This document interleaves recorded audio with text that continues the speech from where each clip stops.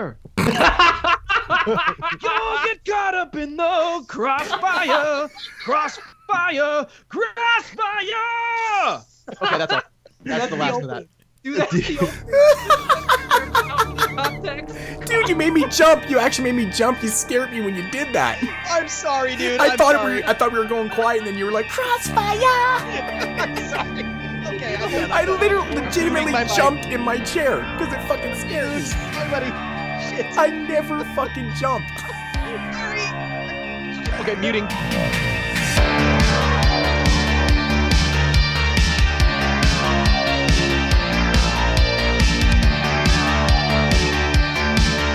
All around her, people are dying, and only Rose knows why. You gotta come quick. You gotta come quick and get me.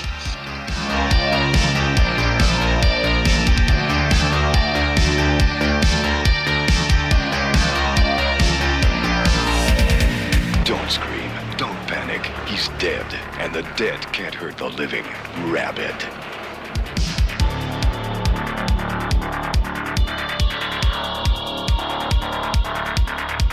Oh yeah, what's going on, everybody out there? Welcome to episode 207 of the 22 Shots of Moods and Horror podcast. I am your host, the Miggity Mac Moves.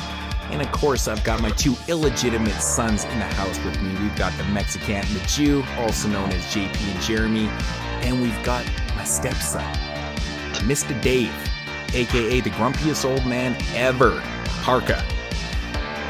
And of course, we are super happy to welcome back to the show. I don't know if this is like the second or third time. My absolute, legitimate Wat-Son is back in the house. I just felt like you did your regular intro without saying yo, what's going on, everybody. I feel like... Well, he doesn't say that ever. The classic Moods intro of yo, what's going on, everybody? Or whatever. Yes, No, yes, it's yo. It's the yes, y'all, it's going down. It's like a totally different thing. It hurts my throat after a while, to be honest. But yeah, man, legitimate Wat-Son back in the house, man. I'm very, very happy to have you back on because you were part of David Cronenberg Volume 1. And so it was just natural. The progression had to be there. You had to come back for Volume 2. Just only makes sense. So Absolutely. And gentlemen, thanks so much for having me back. Like, yeah, last time we mixed it up was, when was that? What episode was it? Which episode was that? It was. I feel like it's in the... None of us are Derek. It's over a year ago, yeah, man. Derek would know. Derek. We called Derek. It's 175. Wow. Okay. Well, man, I appreciate the invitation to join you gents for part 2 here, and I'm especially happy because this marks the first time I've gotten to share the microphone with Mr. David James Parker, old grumpy anti-Canada DJP in the house, and love you, man. And I've also never podcasted with Jeremy either because he wasn't on the Cronenberg part 1. Oh, wow. You know, the J-Dog. So this is indeed a momentous occasion. Hell yeah, I'm stoked, guys. Thanks for having me. That's right, man. So this is the second time you're on the show because we did 5 questions on the Cronenberg show. That's right. So, yeah, I'm really bad with 22 Shots trivia. I always forget how many times people have been on shows and stuff. But yeah, no, it's been a while, man. I hadn't actually talked to you it felt like a year. I mean, I'd mentioned, maybe the odd conversation on Facebook and stuff, but we were on Skype, I think last week was like the first time, I think, since the Cronenberg show, which was crazy. Man, so I know it's good to just chat with you on Skype and get to shoot the shit again, man. Yeah, man, it was really, really good. And then fucking internet. I can only shoot this shit for so long, and then I blow my brains out. It's actually a fact. It really is. It is actually a fact. Yeah. After about the 5-hour mark, it's about enough of shitting the shit. Dude, I don't know how many times I've sat on Skype, for an hour before, then we record the show for 7 hours, and I'll be on Skype for another 5 hours. I don't know how you do that. You go on Skype I'll after? go look at my Skype and I'll see Moods in a call with like Mike and Zach and all them, like literally 2 hours after we record. But no, like at the end of like every week when I log onto Skype and I see like the last call I was on, it'll be like call ended 14 hours and 16 minutes. I was like, Jesus fucking Christ. What happens is, people are down for whatever, they'll be messaging me before the end of the show, so I'll just add them to the same call, and all of a sudden, when Mike gets on, the Sacktown Snore, he adds everybody in the world that's on Skype, right? So there's like, he's 100 people, he adds 100 people, and maybe 4 or 5 get on and stuff, and then the conversation just flurries for hours. It's crazy. I don't know how you do it. By the end of the show, I'm absolutely No, you used to do it, Jeremy. We used to do that. Yeah, that was in my heyday, my high school days, where I wasn't such of a bitch and could stay up late. Now I can't. Now he's even worse of a bitch. I'm done at 2:00 this morning. By the way, I'm out. I'm going to sleep. Dude, we're not recording until 2 a.m. No, it's like I don't know. We got Wat-Son on here. You got an essay prepared? Well, it's funny that you mentioned me when you're on this episode in particular, Dave, because, I mean, David Cronenberg Steinman is clearly a member of a certain group of people, and one might say you're not very fond of that group of people, Dave. So he's not. I don't know how many rants we're going to be getting from you. Cronenberg's not Jewish. I don't know what you're talking about. He legitimately hates it. See, that was a joke. He legitimately hates me. I was definitely going to make an Epstein joke here somewhere, because that'd be my last name if I were Jewish. Because honestly, the only Jewish person I know is Jeremy. So I mean, there it goes. And Brandon. I don't know Brandon very well. Well, they're doing a Jewish episode too. Oddly enough, the Exploding Heads. Yeah, a Jewish episode that has nothing to do. They fucking reviewing Big Bad Wolf. I saw Jeremy comment on that. And that's bad because he wasn't invited. No, they were doing Big Bad Wolf, and it's not a fucking Jewish horror movie. It's only Israeli, right? Hebrew. It's from Israel, yeah. Fucking Jewish. Yeah, and the same directors did that movie. I think is it Rabies? Yeah, it's Rabies. That one's really good, actually. That's a good indie. I like Big Bad Wolf. It's great. Yeah, both of them are good, man. Yeah. Big Bad Wolf's really in the horror movie, though, is it? It's more like a Tarantino style thing. Yeah, it's not really a horror movie at all. I don't think Big Bad Wolves got picked, did it? It was like the possession. Not really horror. But that would be a fun episode to do Rabies and Big Bad. Like, that would be kind of cool. Israeli horror? There's something you don't do every day. Israeli, that's fine. But don't call it Jewish. I'll never find a flag for that. Yeah, but how many people in Israel aren't Jewish? There's some. Lots. Yeah. There's people there that aren't Jewish. Palestine, they're not Jewish. You ever been to Israel? I haven't. You know what's funny? Actually, I actually worked for a guy who came over from Israel, and he was like straight from the old country, and it's crazy. Like he was Have like you seen straight their Jewish. Fucking chicks in their army, man. There's some smoking ass chicks. I saw the one on well, everybody's in the army there. Actually, I think you have to serve. Yeah, that's what I learned from Kafir. That's what I learned from him. He's like, yeah, back where I come from in Israel, like we all have to do a tour, and I was like, crazy. We should do that here. Build character.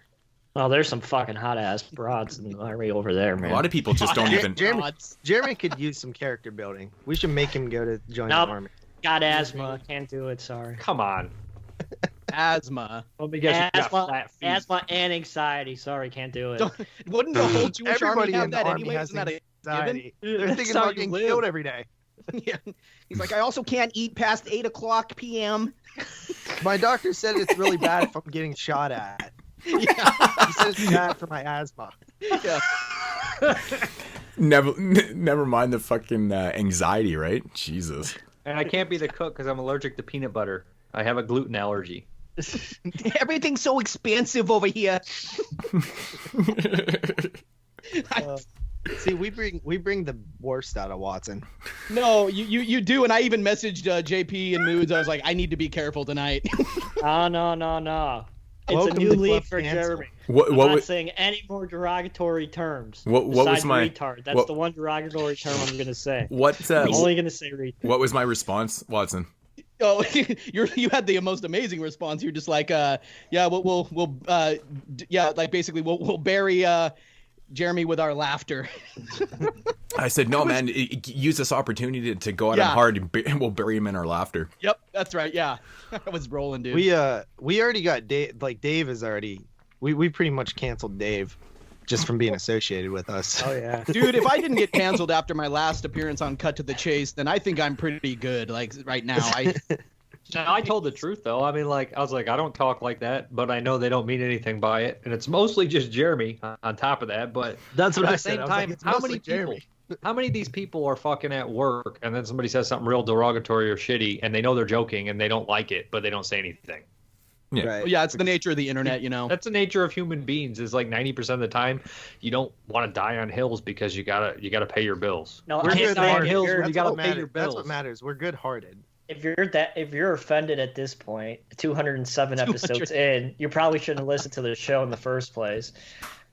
So if you're still getting me, I don't think it's those people that have been listening to the show for 200 episodes. I think it's our listeners. I was going to say it, but I told myself I'm not going to say the word, so I'm not going to say it. It's a lose-lose situation to say the word because either people think you hate them or the people that think you hate them want to be your friend, and they're just cocksuckers. No, yeah, man. Right, exactly. People that hate gay people that think you hate gay people are assholes, and people that think you hate them, I know they don't, you don't, but they think Jeremy's you do. definitely partially gay, so. I do not hate gay people. Hey, we had this already. He does live in a closet.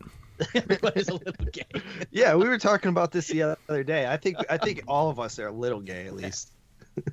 50% right now. 50%. Yeah, there we go. I'm not a picky person, okay? I think I'm lying. I lying. I love it. Yeah, it's awesome, man. But yeah, so yeah. Watson, what have you been up to, man? How's the show with Dave going? The show with Dave is going great. We took a bit of a break in fall because I had some big stuff in my personal life just blow up. I thought I was going to have to do a bunch of relocating and start over with maybe some new jobs prospects and things. But I don't know. The dust settled and you shoot your load in a girl? You should have just hopped the border. No. Okay, thankfully, the pandemic got me out of a thing. So I was able to avoid all that. But like, in any case, yeah, there was a period of time back in the fall, like right before Halloween, where I was like, I don't know if I'm going to be podcasting anymore. I think I might be done. But man, the stuff with Dave is going well. He's such an amazing friend and great just podcasting mentor to me. And I've also joined another show that JP is a huge fan of. Yeah, I listen to it now too. Oh, now. Cool. He said now. I tried to get Dave to listen to it before, and he's like, nah. I heard one episode with Bill Chetty, and I was like, Yes, he's the polarizing. Yes, and Dave and we all agree that he's like the horror critic who is just the most divisive. He has the strangest opinions, and JP's talked about this on His and Hers. He's talked about it, I think, on 22 Shots before I even joined Horror Movie Weekly. That's the name of the show that I'm with for anybody who doesn't know. The show, my main show is the Watsy Party Horror Show for any of your listeners who aren't in the know about that. But Horror Movie Weekly is hosted by the legendary Jay of the Dead, who created horror movie podcasts. So he's got the massive street cred going. He's a legit film critic. Yeah, he's like 10 years in the game. Oh, dude, he's such a beast and is the sweetest fucking guy ever. We talk on the phone sometimes and just chat. I feel like such a sinner when I'm even talking to him because he's just like this. He has a voice that sounds like he's trying to talk me out of killing myself. Exactly. He's super easy to listen to, man. He would lovingly make sure you're okay. But yeah, Horror Movie Weekly's a short form weekly podcast released every Sunday. It's got Jay the Dead going and the amazing Shani Dreadful, who's like a big she was back in the day with the Dead as Hell horror podcast. She's razor sharp and super cool. And yeah, and I'm on the show and we review newer horror movies released within the last 5 years. And it's short form. The episodes run like 45 minutes to an hour max. And see, that's perfect. I need to get on a show like that. Right? See, my question is, man. My question is, man. Like, when does a 22 Shots podcast become a legitimate critique, whatever you want to call it? I would assume probably critics? I guess critics. I guess you can call it. Are we considered legitimate, or I just kind of figured on a cover of a DVD, man, that we made it. I just always thought, well, that's kind of ironic too. I was going to say if when Jeremy fucking gets kicked off the show, but I think it was his quote that actually made it on there. It was my quote. Yeah, right. From a movie I fucking showed you, for fuck's sakes. Jeremy got the pull quote, huh? Right. No, right. I got to hand it to you guys, and I did want to mention this, So anybody, whatever, people, check out Watsy Party Horror Show with Dave Z and me. Check out Horror Movie Weekly. But before we start the Cronenberg stuff, I really did want to talk to you guys for just a couple minutes. And I know, Moods, you might see where this is going. Shameless plug. No. It's incredibly shameless. I don't give a fuck. But I just wanted to tell you guys, I was really stunned. And I know it must have been agony for you guys, the prep and all that. But the Twilight episode, you were Moods, you're talking about legit film criticism. You guys, I know it must have been just a bitch to do that show, but you guys handled that saga excellently. And I got to hand it to it. And listen, I'm not the target demo for any of that. Like, you know, I'm in my 30s. I ride motorcycles and drink whiskey out of the bottle. Like, I am the furthest thing from anything that Twilight is. You all are, except, you know, maybe one of you here. But you know, who could it be? We got a summer series coming up, The Old Man versus the Jew. I watch all the Twilight movies, and Dave watches all the Paranormal Activity movies, and then we go head to head. Yeah, it's going down. It's a summer special, The Jew versus the Old Man. I don't know who wins or loses. Well, you both. Who wins? That's good bonus material right there. That's good bonus material. Yeah. I win because all those movies my movies are better than yours. They are legitimately better than Twilight. Legitimately. You guys killed it on that episode. It was fantastic critiques. You guys took it seriously, and it would have been the low-hanging fruit to, you know, just make fun of it the whole time. Which, believe me, it would have been hard not to do. We did it just to be cool, Watson. Don't you know that? Well, I mean, just to be cool. That's what somebody said. Watson, it's funny you mentioned that, and I don't think you've probably heard our next episode yet because it's not like out on the airwaves. But we actually talk about this because one guy basically said that we're just trying to sound cool for hating the movies, and we were like, well, we actually tried. We thought we tried to critique them fairly. Yeah, somebody actually came out with that shitty criticism. Fuck that. No, not at all. I disagree. I mean, I'm smarter than that person. Well, like I said though, man, you know, we've been doing the show for 7 going on 8 years, whatever, and that was the first time I've ever heard someone say that we did something to be cool. Like, we're so far into this show. Why would we start just doing things to be cool at this point? Like, we're so far beyond Twilight. That. It's such a dumb critique of the show, and it didn't piss me off or nothing, but I just thought it was funny because we actually took it quite serious. Right, it was one time where we actually took a show quite serious. I mean, we take every show serious, but we joke a lot. That show, I felt like we didn't joke like we usually do because we were legitimately trying to. We were literally trying to, give honest opinions, objectively and stuff, and it was. It was kind of funny to hear from that show out of all shows, really. So, it is what it is. I mean, everyone's entitled to their opinion. I thought we were beyond fair with our actual problems with the movies and didn't just say it's sparkling vampires. I gave one of those a 4. Yeah. Dude, I had a couple of 6s. I mean, I don't know what the fuck you were thinking. Now I can't take any of your ratings seriously. I think Lacey's still blown away by the ratings on the final one because she likes the ending of the final film, and like I mean, I think I was probably the most harsh on it because I don't know. I think JP was pretty harsh on it too because that whole pulling the blanket out shit. It's bullshit. It's bullshit. But like, she was like going hard for it. Like it's really good and stuff, and then we're just like, no. Understand how we? Yeah, but she's retarded. So what do you? There we go. Come on. There he said he would use the R word. What? I didn't say it. It's not my fault she doesn't understand the point that I've never seen the Paranormal Activity movies. It's not my fault.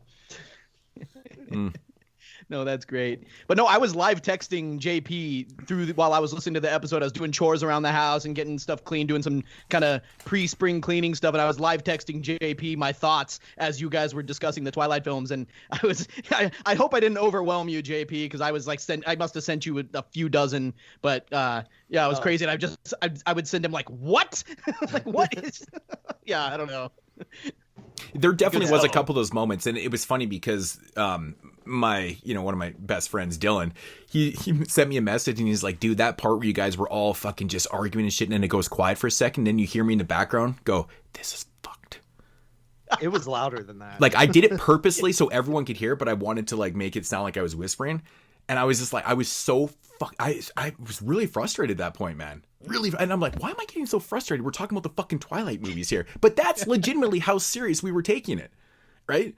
Otherwise, I would never be getting legitimately... I was just getting frustrated because we were really talking... It was one of those episodes where everybody just wanted to get a word and we were all talking and stuff. We just should have probably done a little bit more Roundtree on that instead of just like, hey, we're all going to fucking attack the piece of meat, right? So, it was what it was. But also, I don't to be fair, attack any Lacey was having mic issues too. Like, every time her mic would cut out, we thought she was done, and then we would talk, and then she would come back, so it was just all fucked up. It was the time. Okay. There was a timing issue with the mic, and so it's amazing how one person's mic can really throw you off, man. It's kind of fucked up, but no excuses. It was still, I'm not like super happy that we did the episode, but I'm glad it's over with, and it's in the rear view mirror now. And that we did something like that. It keeps coming up. I mean, at least there's people talking about it. At least people understand that we try to take it serious, and that's all that matters, except for one person apparently. People liked that episode. It did really well. I was surprised. Did it? I thought I got more comments than views. I knew it would. because I'm almost sure. I don't know how it did for downloads, but even my channel, like it's over 1,000 views on there. I mean, it has a ton of hate. It has probably the most thumbs down I've ever seen on a video. But how many thumbs down? But that doesn't matter to me. I mean, it's the fact that, you know, people are clicking on it, and like I think it might have been a lot of really. You got to click on the video to give it a thumbs down. But that was literally the first comment was really the Twilight, and I'm like, I had to put a comment at the top and pin it saying, guys, we explain why we did this franchise in the intro. Just at least listen to the intro and then make a decision. You guys want to listen to the show after, blah, blah, blah. But I hadn't even got to that point. So I uploaded the video and I was like, oh yeah, I was going to post or pin a comment on there. I clicked into the video, like not like 30 seconds. I already had a thumbs down. It was up for 30 seconds. It was up for 30 seconds. I was like, that a boy. Amazing. Hey, it's engagement nonetheless. A thumbs up and a thumbs down are the same thing for the algorithm. Yeah. So, I mean, let's cancel it, though. Let's cancel Twilight from now on. That's the I vowed. Well, unless a new one comes out, and then we got no franchise. I didn't want to bring it up, but we did an episode. There is other books in the franchise. I don't give a flying fuck. We brought it up like 3 episodes in a row now. It's been brought up 3 episodes. I ain't doing it. I would do it for $100. Like, I didn't want to bring it up, but the next episode after the Twilight show was me and No More Room in Hell with me and Mike and Venom, and I ended up talking about it for like 10 minutes, and I was like, I didn't really want to do it, but then I did, and I just couldn't help myself. Plus, you know, nobody else was there, so I was like, I gotta put in a little bit of work. Know, in Moods, I listened to that yesterday, and I was like, oh man, when I'm on the show tomorrow, I am going to bring it up because I have to pay you guys that compliment just because I think you guys freaking nailed that episode. But I knew we'd get off on a tangent, you know, talking Twilight. I know you don't want to, but I just had to pay my respects because, man, I couldn't do it. Shit. Well, I couldn't do it either. I have something that I've been itching to talk to some of you guys about, and I know that Moods and Jeremy are kind of on the outs on this one a little bit, but you could at least find it interesting. You need a PhD to figure out this. Well, okay, just let me say something quickly. Quickly. So episode 204 was the Twilight show. Then 205 was, you know, Terror Vision Video Dead, pretty normal kind of standard stuff for 22 shots. And then episode 206, category 3. Can you get a wider range? Right, dude, come on. I mean. I still got to talk about Ebola syndrome. Yeah, we'll do that right after you know this, but we have like the biggest range, like we really do. And speaking of range and PhDs, like Jeremy said, the summer series is officially announced, man. We talked about this last summer. Moods was actually part of it. He might still maybe be part of it. I don't know, as a moderator or adjudicator, but he said he's kind of busy, so we don't know, but. Duncan did draw the years and the names, and I don't know if you guys caught that live video, but that was fucking hilarious. Literally had to restart 3 times. It took him 3 draws to get it right. The first time he forgot to put Watson's name in it. No, the first time he fucking drew five oh, names. Yeah. The first time he drew 5 names for each year. He started running out of names. It's like, so he had to redo it. And then the second time he didn't have Wat-Son or Lee in there. Yeah. And the third time he got it right. But so 3 of us actually are on that show. I may actually have one with Dustin. I do too. That's pretty cool. I do too. So you have one with, so he's like a shared. Oh my god, this thing's gonna make my head explode. We're not gonna talk about all the details of it. I just want to talk. We'll start with 2010. Like, who's on 2010? Let's do it. Everything to drive Jeremy nuts. Yeah. I don't even know how it works. Like, who gets what year and it's random. What years did you guys get specifically? You say I'm on a year. Is there more? Does each person get more than 1 year? Each person gets 2 years. So what years are you guys specifically on yourselves? Okay, so I got 2015 and 2018. 2015 is super stacked, by the way. I got 18's a great year. 2016 and 2017. Isn't that weird that me and you are like next to each other like that? Well, check it out, because I got 2016 and 2018. So we all span 2015 to 2018, all our years. Yeah, those are all the good. Those are good years though too, man. Dude, I think the early part. 2017 is real stacked. It's tough. Yeah, like I think when we broke that down on one of the shows, I think I can't remember, it was like 16, 17, 18. Like those years are really powerful, man. There's some good fucking Watson. Years. Love it. Yeah. Watson. Well, I mean, even 20. You got the Invitation and Bone Tomahawk in that year in 20. Dude, and The Witch. Dude, there's so many and films. Green Room. Yeah. Like I mean, 2015 has like really good movies. The only problem with, this summer series is that it is the 2000 teens, and like we just did all these years, like us, and the way we prep for shows, like we legitimately watched like 140, 150 movies. Well, that's what I told the guys, because some of the people in the chat were like, man, I need to start prepping on these because I haven't seen a ton. I was like, according to my letterbox, I've seen 97 from 2015. Right, so that's what I'm saying. Just ask me if you need some gems. And as close as like 2000, so people would have got 2019 also, so like that is pretty damn there's fresh. Films in 2019 that count for that year that we just did on our top 10 last year. Right, so because of the way that they do the selection. Right. Yeah, because we do ours differently, right? So Yep, so do I. Yeah, but almost everybody does. Yeah. We do ours the right way. Well, it doesn't matter. Well, he has an international cast of hosts, and that's why I think it makes sense for that particular series to just say, okay, where did it first screen? That's the year. It takes care of any international rights, which you guys, I don't know a whole lot about that, but you guys are like the best with knowing which production company does what and what the rights are here and I'm there. The best. Is what? No, you're not. No. I'm the best on DVD companies. I guarantee that. Yeah, but dude, I don't know about that, man. I take a damn fucking pride in that shit, man. Hardcore. I don't know shit. No. I don't. I just follow the leader. All right, Jeremy, name a movie. A horror movie, a niche label. A horror movie from a niche label. Okay, a movie called Suicide Room. What? Suicide Room. See, Dave doesn't know. No, I don't know. It's probably newer. It's Phase 4. No, Dave, I know what you're doing, but like I legitimately have. It's Wolfie Video. That's not a fucking. That's not a boutique label, man. See, Dave, we're probably. You don't know what a niche label? Mondo Macabro, Vinegar Syndrome, 88 Films, Arrow. You could name any. You could name any movie from any of those labels, and I could tell you right away, man. I have my entire collection separated. I have my entire collection actually separated like that. That's how I do shit. That's how I do shit. I'm constantly on those websites every single day. Like, I could, just. Can I ask you guys, who put out? Was it Kino Lorber who put out Lady Terminator? No, Mondo Macabro. Maybe? Oh, damn it. There you go. Yeah, okay. See? Shit like that. And you know what? You guys are both... I really hope, and that's one of the titles I wish, because they actually still have that DVD in print, but I want them to release the Blu-ray of that, man. Oh my God, I love that movie. It's so much fun, yeah. It really is. Yeah. Who put out Jekyll and Hyde Together Again? Oh, that would be Olive Films. That is right. What is Olive? I didn't hear. JP, I didn't hear what Jeremy said. He said Jekyll and then Hyde Together Again. Oh, Together Again, because all I heard was Jekyll and Hyde. It was Olive Films, but originally it was Legend. Probably. And I'm like, there's a bunch of companies that put out Jekyll and DVD. Hyde. Speaking of Olive Films, there's Olive Blu-rays at Dollar Tree now. What? Really? Wow, grab those are expensive as fuck. For $1. Dollar Tree has no Blueys. I'm jealous of. My Dollar Tree is hepatitis. That's it. You have to.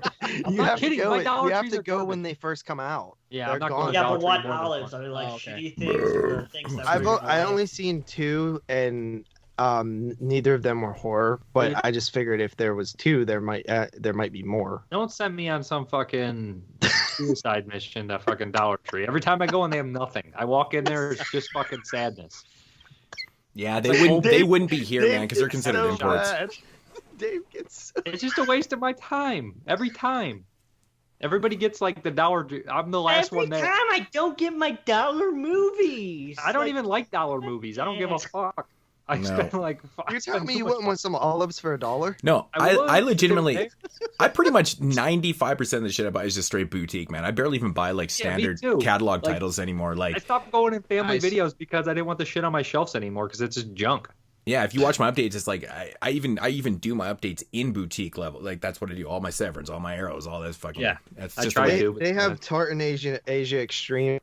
I got all that. I got all that. I have every single one. Yeah, dude, you went ape on those, man. I wish they were easier to find because some of those I just don't see hitting Blu-ray and shit like that. So. They'd be kind of cool to find, but they're just not. Well, really, like so few of that line has actually gotten Blu-ray releases. I mean, I have like 30 or 40 of the Asian Tartan Extreme films, but Dave is he was actually commenting. I have all the U.S. ones. I don't have all the. I probably have around 20. Yeah, the U.S. ones are probably the easiest ones, but yeah, there's a few that I'm missing, but they're just getting harder. I have doubles. I'm missing P. I don't have P. Here we go. Who released the first edition of Dog Soldiers? First look? Yeah, that's right. Hey, Moose, I have UK an company? extra sealed copy of P. I'll send it to you with that. You know what's funny, JP? I was actually going to ask you pregame if you had sent that thing because I wasn't sure if you'd sent it. Yet. Okay. I've been lazy. I just like to keep track of when things are shit because, of course, the problems I've been having lately has been utterly ridiculous. I don't want to get into that, but to wrap up the summer series thing, I'm pretty excited. I was a little bummed that I didn't get like some of the regulars like Dave Z or even Dave. Mr. Parka on one of my years, or even fuck Carly, like just somebody that you know. Say, I wanted to mix Carly. Yeah, I wanted to Carly and Derek. It totally came out like Derek fuck Carly. one. I did get Dustin though, which was cool. So that's like the happy only about that. That's cool. I'm happy. Yeah, that's cool. But I wanted a mix of like new and people that I haven't done with before. So let me ask you guys: are you guys excited to do the 2000 teens? I mean, like I said, you know, it's so fresh still to me. I mean, well, here's the thing, though. It's not like our top 10 where we have to watch 100 movies. Yeah. You only have to watch like what maximum like 20 movies or something like that. The reason why I ask you though, because I know you're not a big fan of like rewatching stuff, and I'm not really too sure on what Dave's stance is. I love rewatching things because I think rewatches are really good. I agree with Dave Z. But I know you're not a big fan, and a lot of these movies that you're going to be watching are rewatches, and you just did it recently. So yeah, well, you know what's funny about that is most of the ones from 2015 I've already rewatched. Like I watched The Witch a couple of times. Green Room I just watched last year again. Bone Tomahawk I just watched last year again. Like, so right. It's funny because these are but the cool thing is they're like some of my favorite movies from the decade. So man, I love Bone Tomahawk. Actually, kind of works out. And honestly, so good. I'm so familiar with this. And Invitation are like two of my favorite movies. The Invitation's great, man. Yeah. Oh yeah. I'm so familiar with this decade of movies that it's easy. It's like I don't even feel like I need to prep. You know what I mean? Same. I feel the same thing. Yeah. Good. Wat-Son, what year did you get? I got 2016 and 20 with you, and 2018 with JP. So 2016. What do you have an idea which ones you're gonna pick? I made up my list last year, dude. When I was in the 2000s, I sort of did a mock list, and I did forget that Duncan's criteria for year selection is, you know, just the where does it screen first? That's the year. So there were some titles, like for instance, Raw is that's probably going to be my number one pick for technically 2016, even though it got the wide release in 2017. I'm going to be hard pressed for that not to be like my I'm definitely picking Train to Busan if that doesn't get of course, yeah. That was definitely on our 17 list, man. Definitely Raw was on our 17s. And the Greasy Strangler. I'm definitely putting the Greasy Strangler. I don't give a fuck. Hell yeah! A lot of people are like, I hate that movie, but that's the only movie anybody quotes. It's the only quote anybody can remember is from the Greasy Strangler. See, I'm having a little bit more trouble with my 18 list than I was my 15, just because like my strategy is always like I want everybody else to pick the popular movies, and then I want to force in like some gems that people might not know. That's usually what I go for. Justin, I think I'm doing kind of the same thing because you can't because you're on my year, so I need you to pick the popular movies. Okay, I will. You know what I'll do then? For our year, I'll be the first person to put my list out, and then for 2016 or whatever, I'll wait or whatever. I don't know. I haven't. You just did like half your list. Dude, 2017 is just stupid, man. Yeah, stupid with movies, Satan, man. Slave and Terrified too. They're both on that. Like, there's so many good movies, man. Like The Transfiguration, like Hounds of Love, like Cure for Wellness. I fucking love Tigers The Void. Are Not Afraid. Cure for Wellness is like the best looking Blu-ray. It comes at night. I love, but my number one at 17 was Brimstone, man. I fucking. That's 16. That counts as 2016 moods. For the summer series. Well, that's what happened with when I was looking at I went on Letterboxd and looked at all I watched for 2018, and I had all these international films that technically got their first screenings in 2017. So as I'm looking at my list of these amazing 2018 films, I'm throwing like every foreign film over to 2017, going fuck. So give me them all. Give me them all, Wat-Son. Yeah, I will. Kind of going through our list, man. These are definitely a lot different, man. But like, I'm looking at fucking what is this? 2016, man. I forgot about Francesca, The Wailing. Oh my God, Neon Demon. Eyes of My Mother. Yeah, there's Fuck so the many. Witch. My Mother is going to be one of mine. Masks. Yep, I same. fucking was my number 2. I love Masks, and yeah, Train to Masks Busan. was probably count as 2014 though. Yeah, well, what like 2011? Yeah, well, that's the thing. That's the thing because it came out 1969 actually. because it came so much time after. Excellent Yeah, movie. yeah. Like I got for 18. Scherzo House of Diabolico? Jackal, Oh, fuck. Hereditary, Oh, of course. Summer of +84. Dave, did you like Night Scherzo's Plus Star is my Diabolico? favorite from 2018. Did you like Did Scherzo's what? Diabolico? Sergio Diabolico. Scherzo Diabolico. Yeah, that was a cool movie. He's asking you, Dave. Me, I didn't watch it, but that's the Bogalano movie, right? Yeah. I have the DVD, and I didn't want to watch it because they fucking released a Blu-ray, and I wanted to watch the Blu-ray, but it's like fucking $30. No, Dave, let me Bogalano's ask my you this. dude, man. Were He's my you- fucking dude. Before you joined the show, were you like balls deep into the current year every year? Like, did you watch like a ton like we do? No, I watched a bunch of independent movies and weird shit. I remember But I watching watched your a end handful. when I've you seen a lot of the big ones. when you would do your like Anything year-end with top pop culture. 50 or whatever. It was full of like horror and exploitation and stuff like that. Yeah. Yeah, it was all weird shit though. It was like half of them were mainstream and half were like low budget because that's what I was watching. Yeah, but I always liked yours, man, because you always had a bunch of films on there. I mean, definitely a handful that I hadn't seen or whatever. So I was like, yeah, got to check those out, kind of thing. So I actually went back and re-listened to the best of 2016 and 2017 the other day from you guys. yeah, Really? Yeah, just so I could get like an idea of what the year was like. dude. But I will say this.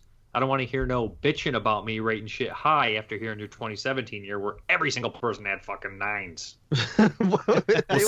Everyone was a 9. Now everybody's like, I'm going to give this great movie a 6.5.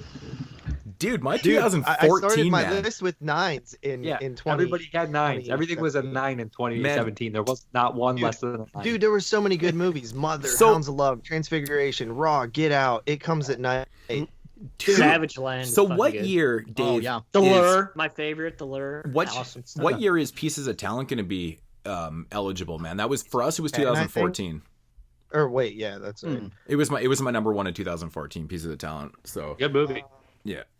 Amazing cast, man. I that was one of the funnest times at Wasteland. Man, was fucking hanging out with the whole cast and shit. It was fucking crazy, man. Yeah, it would be 20. that must have been for It us. was so much fun, dude. Like, That oh must have man, been cool. they were in their hotel room and shit, and it was awesome, man. It was a fucking blast. It was a great time. I wish you So- would have got to make a sequel.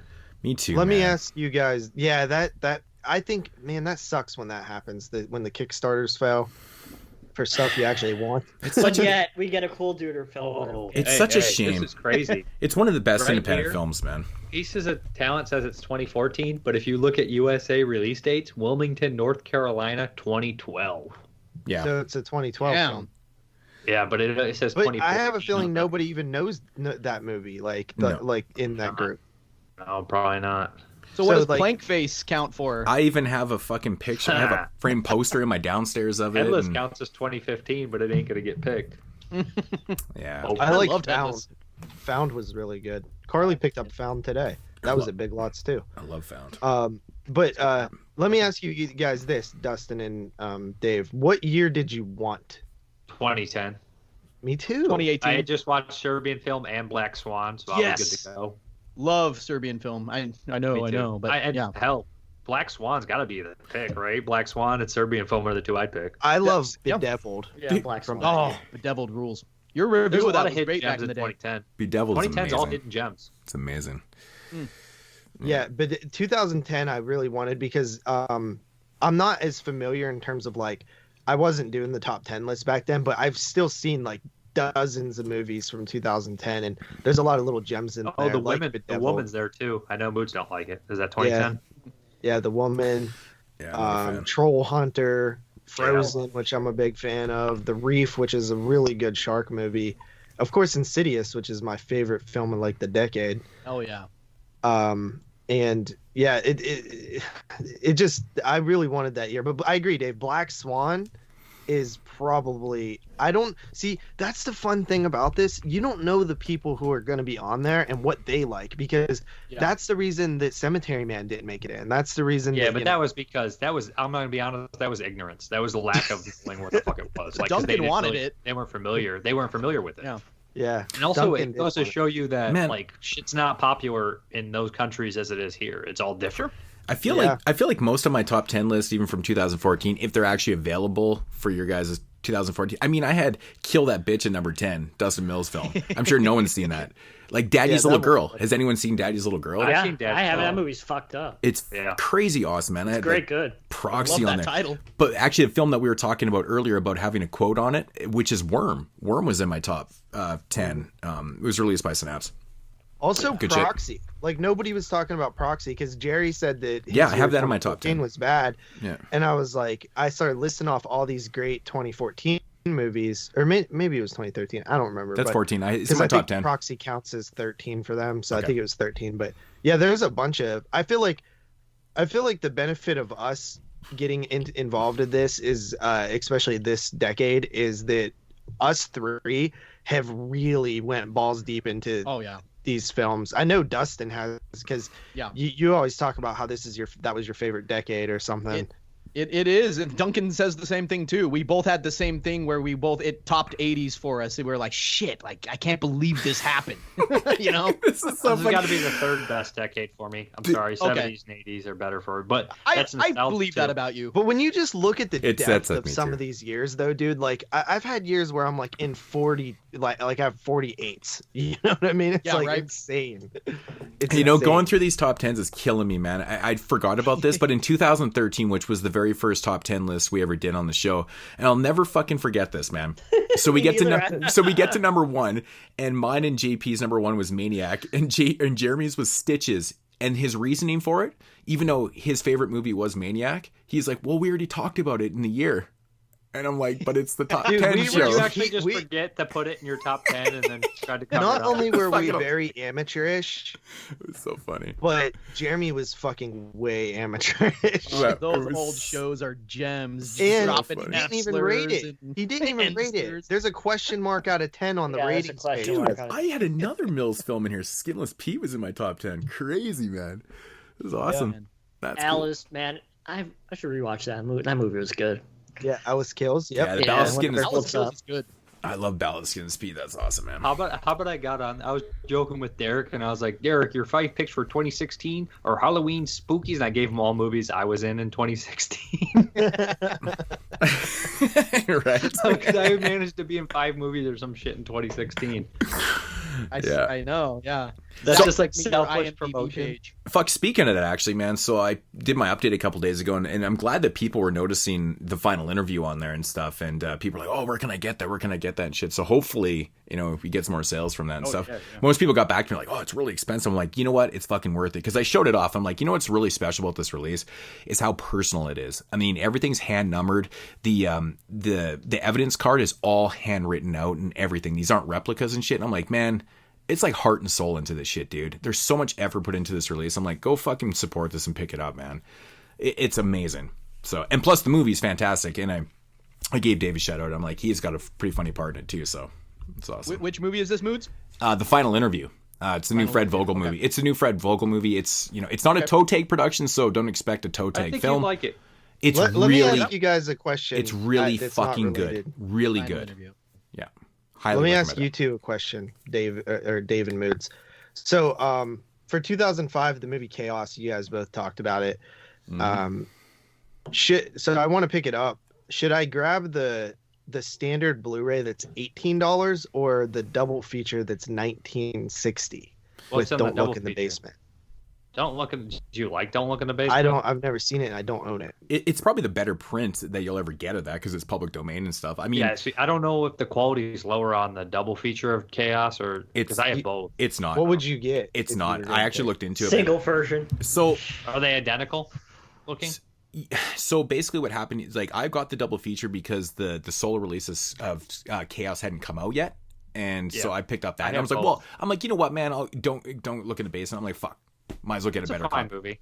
It's fine, so I'll grab that. And then when the single one came out, I heard that it was legitimately the same type of transfer and stuff. So, I mean, it's, 50 gig fucking disc and shit. It's not compressed and shit, so it looks good. It actually... Don't look in the basement's a Video Nasty, and it's decent. Okay, I'll get the double feature. It's cheapy. It's $2 more. Honestly, dude, I watched Chaos just the other night again. I was like, fucking it looks blown. good. The Blu-ray for a looks cheap-ass movie. Fucking amazing, dude. It looks so good. Compared to the DVD, oh my God, massive fucking upgrade, man. Massive upgrade. The DVD looks pretty trashy. It stars and it stars Kevin Gage, man. Do you know who Kevin Gage is, JP? No. He's a character actor, but you'll know him. He was in Late small Terrest. roles He was big movies, yeah. But he's Wayne Grow, and he's brutal. The trashy dude, and he's also in fucking Con Air when he's a regular. He's like, yeah, a regular hound dog. The guy that Nicolas Cage killed in the beginning, and he's like, Clarence, this guy's dead. I do love Con Air. I have to say though, man, it's brilliant casting because he pulls off that role so good, man. He looks the role. He looks the role, and it's kind of he's a great actor. Sage Stallone's actually in the movie too, which is kind of weird. He's like a throwback character actor. I feel like he belonged in the 70s. Do you know who Sage Stallone is, JP? That was Sylvester Stallone's son. Yeah. Anyways, he's randomly in the movie. I don't know how that whole thing came about for him in that one, but he actually, there's a story. He was they were originally the Junior who plays Weasel, or not, he plays Junior. Sorry about that. Not Weasel. But the guy who plays Junior in the original Last House on the Left and David Hess were planning on making a remake, right? He was going to be the producer on it, Junior, so he got Stage Stallone involved. They were going to make this remake of Last House on the Left. Vincent Gallo was going to do it. Then all of a sudden, last minute, it changed, not from a remake. I don't know if they didn't have the rights or something didn't fucking work out. So David Hess was out and Vincent Gallo was out and Stage Stallone was already signed, so he's already sucked into the fucking movie. And then they made Chaos, which wasn't a remake of Last House on the Left, but guess what? It's a fucking remake of Last House on the Left. It is. It's straight up a Last. Just like Last House on the Left isn't a remake of Virgin Spring. Okay, so I pretty much knew this. No, worse. I pretty much knew the story. I didn't. Yeah. I don't think I knew that Sage Stallone was in the production of it. I knew that. I knew because he thought it was Last House on the Left. I knew that production was meant to be a Last House on the Left remake, and like you said, though, it legitimately turned out like a Last House on the Left remake. Chaos. I'll have to check that out. Okay, it's batshit, dude. It's fucking, because you're a big Last House on the Left fan. I'm a big fan. Of even Roger Ebert. They misquoted Roger Ebert on the front cover of the DVD. It has a great. He thinks it's like one of the worst movies ever, and they put a quote on the front cover that was like. That made it seem like he loves the movie. It's hilarious. That's what you do. I would too. I cut out. Dude, use that shit. Just put it this way, Watson. Junior, Sadie and Krug. What? It's one of those movies where it's one of those films that doesn't pull any punches. It's brutal. Love it. And it leaves you going. It leaves you staring at the screen at the end. What year is Chaos? 05. 05. We talked about it last week, didn't we? Yeah, I think we did actually. Listen to it last week. Listen to last. It's not out yet. Listen to every episode. Go pay for it. Oh, it's up on YouTube. It's on now. YouTube. It's been on YouTube since the beginning. Yeah, but I mean, it's been out for one day and it's a 5-hour show. I mean, it's been out for like 5 hours. 35. That's true. I also have according YouTube to Marco, I was the MVP of that episode. Thank you very much. I'll take all the credit. You're the MVP of every episode. Marco doesn't even speak English. He said you were the MVP of an episode you weren't even on one time. So that motherfucker ain't even listening to the show. Marco's the best. Marco's the homie. Shout out to Marco's. You're like Donald Trump, Jeremy. Somebody gives you a compliment, they're the best. Oh yeah. No, Marco's dope. Marco's dope, man. Even though he's like the vice president of the Vince Vaughn fucking nation, it's kind of. There's nothing wrong with Vince Vaughn. Vince Vaughn is fine. No, I gained a new appreciation for him after Freaky. Even though it's so funny, like every update I watch recently, somebody will show Freaky and they're like, I can't believe I actually like this movie. It's the first thing that everyone fucking says. And it's like. It was amazing, yeah.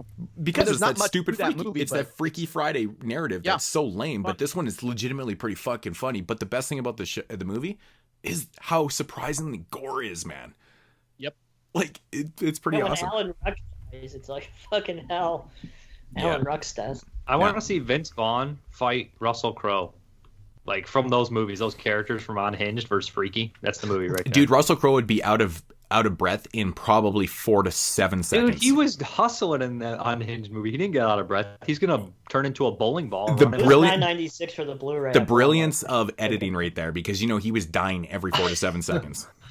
No, he was on PCP. I'm pretty sure that it's not a coincidence. That cop car. I'm sure it wasn't even a truck. I'm sure he just rolled into a ball into it, like the critter ball. It's not even a coincidence that, the best scene in the film, in my opinion, is the diner scene. Go figure. Russell Crowe, fat-ass Russell Crowe in the diner scene. Like I said, it would have been a lot better if he was eating a big-ass donut, big-ass biscuit or something. It's like, we're going to call for break, right? Could you imagine he's eating like one of those big-ass biscuits from like CB4 and shit, and he just gnarls up this guy? A Philly cheesesteak. And he's got that Philly cheesesteak lean over the table where his guts, like, you know what I mean? Right? You've heard of it, right? You ever watch Man vs. Food? This fat guy's like, you got to have the chili cheesesteak lean, so you can get it all down your stomach. My whole YouTube subscription page is nothing but eating videos. That's all I fucking watch. You just watch fucking Stoney and Randy Santel. I watch Beard. I watch Beard. I watch Molly. I watch Killer Kennedy. I watch fucking Joel Hansen. You watch that like skinny Asian dude? Yeah, Matt Stoney. I watch Sant. I watch pretty much everybody that's notable. Nathan Figaro, he's really cool, man. He's a great editor. Probably some of the best videos on YouTube, man. Fucking ridiculous. Well, see that dude that faked it though, where he was like, "I'm eating 30,000 and he faked it." No. Nathan's fucking legit, dude. Who was that one guy who faked it? Who was like, "I'm eating 150,000 calories in 2 days." I watched a lot of Eric Electric too. I'm not sure about who faked that one, but Eric Electric is really funny actually. I like his thumbs up if you poop today thing. It's pretty funny to me, but it's fucking hilarious. But he's an incredible eater. Incredible. Do you remember Epic Mealtime? Of course. Yeah.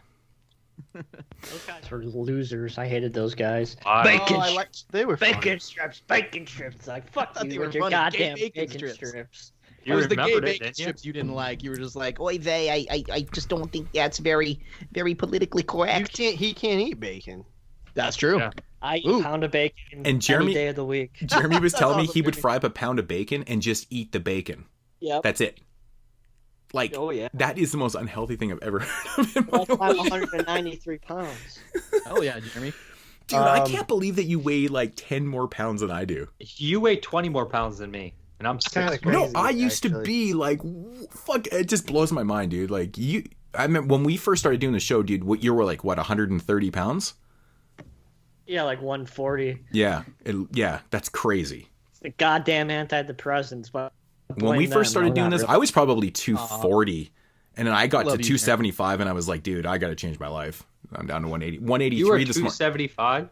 Yeah, I never really heard of antidepressants making you gain weight. They can. Usually, to me, it's just like the sex. You can't come. Yeah. Yeah, I weigh myself on Fridays because it's just a mental thing with me, and because I work out all week, and I don't live by the scale anymore. I don't have to, but I used to get obsessed by it. I'm like, oh, I lost this, blah blah blah. Anyways, I weigh myself on Fridays. You a fucking Libra? Live and die by the scale? I do. I am a Libra. I actually am too. Yeah. Oh. So I weighed myself this morning. I was like, whoa, 183. I'm like, shit. That's pretty fucking good, man. Did you start looking at yourself in the mirror sideways, like pulling your shirt down to see how your wiener out? Dude, I'm wearing my new Tribe Called Quest shirt. I'm wearing this 3/4 shirt, and I'm like pulling up, going, "Fuck yeah, that's where it's at." Did you fuck me? It was funny. I fucking came home. I grabbed some beer. And I came in the house, and the wife goes, she hadn't seen me today, and she's like, "Oh fuck," she's like, "You looking good." I'm like, "Thank you." Yeah. Suck my dick. It was one of those weird moments. I got eyes. I know. Yeah. But anyways, man. It's just crazy the transformation of just how different we are now. Crazy. Yeah. Unreal, man. But no, I've actually heard of that, JP. I've heard of that. Antidepressants. I can't go to Taco Bell and eat a 12-pack of tacos anymore. That's for sure. No, but that's the thing with that medication. True. I mean, I don't know. It's what they did to me. Yeah, those medications I've heard that you gain weight if you don't exercise, you'll get fat. You got to exercise when you eat like that now. Yeah, but I've heard those medications are actually, that's what they do to you. They make you gain weight. Watch paint dry, you gain weight. Yep. Yeah, no, I'm not talking about weight. But it's just, I mean, honestly, dude, you can eat what you want, just exercise. I did. I was walking like 6 miles every day during the summer, and now it's fucking negative 17 below zero, and I'm not fucking doing that shit. Get a treadmill. Right. I know. You got money? You got a lot of money. Get a treadmill. What makes you think he has money, Dave? I know he has money. I have money. Oh, because he's trying to pin something on me? Jew joke. No, I'm just wondering. Is it because he's Canadian? Just asking a question. No, because I don't pay rent and I live at home and it's awesome. No, he does have money. He said I have money. Well, I know. I was just really trying to make a Jew joke here, but I know you're trying to throw me under the bus. No. I'll throw myself under the bus anytime if it involves this. But like, Jeremy, that's awesome, and hope your health is good, buddy. Gotta keep yourself healthy. I talk about that shit all the time. I don't give a shit. I how figured much money are you going to be buried with? How much money am I going to get buried with? Yeah. I don't know. No, just this locket full of gold nuggets. That's it. Yeah. I was going to fill my cat. I was on it was remember Kino? They posted a picture of some fans' Kino collection. Yeah. And so the first comment on there was like, don't you feel stupid for buying all this when you could have like invested or something? And then some dude under him was like, you can't take that money with you when you die, or something like that. And I was like, yeah, it's but like, we've talked about that guy's getting happy from buying all that shit, man. Why is dude on Kino's page complaining about people buying Kino? Get the fuck out of go away. Go away. See, we've talked about this many times on the podcast before, is that people that don't collect don't understand collectors, because that's the first place they go to. Why would you spend all that money on that bullshit, like when you can invest in this? But the thing is, but you're commenting to somebody that you don't know. Like, I've had people comment to me many times like, oh, it must be nice to live at home and, fucking have your parents support you, and you should invest your money and shit. I'm like, guys, I was married and had a house by the time I was 27. I own a business. Like, I have everything first, and I do everything in my life first before I collect shit. Yeah, my parents were dead by the time I was 29 years old. What the fuck are you talking about? Right? So we've accomplished. Get the fuck out of here. I know, I've had people, and I commented to the guy, and I'm like, dude, I'm married with, at the time I didn't have my kid, but I'm like, dude, I'm married, and the guy's like, yeah, I dealt that. I'm like, or somebody said, eat the rich. He was like, eat the rich. I was like, dude, I'm not rich. I don't have kids. I don't waste I don't have to spend money on kids. Therefore, I have extra money. Yeah, that's a huge expense, right? Dude, it is a huge expense. And I'm not a Watson junkie. knows. Like, Watson knows. Dick, but I don't have addictions. That's a costly. Right. Yeah. And like I said, I have a house. I have fucking new vehicle. I have all that type of shit. I mean, obviously all that shit's all paid for, all that shit before I start spending thousands of dollars on movies and shit. Like, give me a fucking break. Like, fucking people are so stupid. I bet you your music collection's worth more than your fucking movie collection. I highly doubt people know. Honestly, dude, I'm more proud of it because it's a lot more hard to obtain. I mean, I was lucky though, because I started collecting music back when I was really, really young, like back in the late 80s, right? So I bought a lot of this shit when it was coming out. And now with music is different than movies because it doesn't get re-released. The genre I listen to, movies is cool, man, because if if a movie goes out of print from a company, another boutique label is probably going to pick it up and release it. So people always freak, I need to get the out of print shit. Just wait, it'll get re-released. With the music I listen to, absolutely not. It doesn't get re-released. So it's a lot harder to obtain. I'm very proud of this collection, and it's huge. It's massive. But I also started collecting when I was very, very young. Right, and I think people kind of don't look at it like that. I'm the same way with my DVDs. They're like, "How'd you get that? That's been out of print for years." I was like, "I bought it in like 1999." Yeah, I bought it when it came out. Exactly. And I do the same thing. It's funny that you guys get hate from people being like, "Oh, what do you do? Live in your mom's basement and have a collection like that?" It's like, no, I'll tell you what. The irony here with your stupid comment is that it's me being a responsible adult that's allowed me to do this. So shut the fuck up. Sometimes not responsible. When you're like, I just spent $200 on movies. Well, I mean, okay, but every once in a while, that's why I don't spend $200 on. Yeah, but I mean, you got your bills paid, right? Like you're not spending $200 on movies and open up the fridge and it's empty. Dude, I used to work. I worked like hundreds and hundreds and hundreds of hours at the mill over time, and then saved up a bunch of money, bought a house. I wasn't buying a lot of stuff in those times. I would still buy music and stuff, but I wasn't buying as much movies and things. Bought a house, bought vehicles, got all that, did all that type of shit. Like, I don't understand how people can just sit there and just automatically judge like that. They see one thing and like, oh, you're a fucking idiot. I'm like, no, but there's priorities. Going back to that comment though, like the thing about it is like, and it's fine if you don't want to spend money on movies and you would rather do it fishing or something else, bowling or going on vacation or something like that. But the point is like everybody's different, and what entertains them, what gets them excited or happy is different from what gets you excited and happy. Like, maybe you're happy spending all your money investing and stuff like that. But at the end of the day, like the way that I look at it is like, it's replaceable. Like money is replaceable. Yeah, so as long as dude, different Blu-ray I have versions. I have the same mentality. I'm like, man, money is meant to be spent and I can always make more. And I feel confident I can, right? So, and that's the way I look at it. I'm like, there's a flip side to the argument. It's like, people are like, oh, why you should invest your money in that type of shit and stuff. I'm like, I'm looking at you going, why are you saving your money? What are you accomplishing by doing that? Like, you're literally not buying anything. Like, what are you doing? You're supposed to save some, but I mean, you got to be happy. No, too. I meant my happiness is more important. But that's where it comes down to people don't understand collectors. It's like, I mean, I'm sure there is collectors out there that probably over exceed their budgets and stuff and spend too much money on their collecting and kind of, but I mean, there's responsible collectors like me and Dave that, it may appear that we're spending so much money and not affording, but that's not the case. It's secondary. Like everything is taken care for. Yeah. I had a neighbor who was like real, like he would try to get me to do stuff for like ass money, like cables and stuff like that. Well, no, that did sound weird though, but like fucking do some stuff. Break the leaves in his yard.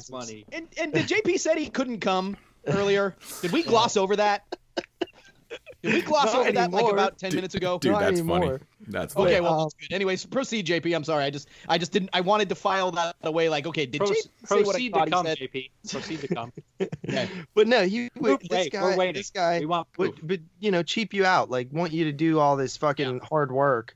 Jacking like off and $8. stuff, and for like a fast candy bar or something. But the point is he didn't like spending money, and he died old with a bunch of money and like no family, and he was miserable the entire fucking time. And then it just went to the state because he had no money to give it or nobody to give it to. He was miserable the entire fucking time. Like, as long as I known this dude, he was a miserable prick. And sounds like me. Kind of like Dave, but Dave spends money, Dave and Jeremy.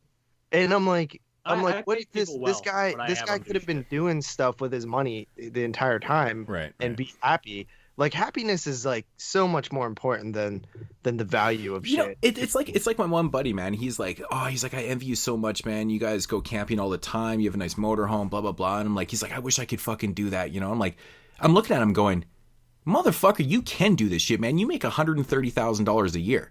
You're just a cheap motherfucker.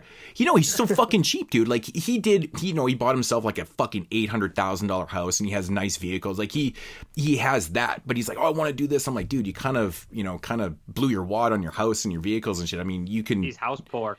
Yeah, well, that's the thing. He's making a lot of money, but he put everything into his fucking house. I'm like, I could be living in a bigger house than I am right now too. I'm not saying my house is small or nothing, but I don't, because I want to live different ways, right? Yeah. I'm like, you're looking at me going, you can accomplish what I'm doing every single day, but you chose to buy this ridiculous house, dude. Like, it's so nice, but it's ridiculous, man. But you don't need it. It's the two of them. It's fucking two people. And I'm like, dude, this is why we live like this. This is why we, before the world went to shit, would go on these trips and stuff and do all this type of stuff because we allowed ourselves to afford it. Right? I mean, I'm sorry, dude, but you just, sell your house, downgrade, and go buy yourself a fucking motorhome and stuff. Like, stop bitching about it, man. And that's what I hate about people, man. It drives me nuts, dude. It's logical, right? Mm-hmm. And plus, once you start collecting shit, like, it's like a whirlwind, man. You can't get out. Once you're in it, it's hard to get out. A lot of the collection retains its value too. I mean, it's not like you just fucking threw money away. Technically, like, if any of us sold our collections right now, if like we fucking had half. Oh my god. Half? I don't know about half, dude. Like, I have stuff in here that's worth like 5 times what I paid for it. Yeah, but Me too, man. You average out everything else. I bet you could have. I don't think half. I really don't. I truly don't think half. But I don't know if I'd argue with him, JP. Well, he doesn't. Well, yours is half. You got crunching numbers. You bought all your stuff from Family Video. Like, I got fucking hundreds of like niche like boutique label shit that people. I got boutique label shit, you motherfucker.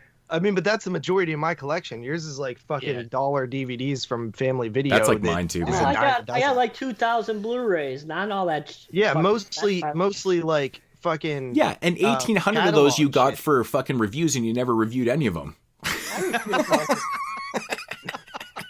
But the point is like, like, why am I still getting shit for being reviewed? I haven't gotten shit to review in fucking because you never reviewed. You were getting piles and piles of shit. I remember when you were getting all those full moon titles, and I was like, dude, you're never, or the trauma stuff. I'm like, you're never gonna review those. I'm like, send them to me, man. At least I'll watch them. Fuck, I man. love you guys. Because the last thing in the world Jeremy's ever going to watch and review is a trauma film, right? It's just not going to fucking happen, right? So I was like, dude, I'm a fan of trauma. Send him my way, and he never did. I did watch that shitty documentary, though. What one? VHS something? Yeah. Is that by Dustin Ferguson? I don't know. I just know it was shit. Dustin Turgeson? Turgeson? Turgeson. Turgeson. What was fucking Burt Reynolds' fake name? Turd Ferguson. Turd Ferguson. Directed by Turd Ferguson. But I mean, it is true though. Why the fuck are you commenting on Kino's page saying like, why are you wasting your money on Blu-ray? Why are you on a Blu-ray page wasting your fucking time? Get the fuck out of here. Go and just moralizing in general on the internet to strangers is such a weird way to live your life. Like it's important. Like it's a true troll, man. It's a true troll. We're in this culture right now where that's the thing to do, and we don't need to get off on this tangent because I know we could probably rant for hours. But it's just, I think your time could be better well spent as a productive human being scrolling past and having a happy day. Go take a walk. Go, listen to a podcast you like. Watch a good movie. Eat a nice meal. Just get some air, get some sun, and scroll past and chill. You need it. You could use some exercise. Yeah. I know. Getting a little soft around the midsection, you could use some exercise. Yeah. Less and moralizing. Also, it's fucking don't volunteer negative information. If they directly ask you, say it. But if they don't, just fucking don't bother. Don't bring it up. You don't got to be a dickhead. Yeah. If they don't ask you, don't say it. Yeah, that's why everybody hates you. I don't hate you, Jeremy, but that's a problem. Like if you're just walking down the street and you see a guy's tattooed, you're like, that looks like shit. Like, you're not gonna get a job. I don't talk to anybody in public, so I don't know what the fuck you're talking about. I don't know, but you talk to us like that. Because we're buddies. Jeremy. This definition of buddies is definitely varying here. I do treat my friends worse than I treat strangers. Yeah. And my coworkers, I treat them pretty terribly. Yeah, you treat me pretty bad. Yeah, but it's funny because you don't care. You're right. I don't. That's the key. Yeah. That's why I'm meeting Mike. That's why I'm just saying trying to annoy Mike is the best because Mike won't get annoyed. Dude, I troll Mike every day with MMA. It's so funny because he doesn't give a shit. Well, here's the thing about Mike with Mike Merriman is I can summon him right now. Watch this. Donald Trump, Donald Trump, Donald Trump. Now here he is. He's in the chat. Yeah, that's him. Hello. Dude, I don't know how you guys fucking deal with that shit, man. I don't know how y'all deal with that shit, man. That's absolutely fucked up to me. Mike loves engaging in politics. Dude, he always tells me that he's not that political and he doesn't like talking about politics. And I'm like, dude, then why do you bring it up every 5 minutes? You engage in politics. Dude, it's like it's just with literally every person. Bill Casanelli, Neil, and Sam Edwards and Mike Merriman arguing with each other, and Neil Sam is the same way. He's like, I hate politics, but every post is about politics and shit. And I'm like, I'm like, why do you fucking you claim you don't like politics and shit and like talking politics, but you constantly talk about politics? And he's like, well, it's because my whole family's Trump supporters and I can't help it. I'm like, yeah, you can. You can just not talk about it. Yeah, I wouldn't bring it up right? either. Like they wrote me in sometimes, and I fucking hate it. Yeah, I don't want to talk about it either. It's like, JP, you're an immigrant. How do you feel about these immigration laws? Right. They say a lot of stupid people like Trump. You're stupid, JP. Do you like Trump? Well, Neil says the ultimate troll. Watson, you should jump the border, man. You should jump the border. I'll pick you up in Vancouver, and you can come up here, man. Come live with me. Dude, I want to go up there. I do. Yeah, and then a racist cop will pull up. He'd be like, "Don't you think you went a little far? The other border's down there." Yeah, you're going cold. Actually, no, our fucking winter was. We only had that 1 week of -40. That was crazy. That's how all Canadians talk too. Man, Don't you know down there at the southern place where the people jump over the thing? We legitimately had a fucking thunderstorm today, which is it might not sound odd to people, but it's still the winter. It's still the winter time, right? You don't have thunder and lightning storms in the winter time. And I looked at the wife and I said, "Well, it's apparently fucking spring now." That's crazy. Yeah. I was like, "Whoa!" The power might. It was windy and it was pissing rain, thunder, and light. I was like, "This is crazy." I'm like, "The power's gonna go out. No show tonight. No fucking show." Was it up to lunch? And nothing happened. It literally stopped after 10 minutes, and I was like, "Oh, that was weird." Like, not gonna stay out to lunch. It was out to lunch, man. It was fucking strange. That's my favorite Canadian saying. No, next week is supposed to be 70 degrees one day. Yeah, I'm excited. It went from like 20 to 70. What's happening? It went from like negative. I mean, it's a a stereotype. I mean, it depends where you live, though, right? Like in southern BC, it's desert. You know, it's over 100 there all year, like not all year, but like all summertime and shit. So I'm just north of that, though. That's the problem. It changes so drastically. It just changes, man. So -40 shit. Literally, we don't get that. And -40 is Washington. Is -40 Fahrenheit. Washington, right? -40 is the same for both of us, right? And it literally was for like a week, and it was fucked, man. Because our winter, we were in the pluses. Will kill your ass. We were in the pluses. We were in the pluses. And then all of a sudden, 2 days later, we were like minus 20, which is, really fucking cold. And then it was minus 40. We're like, what the fuck? Like, and then I don't even think you should go outside in minus 40. You shouldn't go outside. It went from minus 40, and then it warmed up into the pluses in 2 days. That is how fucked up our weather is, dude. That is not even right. That's not Canadian right. That last winter business, movie. man. That's nuts. Because here in Western Washington, it's just gray, rainy, and Watson, sunny. I don't and want that's to correct you. I don't want to correct you, but you said that's nuts. I think you meant to say that's out to lunch. Yes, it is out to a naked lunch even. Yeah. Where you are is pretty much the exact same weather as Vancouver, right? So yeah, a lot of the time, but it's probably more mild. Yeah, I mean Vancouver's weather. I mean it's fucking warm. It's fucking warm, but just a lot of rain. I feel like you ever think about like some of the people that you live kind of close to and realize like we really should all hang out one time. Yeah, like even Dave is pretty close. If to I me. still lived in Vancouver, I would, and I knew Wat-Son, man, I would fucking go down in a second, dude, because like, I'm passport Wat-Son friendly. would be super fun to hang It's with. literally like I used to go to Seattle. I wish I knew Wat-Son when I was always going to Seattle, man. Like I've told the stories many times where we used to cross the border just to go to Jack in the Box, but I used to go to Jay's Mariners games all the fucking time. Because... You really went out to lunch there. No, I was gonna say that. Literally went to lunch. No, dude, we would have chilled up in Seattle. It's only like an hour and something drive for me to get to Seattle easy. I would have went straight to you, man. A big fucking deal. It's not, I mean, driving up where I am to get to the nearest place is always like a 3-hour drive. So not a big pretty much deal. that's what the. Yeah, you're in the true Northwest, man. That's all there is. Long drive. You don't want to hang out with me, or else you'll be accused of being a sex offender. So well, that was kind of your fucking fault, though. Hey, that's we met on the internet. I love that story. Oh my God, Jeremy, Jesus. That was funny. But he's my daddy. I should have said that. At that time, daddy, we're gonna pass. And back the fuck off. Help me. He's putting it in my poop hole. Help me. Wow, pretty graphic. Oh fuck, man. He's like, I didn't believe you. Can you say that with more conviction? I have another Cop's got topic. he's like, can I see both your hands, officer? IDs, gentlemen.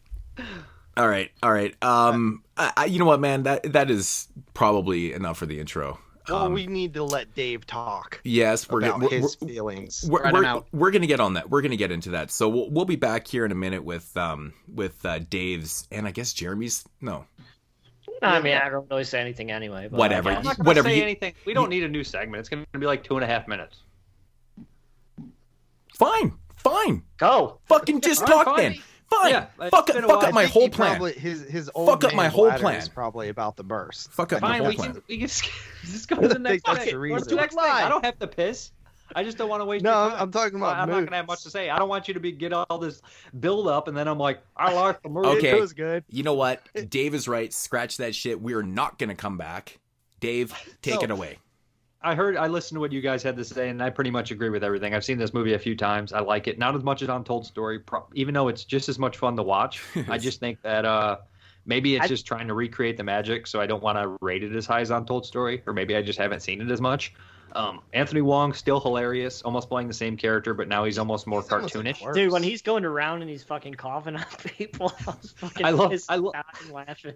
They make it all like a suspense moment because like he he has the virus, so when he's coming near kids or he's in the store or he's like that, he's really close to that little girl, you're like, oh no, and they do that weird POV with his mouth where it's gonna sneeze.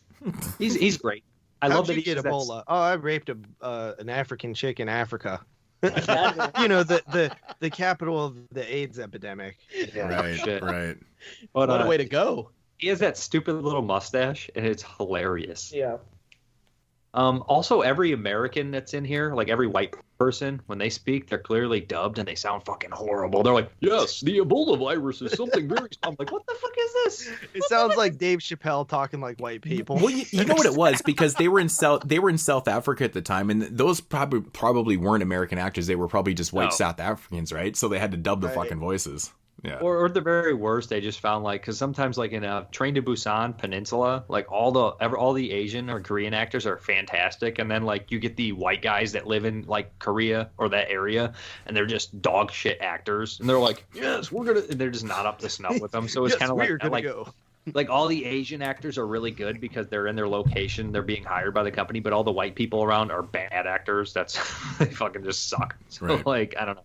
Anyways, I enjoy the movie. It's batshit crazy, good stunts. Like I said, you guys filled in everything about it, and I probably would have rated it higher in the moment right after watching it, but I'll give it an 8.5. You know, maybe closer to a 9, 8.5, somewhere around there. I guess 8.5 will do. Yeah, my prediction. I thought you were going to come in at a 9. Yeah, I can give it a 9. Fuck it, we'll do a 9. Anything we didn't say?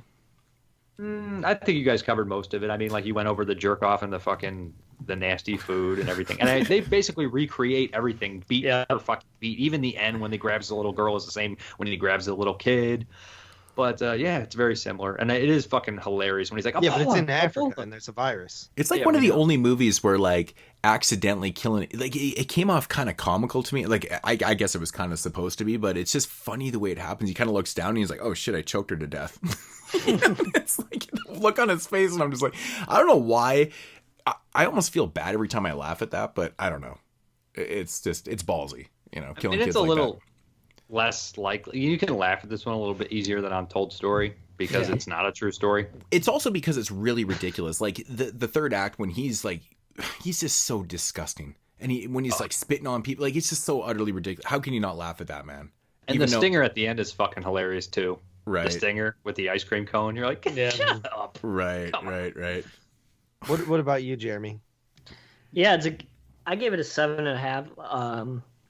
It's obviously better than Untold Story 2, but as Dave said, it's pretty much the same thing as Untold Story, just not as good, and the ending isn't as hardcore as Untold Story, of course, but you know, it is what it is. I wasn't a huge fan of the Cat 3 films to begin with, as I said last week, I suppose, but you know, it's fun for a one-time watch. I don't see myself watching it again, to be honest, but oh, it's so much fun, man. I've watched it twice, and I'll definitely watch it again. Yeah, I love it. I'll watch all 3 of those again. Even Untold Story 2, I liked. No. I'm really curious to watch the third one, man. Yeah, Cat 3 2.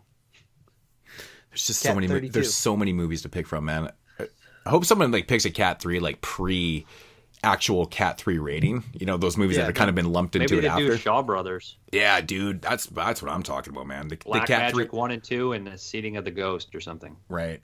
Well, now you're fucking me up. Title wise, is Hex considered one of the Cat 3 Shaw films? Brothers Spotlight, or am I gonna call it fucking Cat 2 3? Like the Oily Maniac. Should have called it Hong Kong, and we would have been okay. Dude, the Oily Maniac is the rapiest movie ever made. Is it? Oh my god! We should do a double feature it is the Oily rapiest Maniac movie ever made in the history of rape movies, man. It's triple feature. It's the most Oily Maniac, Greasy Strangler, Incredible Melting Man. Oh, hell right, right. That's amazing. That's amazing. Yeah, Oily Maniac. Jeremy knows what I'm talking about. It's great. Yeah, I've seen it. What year was that? 72. Yeah, I watched it. Oh, I have the Blu-ray. That's the only of the Shaw Brothers ones I bought right away. I was like, I gotta have the Oily Maniac. I don't know what I can't wait to do this damn 05 show so we can figure out what we're doing next. I hope it's 1980 or 1987. I'm hoping for 74 or 78. I would be happy with those two. Oh, Anything 74, but 97, 98, or 99. I'll take 93. 74 would be a dream, man. That's the year I've been really wanting to come up, man. Because 74 is crazy, dude. 93 is probably best year of the 90s. What's in that? Lots of stuff. Story. Untold Story. We just did that one. Look up the list. I can't even remember. There's a good bit. 93 had. I want to go back to the 70s, to be honest. Legitimately. 93 had Chronos, Jason Goes to Hell, Leprechaun, Body Bags, Body Snatchers, Freaked, The Dark Half, Return of the Living Dead 3, Cannibal the Musical, Body Melt, Trauma, Scram, Ticks, The Untold Story. Ticks is great. Pubmaster 4, When a Stranger Calls Back, Warlock 2, Skinner, Man's Best Friend. I've seen like all these. The Washing Machine, Psycho Cop Returns. This is not that good of a year, Jeremy. Dark. You're not doing much for me. But there's at least 10 in there that I like. Yeah. Psycho Cop Returns? There's a lot of movies in there. I love. You haven't seen Psycho Cop 2, The Washing Machine? Undead? Remember when we reviewed The Washing Machine? That shit was fun, That's man. Maniac Cop 3 Badge of Silence or some shit. We could definitely do a show for like cops, like Crazy what is Cop. it? Samurai Cop, Scanners Cop, Bio Cop, fucking Zombie Cop, Demon Cop. Did we ever do the Maniac Cop films? No. I actually had that planned as a top 10 Tuesday one time was horror cop films. I actually have the list all done. What Highway to Hell? Yeah. Oh, Highway to Hell is amazing. Yeah, it is. Yeah. Was Maniac Cop 2 the best one? CJ Graham plays the There's a highway hella cop. burn in Maniac Cop too, dude. Hell Cop. Just an amazing He burn. plays Hell Cop, man. Yep. He's Jason in part 6. I guess we can break now. Well, no breaks. Yeah, no, I gotta go take a pee. So that's gonna make. Did I say pee? Jesus, getting all PG on the show now. I gotta go take a pee. I mean piss. I mean piss. Yeah, that's gonna do it for the intro, guys. We kind of elongated that. Whew, wow, that's like probably an hour 20. So, all right, we'll be back.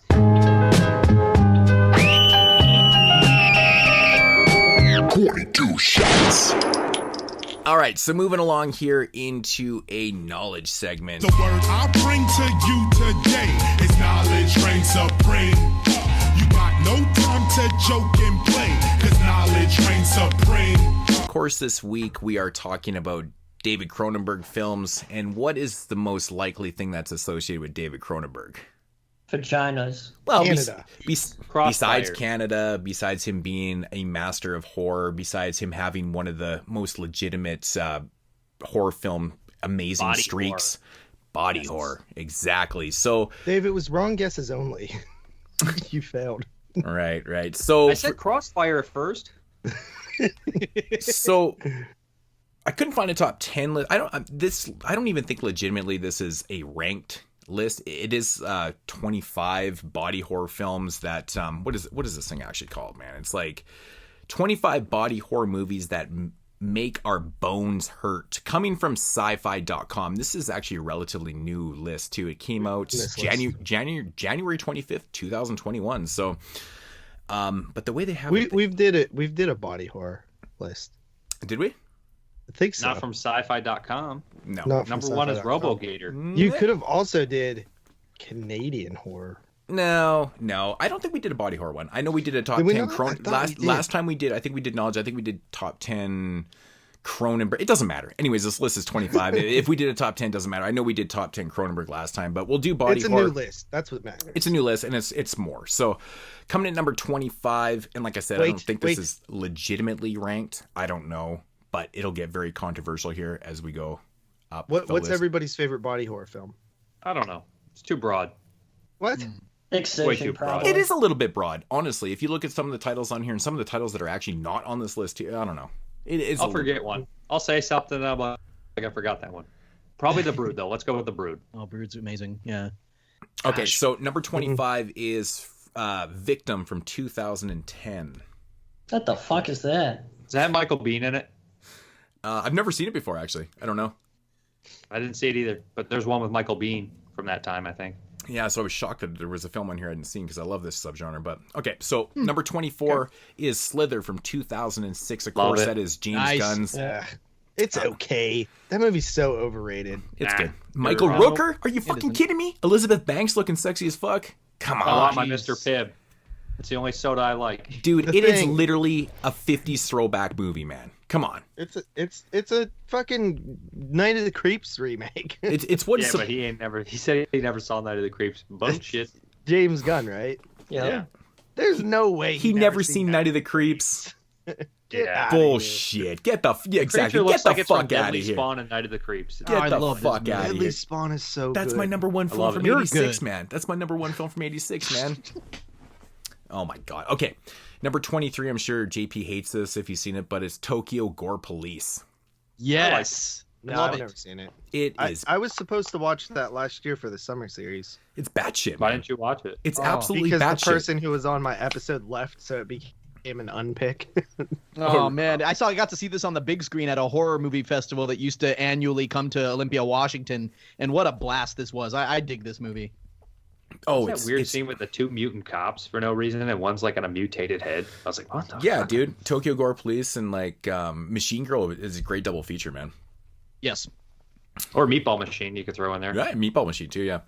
All right, so this is what I'm saying when it comes down to rankings. I don't know if they just did a list, but anyways, number 22 is Scanners from 1981. Oh.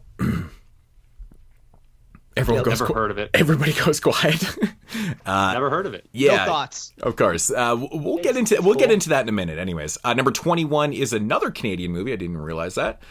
And Dave's already tuned out. He's like, oh, fuck, another Canadian movie. God damn it. Which is American Mary from 2012. It's good. I remember liking it, but I feel like I'm not sure if it will hold up. I feel like that. I do. It's my favorite. You know what? I got that movie. vibe too, but I don't know if it's just because the Salska sisters haven't held up.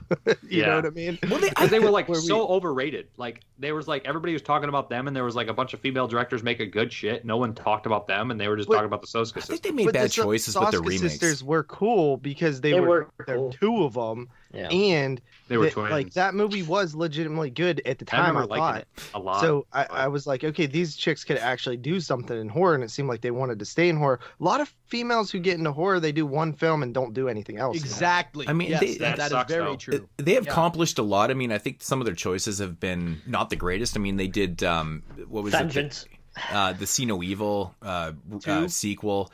Yeah. Recently, actually, which is kind of relevant to this show, man. They did the Rabid remake. Rabid remake. I actually didn't hate that movie. I thought it was didn't watch it. Okay. I had no interest in it. Honestly, didn't like it at all. Thought it was shitty. And I think I want to support them. They're Canadian. They're female directors. Like as much as I want to do it, I said, going back to what I said. Support them now because they're canceled. No, because it rubbed me the wrong way that they did a commentary for the original movie on a release. They did the commentary of the original Rabid on a release.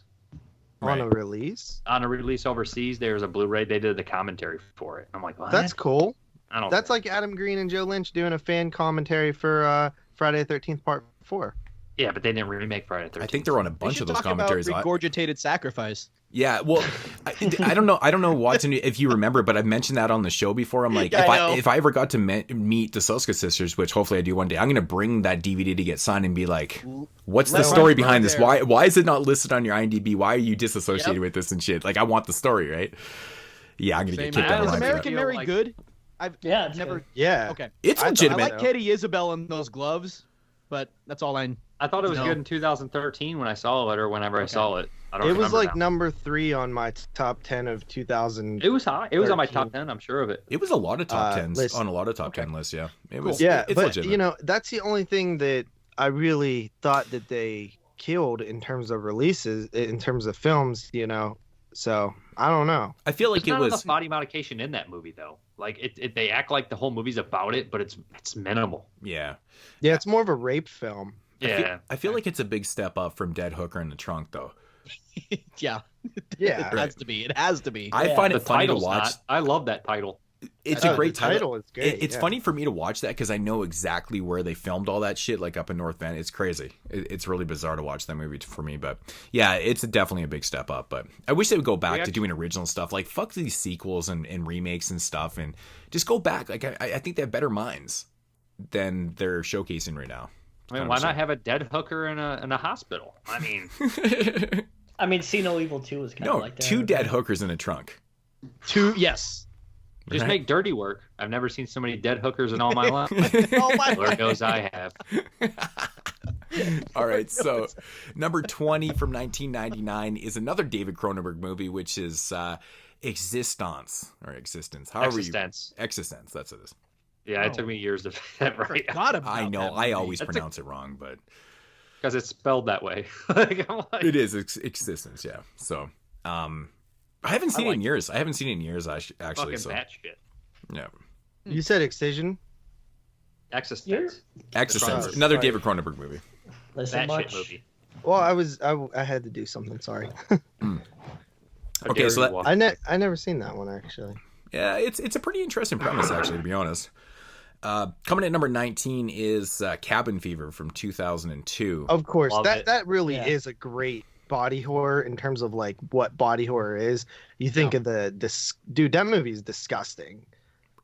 It is pretty nasty. It is pretty nasty. I gotta get that Blu-ray. I haven't seen that movie. Speaking of another movie that has a really bad remake, God, Cabin Fever. The remake is bad, like really bad. Film. It's really Cabin bad. Fever. You're talking about? Yeah, yes. Cabin Fever remake is horrible. I didn't hate it. Oh, I thought it was trash bags. I never got to it. I thought the Rabid remake is better than the Cabin Fever things. remake. Yeah. Can I ask a question about the Cabin Fever remake? And I think the answer is probably a given. But do they, do they drop the gay F slur in that movie? I don't remember. Yeah, I think so. I don't think there's any in the remake. Yeah, I think they do. Oh, I don't think there's. That's what I said. There were a few things that. Yeah, I don't like even remember them saying that all the time. It's the same movie. Like they use the same script pretty much. That's but why like, I asked. there was minor things that they changed that I was like, oh, that's actually better because it makes sense for the story better. But the movie itself is just lesser. It's just a step down in every other department other than these minor things they tweak to make the story a little bit better. It's basically in the same pod as a fucking Psycho remake and an Omen remake. They're pointless. It doesn't add anything. The Amityville horror remake in there. Yeah, well, that's the thing. They don't do anything. Well, the Amityville, I don't think. I mean, yeah, it's kind of a pointless remake. It really is. It doesn't really do a lot different than I think the difference with the Amityville one though is that it happened. It like kind of introduced to a new, because you gotta remember I was like right at the prime age for that, and like everybody was kind of interested in seeing it because it was like they knew the name but they never heard of the original. Probably the same thing with The Omen though too. Yeah, but that movie sucked. So does the Amityville Horror. It doesn't suck. It's just not. It sucks. I don't know. It sucks. If the first Amityville Horror didn't exist and you watched that one, you'd probably think it was a decent movie. Why not? I personally don't. I explained what about it. I said you can't make it. It's so dumb when you like make a period piece, and it's weird. I explained that thing when I talked about the Amityville Horror and the Amityville remake. Man, I brought up the funniest thing in my last update, man, because I'd picked up the Blu-ray to rewatch that movie, and I was talking about how I read the funniest review about it too. It was like the first one on IMDb, and they were talking about how Ryan Reynolds was completely miscast in the movie because his body was way too chiseled to be a contractor. And I fucking bursted out laughing. I'm like, what? Really? I'm like, can't be a chiseled contractor? Like, is it a stereotype to be a fat fucking piece of shit, overweight white male to be a contractor? Like, I don't understand. And like, I literally I'm a contractor. People actually commented about me making fun of that review. I was like, dude, I'm like, who the fuck even thinks like that? So he's miscast because he's too good looking? I'm like, I'm pretty sure that's not really critique. I mean, there is a lot of scenes in the remake where he is showing off his ridiculous body. Sure, yeah. Every chance he gets, he's got a shirt. Speaking off. of Canadians, like, I better take my shirt off and jump in the pool. Right? Ryan Reynolds is Canadian. But that's probably the reason why Dave hates the fucking movie. Amityville 2 is the best one anyway, so it doesn't matter. I just watched Amityville 2. You did? You finally watched it? What'd you think? I liked it, except this the last half. The Exorcist. The problem with the fucking thing. The first one too. It's just like, now we got the 45 minutes of dumb priest shit. The incest parts, man, best. The first half of the movie's great, and they like leave them and go to the fucking balding priest guy. Yeah. All right, so number 18 is 1987's Hellraiser. Love it. Yeah. Best. Yeah. It's the best. It's the best love story, like horror love story. Yeah. Romance horror. What is your pleasure, sir? Romance love story. Yeah, whatever. I just watched Hellraiser Deader. Not the same. I bet not. The quality's a little lesser, isn't it? But honestly, Deader is probably my favorite of the sequels. So the Lamont configuration. Let me just pipe in. Let me just pipe in about that, because in English we would say lamentations, right? To lament, to sorrow and all that. But in French, it'd be lament.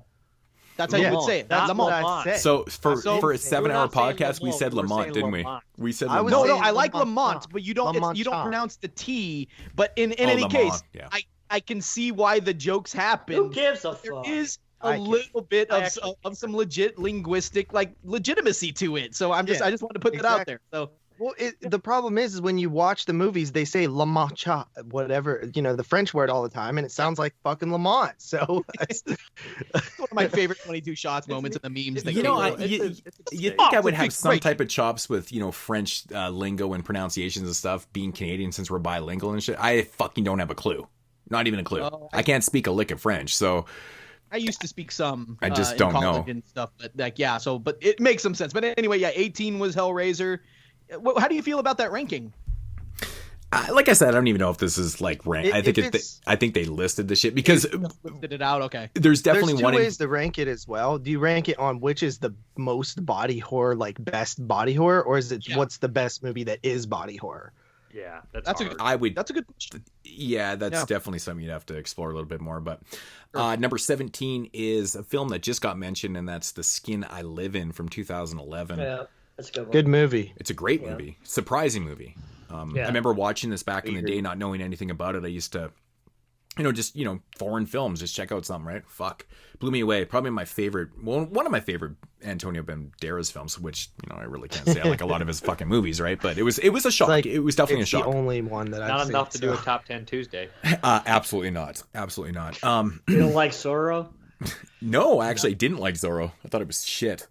I haven't seen Zorro since it came out. Yeah. Same. All right, so we're going to continue along with the foreign films. Number 16 is 2008's Martyrs. Oh, damn. Yeah, classic. Classic, yeah. Absolutely fucking... It's just unforgivable. It's amazing. Yes. Okay, so this is where... When we're talking about rankings and shit, this is definitely going to be a big question.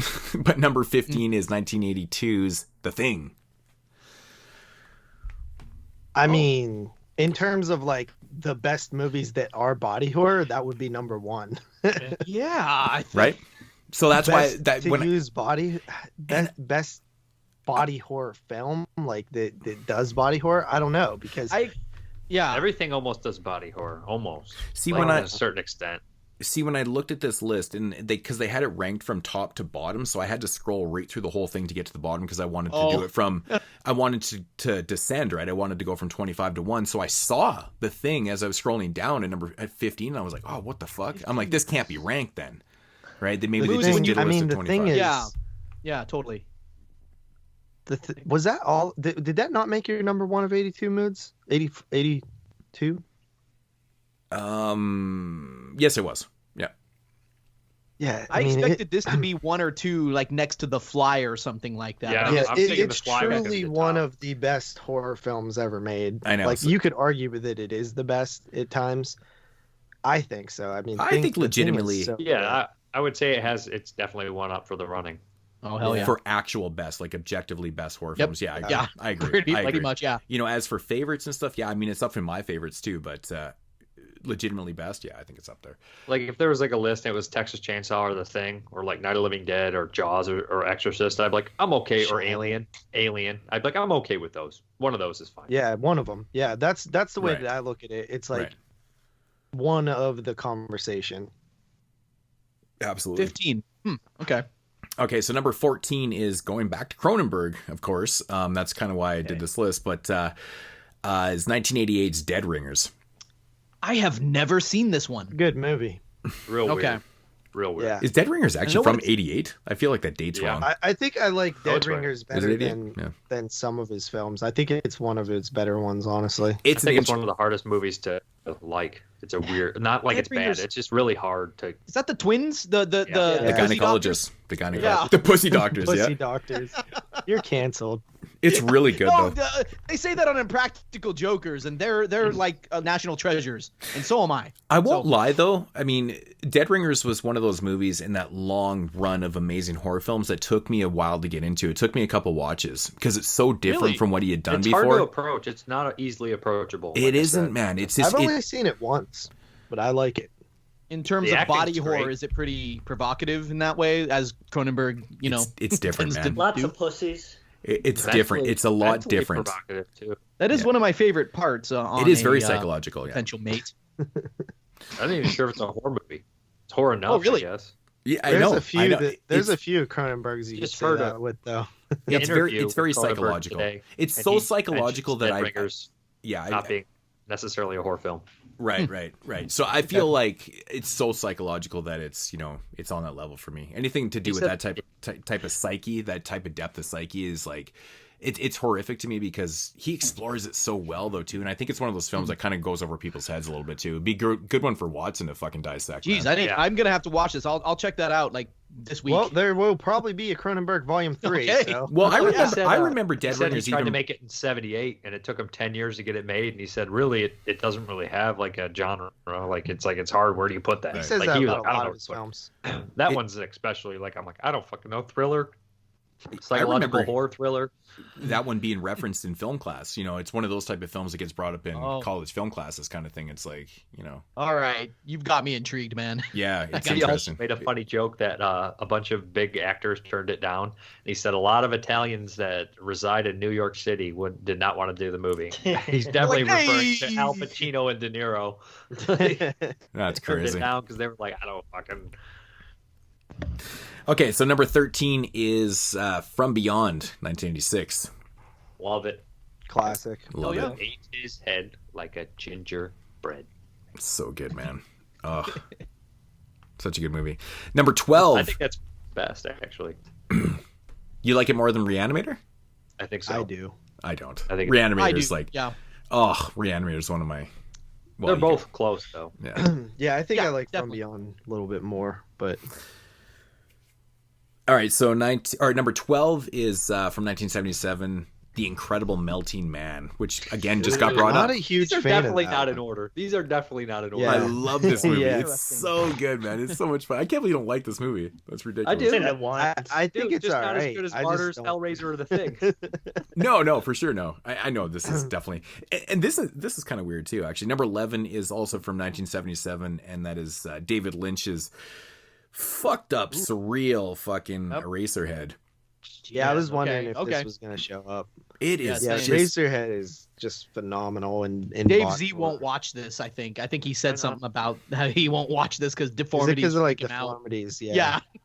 In heaven, everything is fine. right. Right. Oh, that movie's sick. I love it. It's a great I love movie. Eraserhead. It's great. I forgot that's 77. Now I got at least, if we get 77, we got 2 10 out of 10s with that and Suspiria.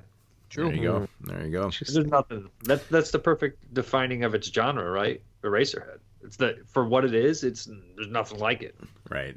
Absolutely nothing. Never been duplicated. So breaking into the top 10 here, if this isn't a rank system, which is another film that just briefly got brought up, and that is, of course, Alien from 1979. I didn't even think of this one. Okay. Fair. I mean, there's definitely a scene of body horror, Right. Yeah. but I wouldn't consider it a body horror film personally. I thought that was kind of questionable too.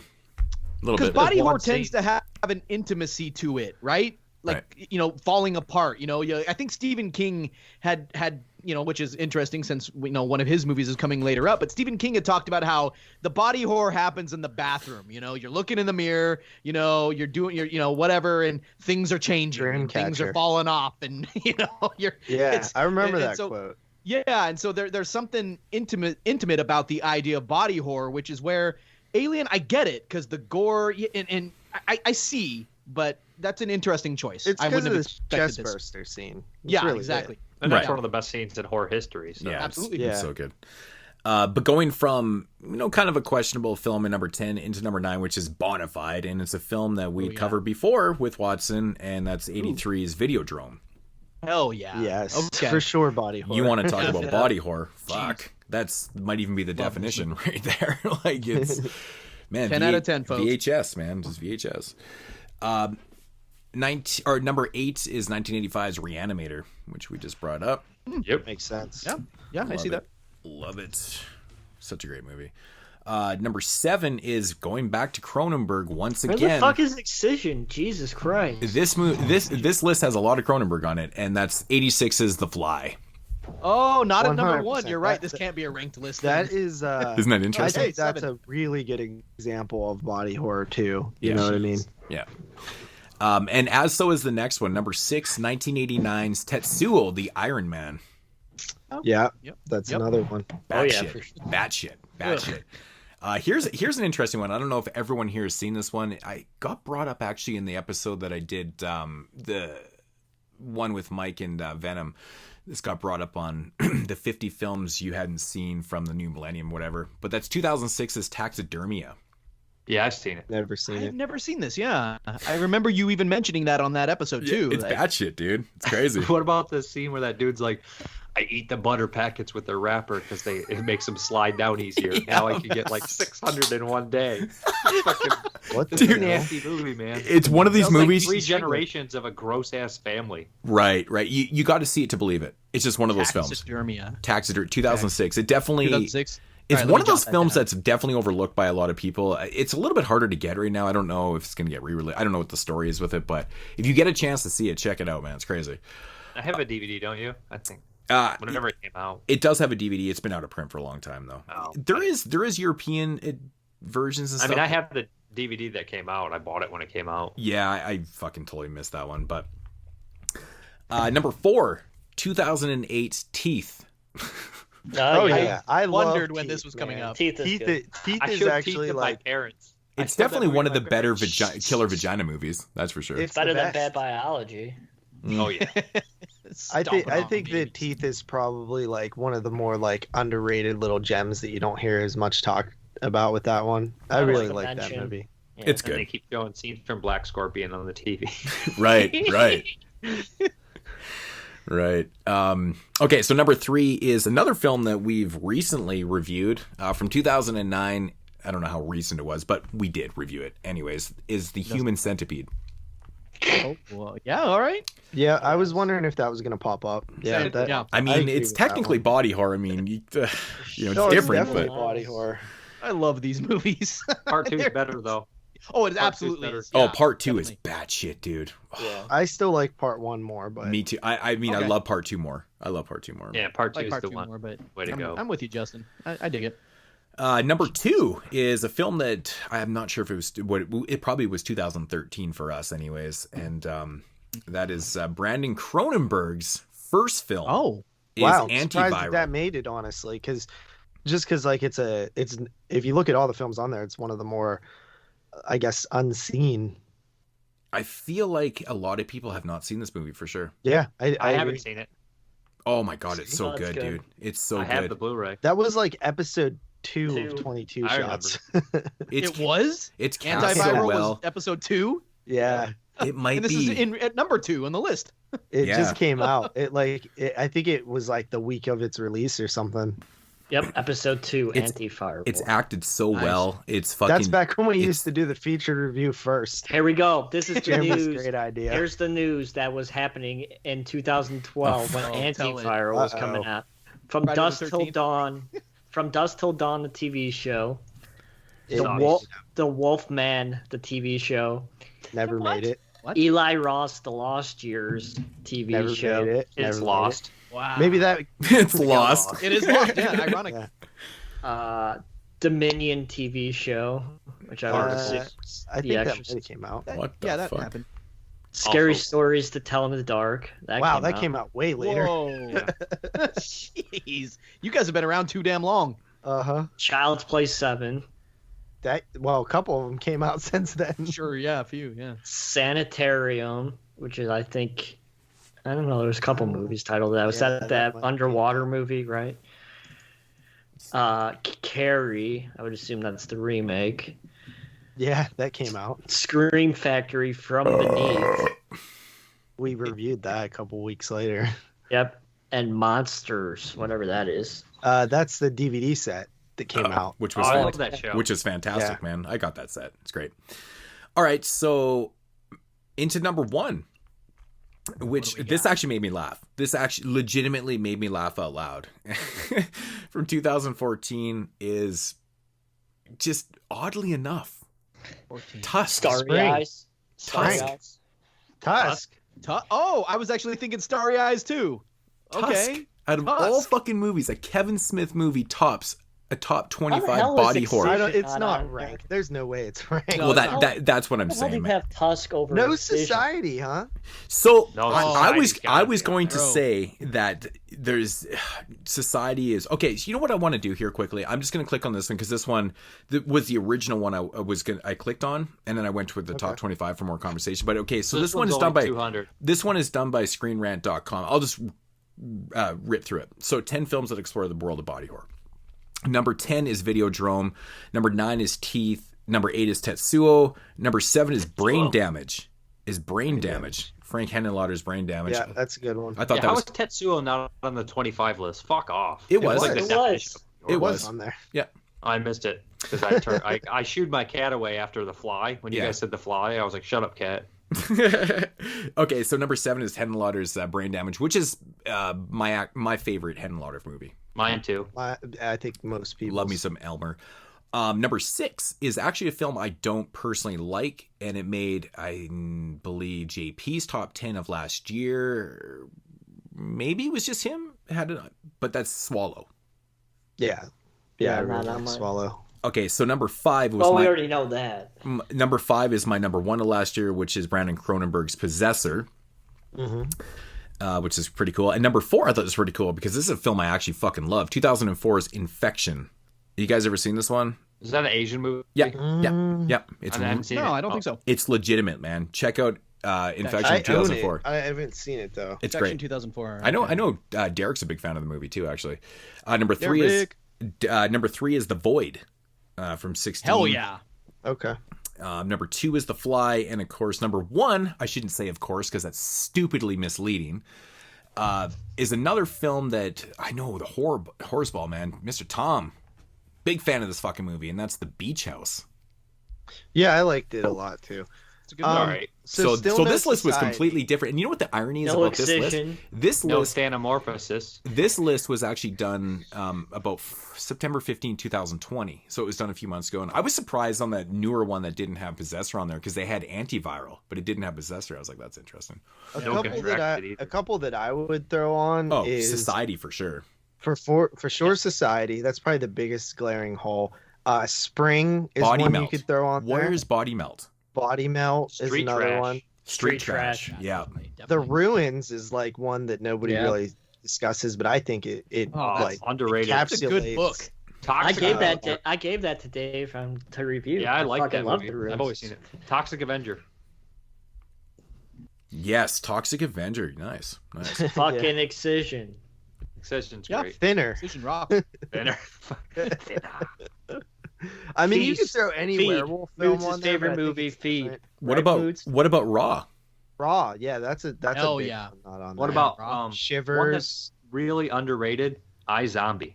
I've always loved it. It's not popular, and a lot of people hate it. It's low budget, but it's just basically this sad story about this guy who gets bit by this woman he's trying to help, but turns out she's a zombie, and he like slowly rots throughout the entire movie, turning into a zombie, and he starts like biting, and he has these weird hallucinations, like are like Japanese cyberpunk. I like it. Which movie was that? iZombie. Oh, iZombie. Yeah. Okay. Is it better than Contracted? Apparently, my memory's really bad. But was The Brood on that top 25 list? No. Okay, so they had like 4 or 5. I think they had 5 Cronenberg movies, and they didn't have The Brood. Isn't that weird? What about The Beast Within? Moods, they didn't have your favorite movie. Cadus. They didn't have Feed on there. Oh God, I literally have Feed sitting on my poker table to watch right now, and I'm dreading to watch the movie because it's prep for 2005. Takes place in Toledo. Oh God, it's so gross. Where I'm from. It might be the sickest movie ever made. It's a movie where they feed overweight people. It's like horse racing. They take bets on feeding people, like overeating. Like, oh my God, and when they're gonna die, and it's like live streamed and shit. It's like horse racing, but feeding people. It's fucking gross, dude. I want to be 1,000 pounds. That's what she says. It's legit. Like, who the fuck? Okay, I'll sign up for this shit because I'm super fucking fat. It's just a fetish thing, like, it's too. just like, she thinks it's a fetish. Like, do you know who directed that? Ferguson. Great callback. Well done, dude. That was a good one. Actually, I do know. I can't remember though. It is 2005 movie. Brett Lannard from 2005. He's a Toledo director. I mean, he's from Toledo. He directed The Dead Pit and Lawnmower Man and Virtuosity. So, he's from Toledo. That's why the movie takes place in Toledo. Is legitimately one of my favorite zombie movies. I love it. I didn't know it was 2005. I love The Dead Pit so much, even though the main actress in it is terrible. But you know, I forgive her because she is a stunt woman. She was like a professional stunt woman to kind of turn lead actress. The movie. It's super bonkers, dude. I think that movie is it's got a very Italian influence to it, man. It's got great lighting, cool shots throughout the movie and stuff. If you check it out on Blu-ray, man, it's fucking fantastic. Yeah, it's a good movie. I like it. It's just it's better than it gets credit for. Oh, I do 100%, man. I think it's I mean, the lighting for a low budget movie like that shouldn't have Argento lighting like that. You know, it's legitimate, dude. It's pretty cool. Location's fantastic too. Yeah, absolutely good. Well, I guess I'm gonna have to watch Feed. I forgot it was 2005. Yes, yeah. Like I said, I kept pulling out movies out of the collection to watch from 2005, and that one is one of the ones that's still on the short pile right now. TLA Danger After Dark. Yep. Before I grab another stack, and I'm like, I'm dreading to rewatch it because I remember almost like, legitimately dry heaving, dude. Because I get so grossed out. Like, you guys know me with pus and toe sucking and eye gouges. Like, I legitimately can't handle this shit, man. I legitimately can't handle this stuff. Like, it's just, it's the little things, you know. It's in pus and oh my god, I can't handle it. What about you like Yummy? Basketball? Last year's Yummy. The zombie movie? I actually did like the ending of the movie wasn't the greatest. Yeah, the third act was kind of dumb, but like I was like rocking this like big like keto meatball sandwich with all this cheese. I'm just watching this movie with my son, and I'm sitting there and just like I had to stop. I just put the sandwich down and just put it in the fridge. I was like, "Fuck this! Like, this isn't happening." Because I'm a little like you, and I haven't always been that way. But yeah, lately the last like 2-3 years, moods I've become pretty squeamish when I'm having dinner or dining during a horror movie that's especially disgusting. I don't know. I'm like you. I'll just go like, start gagging and Dead Alive dinner scene, dude. It absolutely disgusts me. It gets me to the point where like I have to be in a totally sane, good feeling mood to watch that shit because it just makes me gag. It just turns me right off, man. It's disgusting. Surprised they didn't put the Slaughtered Vomit Doll movies in there. Those are pretty nasty. Oh, okay, there's a movie where where a woman is like engaging in massive self-harm, and I feel like it's a 2010s. In My Skin. Yeah, that's a French extreme movie. Yeah, she's that like one. cutting herself, right? Oh, In My Skin. That movie's nuts. Yeah. 2002. Thank you. Yeah, that's the one. I mean, what about Family Portraits? That has a lot of body harm, self-harm in that first one. Mm-hmm. Cutting Moments. That's perfect body horror. She cuts her fucking lips off with a pair of scissors. Jeez. Right. Family right. Moments. Okay. Oh, Portraits. Well, it's in Family Portraits, but it's Cutting Moments. That's a pretty depressing fucking trilogy of movies. It is, man. It's super serious. Right? It's like, it's crazy how like dark and serious it is, man. What about Rejuvenatrix, aka The Rejuvenator? That's a great one. I love that movie, dude. Where's the release on that shit? Their list are really fucking generics. Like, they don't really have many. I don't want to be a dickhead, but it's kind of like the basic kind of stuff. Where's the fuck? Yeah, I know what you're saying. Where's the fucking Blu-ray on that shit, man? I don't know. Man, dude, I have that. Fuck. I have a VHS of that shit, man. Stuart Gordon Light. Right.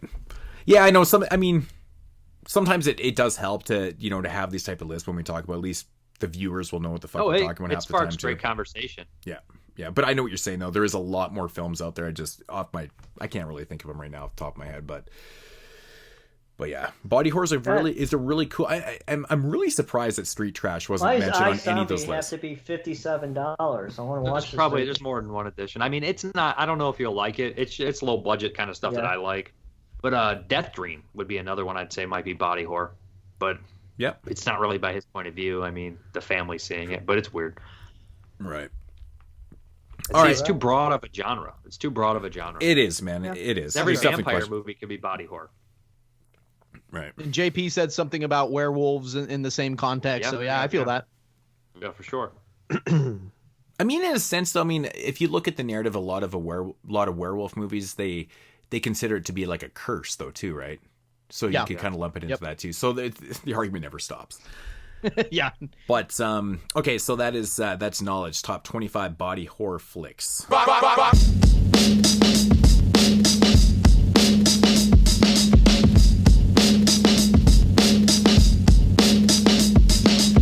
For those listeners who didn't feel that, we just had another one, baby.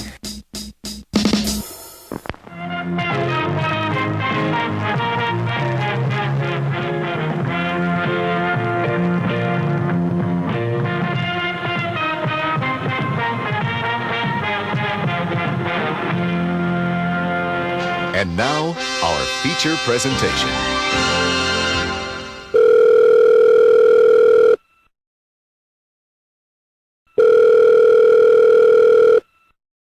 Yo, who this? Yo, Moods, it's your boy, the ill-mannered funky child, calling you to remind you that the featured reviews on this episode contain spoilers. Aw, yeah, man, that's right, brother. Thanks for the heads up, playa. Now go back to being an unproductive asshole. Fuck you. I tell your listeners to stop being so dumb, silly, sensitive. Yeah. All right, so moving into the featured reviews here on episode 207, David Cronenberg, Volume Dux, Director's Spotlight. Yeah, this is a Patreon pick coming from, holy fuck, I did it again. I never Nicholas. even looked. Nicholas, that's who it is. So bad for that. Was he the one that did the original? Can't remember. Not sure. I don't think he was, actually. He's a newer Patreon member. You know, as much as I love doing these, you know, these director spotlights, you know, from David Cronenberg and stuff, it's been kind of killing my OCD a little bit that they're not in order. And they're like fucking random as shit. Even though the first 6 films that we've done from Cronenberg are essentially like his first kind of like 6 films, but they're kind of out of order. You know, it is what it is, but I don't know. It's early Cronenberg, just put it that way. Originally we had The Fly on the last one, but we said we would save it if we did a Fly retrospect. Well, I mean, I'm sure that's going to happen, right? We'll do a Fly franchise show, Fly of course. movies. Of course. Why not, right? Yeah. So I like all those Flies too. All 5 of them. I even like the Fly Part 2 remake. Yeah, it's fun. Good body horror. Or sequel to the remake, whatever you want to call it. Okay, so first up here from 1977 is Rabid. Starring the infamous and beautiful Marilyn Chambers, man. You know, the crazy thing about Marilyn Chambers being starring in this film is that she was probably one of the biggest porn stars in the world at the time. And if you didn't know that, like watching this movie, like she's a pretty legitimate actor in this, man. Like not bad. She's good. I like her. Really good. It's crazy because she actually had a background in acting. She went to like acting school and stuff like that, and wanted to be an actress. And she met the Mitchell brothers, who were big porn empire people, and they convinced her to do a film. And the thing about the Mitchell brothers is, they actually the one of the brothers killed the other brother. What? Oh, I didn't know that story. Crazy. Yeah. It was on an episode of Forensic Files, but then Joe Bob told it too when he showed this film when me and Jeremy did the 24-hour fucking marathon where we almost died. I was chill with you guys on that. Yeah. Yeah, and I popped in every once in a while. I was out camping. I would pop in every once in a while. I don't remember anything from that night. So I remember this more because it was only the 3rd film. Like I didn't even remember like The Prowler was on there. I was like, what? I don't remember that. Was like the How could you forget all that walking around in a dark house? I just don't remember anything. That was a rough. One of the hardest things because like it started at 9 p.m. So I'm Ranger Furley for the whole day. I'm fishing. I honestly think it would have been a lot easier if I was on there with you guys, though, because I'm a night person. I can do those things pretty decently. Yeah, it probably would have been. Jeremy lost all energy after like hour. Oh, 8. I know. I click in. I'm like, is Jeremy even still on here? I would have been done at hour 3. No, dude, it was like 6 a.m. when I started to die. Dude, no, that was one of the actual hardest things I've ever done in my life. I know that sounds ridiculous, but it was. Wait, and Joe Bob talked about these porn brothers? Yeah, he taught. So they were huge porn guys. In fact, Joe Bob actually knew them. He would go to their. He had a lifetime membership to like one of their, clubs or something like that. He said he never went, but he was wondering if it was still good. And they would always try to get him to review their movies in his news on the newspapers and stuff like that. And he's like, I don't review porn, guys. I review, very respectable horror films. Other exploitation films. Yeah. And just ones without anal fucking in them. There's actually an episode of Forensic Files where I first heard of this, but the one brother killed the other brother with a .22 rifle, and actually only got like 6 years for it. Well, it was only a 22. He barely killed somebody. Yeah, I mean, how many shots did he just barely killed him. He just minorly killed him. 22 shots. Is that ironic right here? Yep. Right? Yeah. 22 shots. Crazy. But 22 shots they basically said that like the one brother like severely tormented the other brother, so that's why they only gave him like 6 years. That's why they only gave him 22 shots. Yeah. I had no idea Marilyn Chambers was a porn star any of the times I've seen this before reviewing it for the show. She loved that dick, man. Like, she's a bit before my time, and I admit, like, unlike, 50% of your female listenership, which is Carly. I'm not all that knowledgeable. Oh no. According to Anchor, we have a 27% female audience. You know what the crazy thing is, man? Ladies here. Like, she was a massive porn star at this time, and she was still doing porn pretty much up until the time she died in 2009. It's crazy. Oh, she still did it even after this, because I thought she went legit. No, she went back. But also, it originally wasn't supposed to be her. David Cronenberg wanted Sissy Spacek. Yeah, I know, but the Texas accent. They said that she had too many freckles.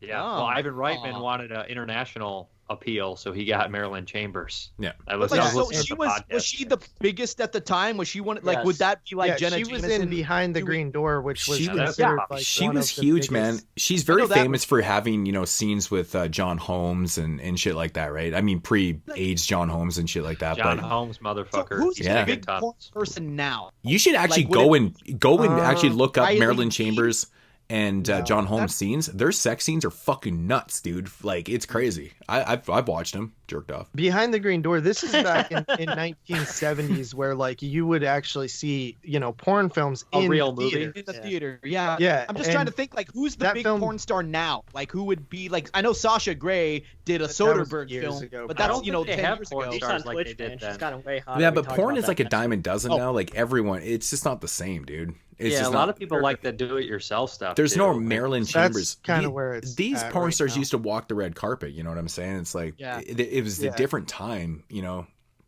totally that film, Behind the Green Door, grossed $25 million at the box. Wow. Right, and these were theatrical in porno 1972 because they used to make porn dicks. movies. It's amazing. But everybody knows Deep Throat, but Behind the Green Door was kind of the first of that. Yeah, Lovelace. Yeah. Yeah, Marilyn Chambers, man, she was awesome. She was great in porn, kind of set the bar high. No, she did great in this, and I was trying to make JP a Carly joke out of her love of pornography and being 50% of your listenership, but I had to make that out there because I know she's listening, and she'll be like, "Why did I tell Exploding Heads that I'm into that?" She likes porn. Mm-hmm. Oh, I didn't know that. Hey, it's okay. Porn's porn. Porn's porn. Everybody likes porn. It's all good, man. Modern women. Yeah, I mean, if you say you don't like porn, you're fucking lying. I meant to like Dakota Sky a few years ago. But not a good pervert. Who? I love porn. Dakota Sky. Oh, was that who doesn't like porn? She was there was some sort of club event happening when I used to chill with some of my college buddies, and there was a big a bunch of girls were there doing some photo ops, and I admit I need to get a little more into it. I didn't know who anybody was, and I got somewhere out there's a photo of me standing next to her. I met Diana Prince. Oh, that's cool. From Joe Bob. Yeah. Speaking of American Mary, I always think of American Mary when I see her, even though that's a horrible thing to say. What? I always think that she reminds me of the girl in American Mary. Catherine Isabel? No, the other one. He's talking about the Barbie girl. Yeah, the Barbie one. Oh, dude. Yeah. I said that was a mean thing to say. I said it before. Yeah, because you're fucking so beautiful. Oh, I didn't know that. I didn't say that. I mean, Diana Prince, she looks fine to me. All right. Yeah, she's not only that, but she's super fucking awesome. Yeah, I didn't say she wasn't awesome. Yeah. Okay, Can I ask you guys something? Do any of you ride motorcycles? Almost all of you tonight, except one of you. I mean, we don't need to name him, but would look amazing on a bike. I don't know. I rode dirt bikes growing up, but I've never. My pap had a Harley when I was too young to drive myself. He rode? Oh, cool. Yeah, he rode most of my life. He doesn't ride anymore, but. Oh man. My dad used to ride somebody a else say too. they? Okay, nice. Just my dad. Yeah, I would ride later as he got older, and he just enjoyed riding it for fun.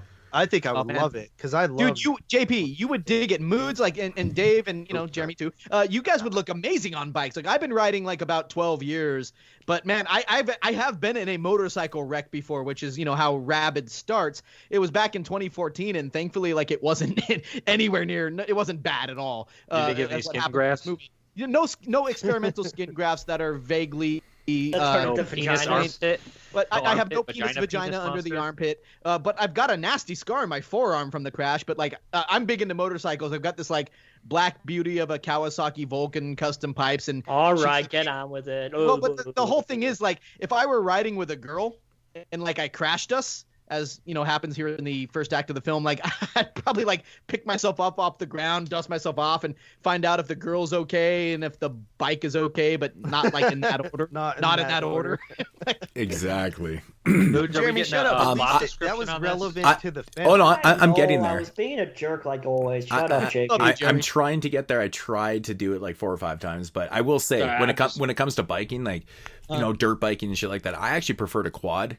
Because we got 4 tires on the ground, and like I'm crazy when I'm on quads, man. Like fucking, I love it so much. But I just feel like so much more safer on those things. I have a quad now. Those are fun. I prefer dirt bikes so much more. We got a couple of them out at the cabin. Never done dirt bike riding. Yeah, dirt biking. I think I'd rather ride a jet ski though. Oh, jet ski's so much fun. It's so much fucking fun. Yeah, that's fun too. Okay, so Rabid, 1977. I'd rather ride a girl. Never happened. Dude, you got to get out of the closet first, man. Right, it's essential. It's essential. All right, quick little synopsis here. A young woman develops a taste for human blood after experimental plastic surgery, and her victims turn into bloodthirsty zombies. Wow, leading into a citywide epidemic. Fuck, that thing was worded weird. Okay, it's so kind of relevant to what's going on today. It's pretty funny. Yeah, of course. I was watching it going like, oh, they're like having to have a card to get into the grocery store and shit like that. I was like, well, that's probably going to be what's going to happen in 2 months from now here. I handled. Yeah, didn't they have vaccine cards or something in the third act? Yeah, when they're like going into the store, when they're standing in line, they're like, oh, you don't have your card, you can't get in. It's like, well, that's going to be fucking us. Oh, 100%. Yeah, Dr. Fauci's like, yeah, but do you think they're just going to give up all hope and like have the politicians go, well, fuck, man, we can't control this epidemic, so we're just going to just shoot to kill. That's it. Yeah. No, honestly, I heard a podcast today where they were laughing. They were like, what's funny? They were totalitarian a little bit here, but they were handling the pandemic better than we were, because they were like, shut it down. They just recognize it's a problem. Who didn't have their injection? They were like, stand aside. We'll give you your vaccine. Okay, we're giving you your vaccine. Like honestly, and they were being blunt, but they ended it probably quicker than we ended ours, and probably I know it's brutal. Well, ours isn't ended yet. Oh, it's not ending for years, man. It's getting out of control. But probably not. But I just thought it was funny. I thought it was a funny commentary on politicians, like, oh no, we can't really solve it with treatments and stuff. To shoot to kill right now. We'll solve it like that. I'm like, oh my god, dude. And they're gonna die anyways. Waste them. Right? He's right. But crazy. Honestly, what's awesome about this is like right in the beginning here, he's always making a scientific like comment here. In this one, he's definitely making fun of people that get plastic surgery. 100%. Definitely making fun of them 100%. And there's comedy in there too with those people, how ridiculous that they are. And the experimental plastic surgery leads to horrors. My dad doesn't like my nose. Let me finish this. It's kind of similar to The Brood, where they have the psychoplasmic crazy scientific that goes over the top. He's always making comments about crazy scientific experiments going over the top, but they're somehow based in somewhat reality. So what were you saying about the nose, Jeremy? Oh, just like the lady who came, or the daughter who came back because her dad didn't like her nose. Yeah. Yeah. And you know what's weird about that too? And Joe Bob said this. In 1977, like plastic surgery was like brand fucking new, and it wasn't really. Nobody really did it yet. It just shows you how exactly how Cronenberg was so far ahead of the curve. Deformities and stuff, or like accidents. Him and Romero. Like he wasn't just ahead of the game in in that aspect too, man. Even having porn stars in his film acting well. I mean, he was ahead of the curve on that shit too. Having her be in this because she's a sexualized figure, spreading a sexualized disease, fucking genius. That's what they heard sexualized vagina.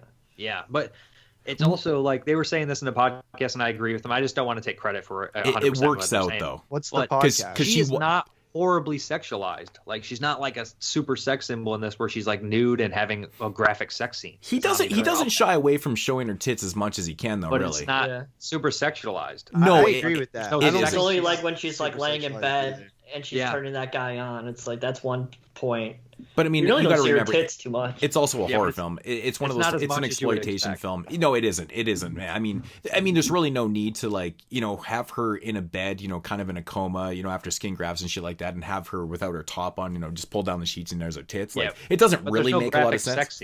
Exactly. But I'm just saying he didn't shy away from having the opportunity to have Marilyn Chambers' tits in the film. he was asking for it. It's also definitely kind of like a marketing a little bit too. Absolutely. It's a mixture. Absolutely. Yeah. He can get his messages and his money made at the same time. It's kind of weird he made Shivers and Rabid back to back because they're very similar films. Yes. Yeah. And they both star Joel Silver, who's got that great voice. The old man. Joel voice, Silver. yeah, Amazing. dude. Yeah. And man, this poor guy in both these fucking movies. Jesus Christ. One of the most brutal things, very nihilistic 70s shit for that whole entire family. Mm-hmm. Yep. No. You know, what I appreciate most about this movie is like how, you know, Cronenberg, he's so good at, like, Cronenberg takes tropes you might for this movie in particular, that you might otherwise see in vampire and zombie films and blends them together to create this just different beast. Like, he's carving his own niche here while utilizing the familiar framework of these other subgenres. And goddamn, he's a pro at doing exactly that. Yeah. That's why he's one of the masters. It's like, this is far from being my favorite of his movies, even though I really, really like it. But even this early in his filmmaking career, he understood how to stamp his films with his just own unique identity. Not all filmmakers can say the same, and I just love how he did that here on this second movie, man. And nothing supernatural either. Nothing supernatural because he doesn't like it typically. Mm-hmm. I just don't think that I would be straight. I just haven't, delved too much into Cronenberg's filmography, so I feel like you guys are probably more into him than I am. I mean, I feel like this movie it's definitely an entertaining movie, and I definitely feel like it's definitely saying stuff like we said at the beginning of the review, but I just feel like with him, I'm just not that well versed with his filmography, so I feel like I'm probably not going to like these movies as much as you are, but this is probably my least favorite of the three, but I still feel like you could see that he's starting to have some of the chops that we see later on, and yeah, that's that. No, I think it's pretty crazy. Actually, this is my favorite of the three. Yeah, I think this is my favorite. The three of what? These three. Oh, these three films. Fucking retard. Yeah. This is my favorite of the three. Also, I'm right there with Dave, man. Good to hear that, Moods. Good to hear that. I knew we have similar tastes when it comes to the 70s. It's almost the same. It's an extension of Shivers, and like I just feel like he already had an identity, man. It's so crazy how. Everything about this film, even compared to Shivers, is so similar, man. I love that about the early Cronenberg films, man. They all have this fucking Cronenberg-esque feel. They have a great look. It's something about the way they're edited. The lighting. It's this like dark. It's the editing though too. The way they're it kind of reminds me of, like, in contrast to like Romero. Like when you see a Romero film, like you just know it's him because of the editing. They look and shit. Similar to Romero. They look, and which is kind of funny, which is leading into one of my points that Wat-Son even said, with identification and stuff like that. There's actually a point in this film where it kind of turns into like the crazies a little bit. Thanks for bringing that up. I was going to say that and Cannibal Apocalypse. This shares a lot of DNA with Cannibal Apocalypse and the Crazies. Right. Yeah. Right. Definitely. Yeah. One before, one after. Mm-hmm. Yeah, I think this one's a little bit underappreciated. I think Scanners, we'll get to it, but overrated. I mean, it's definitely overrated. I think it's one of those movies that has the name and people just identify with the name and the idea and the head explosions. And Ironside is the best part of that movie. Honestly, Scanners is probably my least favorite. And you know what the funny thing is? You know what the funny thing is about the Ironside thing? We'll get to it, but I think he's underutilized in that movie. Big time. True. In the narrative. He's not in the narrative enough, and he should be in the narrative more, considering what the outcome is, right? But yeah, this movie, this is great. It's great. It's a perfect mixture of like actual like message and exploitation. Mm-hmm. It's so perfect in the line, and there are lots of big action set pieces here that are bigger than Shivers. Like there's these little moments in there. Like I said, the scene with Joe Silver is gut wrenching. The ending is right out of Night of the Living Dead, which is one of my all time favorite moments of film ever. The best, one of the most powerful moments of all time in horror films. Right. And that scene where they get in a fight and she's like, I'm still Rose. Like she doesn't know what she's doing. Like she's sympathetic yet horrifying. Like Dave, can I ask you? I have a question for you right now, just right from what you said. How, and for everybody, how aloof do you think Rose was in this movie? Like, I admit I had something of an issue, and maybe you guys can talk me and help me understand this a little better. I think you know what I had a bit of a problem with how her character acts throughout the film, because sometimes it's like a drug addict, though. Well, yeah, kind of. Well, it seems as though she might know Sometimes she might know. I don't she's think a she killer, knows she's... that her actions are deliberate. Then other times, I think she thinks they're fine. I don't think she's causing the virus. She doesn't think she's causing the virus. Okay, that's what I want to say. It's like a minor psychosis, though, too. I think when she goes, when she kind of goes into those moments where, you know, when her armpit butthole has to fucking, you know, feed and stuff like that. Butthole, penis, vagina. The penis vagina. Badge, yeah. So I think what happens is, like, it's almost like this weird kind of thing that overcomes you, and you go into this weird kind of mental psychosis where, you know, like, she kind of loses what she's doing and stuff. She knows subconsciously that she needs blood and stuff, but she's not really aware of exactly what is being caused from this, right? She understands what she needs. Calculated predator. But yes, but the end result, because she, like, you know, is she or no? I always say she's calculated in what she's doing, or like no. just. I say no. Okay. Right, and yeah. So I mean, it's almost like a parasite type thing, right? So it takes over at those moments. The thing is sort of controlling her. It's also a drug. Do you think Trouble Every Day that we reviewed a couple weeks ago is similar? I don't fully feel like she knew what she was doing either. I don't think she's aware of the time, though, right? Too. So when she needs the blood, she kind of loses her. She goes into this, like, dark area, like the psychosis kind of thing, and then she comes out of it, and then she doesn't, and that's the explanation behind her not thinking that she is the biological weapon here, essentially, right? Yeah. Right. Yeah, so she doesn't know that. She doesn't even have it. She has no comprehension of the idea that she's patient zero, which makes sense, because I guess I was kind of grappling with, wait, is she even understanding her violence and what she's doing, going from one feeding to the next? And I admit I was a little thrown by that, because I just wasn't sure. And then she makes some decisions at the end where I was going, okay, I guess you don't know. No, okay. I think it's one of those things that's overtaking her, and she understands that she needs the blood and stuff. But I mean, at the end of the day, she doesn't see anything wrong, because she doesn't realize.